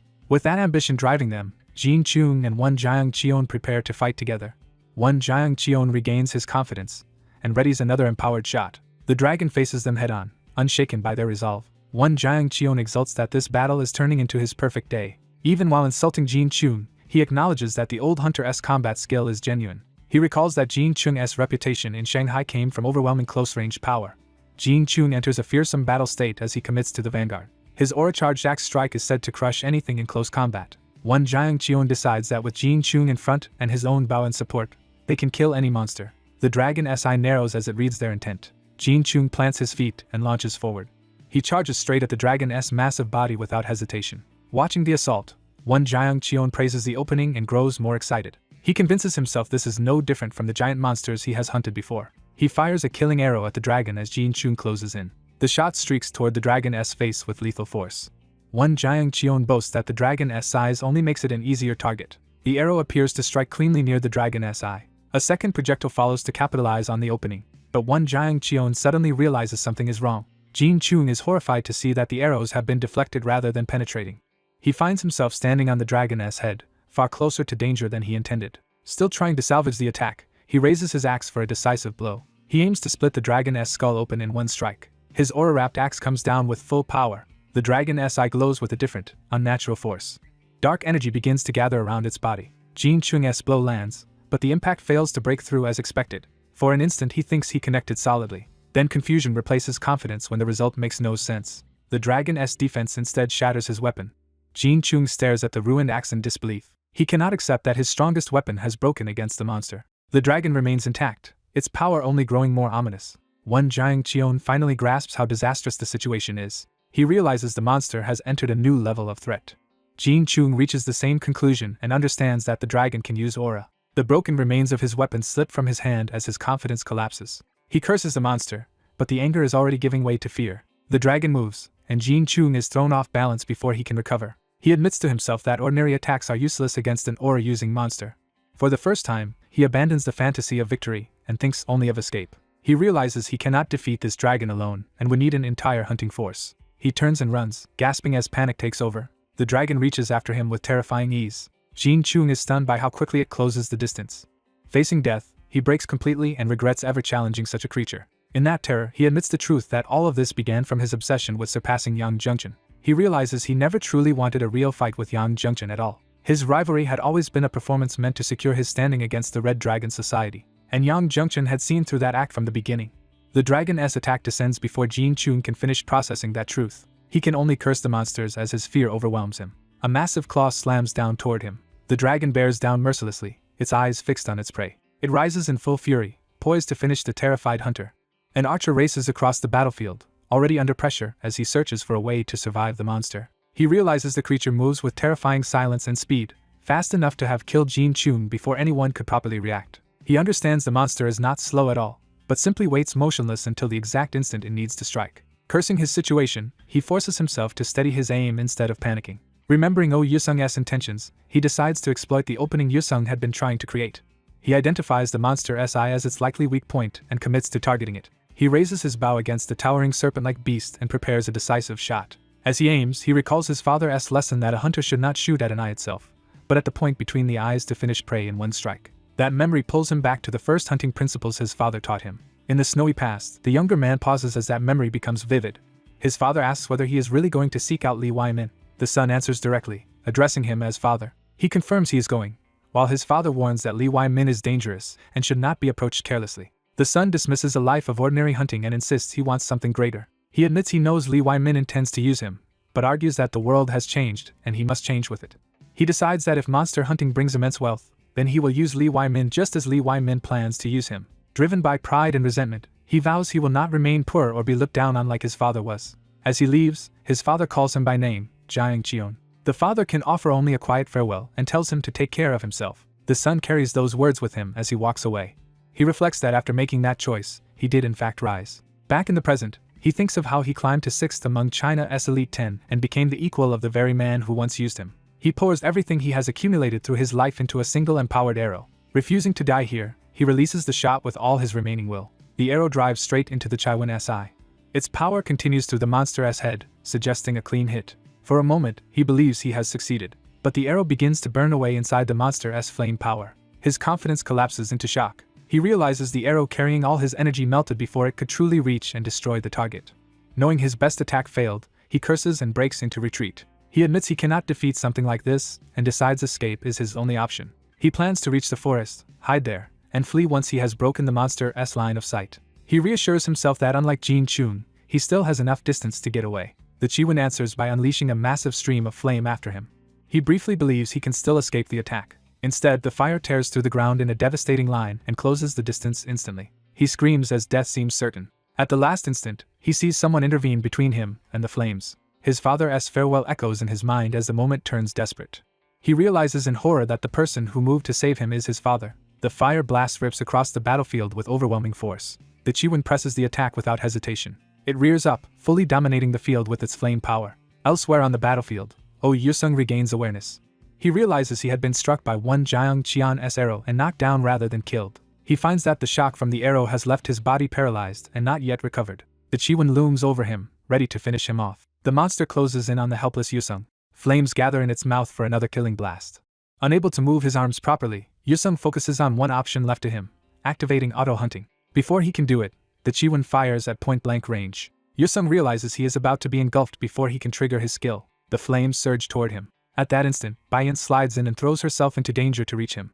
She calls out to Yusung as she grabs him. Yusung is stunned to see Bayan appear in front of him. The Chiwon's fire continues to crash down on their position. Bayan drags Yusung clear just before the blast lands. She shields him with her own body as they tumble to safety. The attack detonates across the ground behind them. The flames spread violently through the area they had occupied a moment earlier. The Chiwon remains standing amid the destruction, still hunting them. It quickly searches for the pair again. From a short distance away, the monster reorients toward them while they lie exposed on the slope. Bayan realizes they survived by the narrowest margin. But even as she catches her breath, she knows the danger is not over. She sees that her leg was badly grazed during the rescue. Bayan admits she saved Yusung with her movement technique, but the injury means she cannot move properly right away. Even so, she first checks whether Yusung is still alive, and he answers that he is barely holding on. Seeing him still trying to rise despite his injuries, she decides she has to support him. She reaches for him to help him sit up. She braces herself and lifts him despite her own pain. Bayan forces herself onward, refusing to stop even though her legs are failing. Together they manage to get Yusung upright. She asks how he feels, and he sincerely thanks her for saving his life. Still confused, Yusung asks why she came back for him after he had told her to retreat. Bayan awkwardly admits that he did tell her to go. She apologizes, but Yusung makes clear he is not blaming her and only wants to understand. Bayan confesses that she did not think it through and simply moved.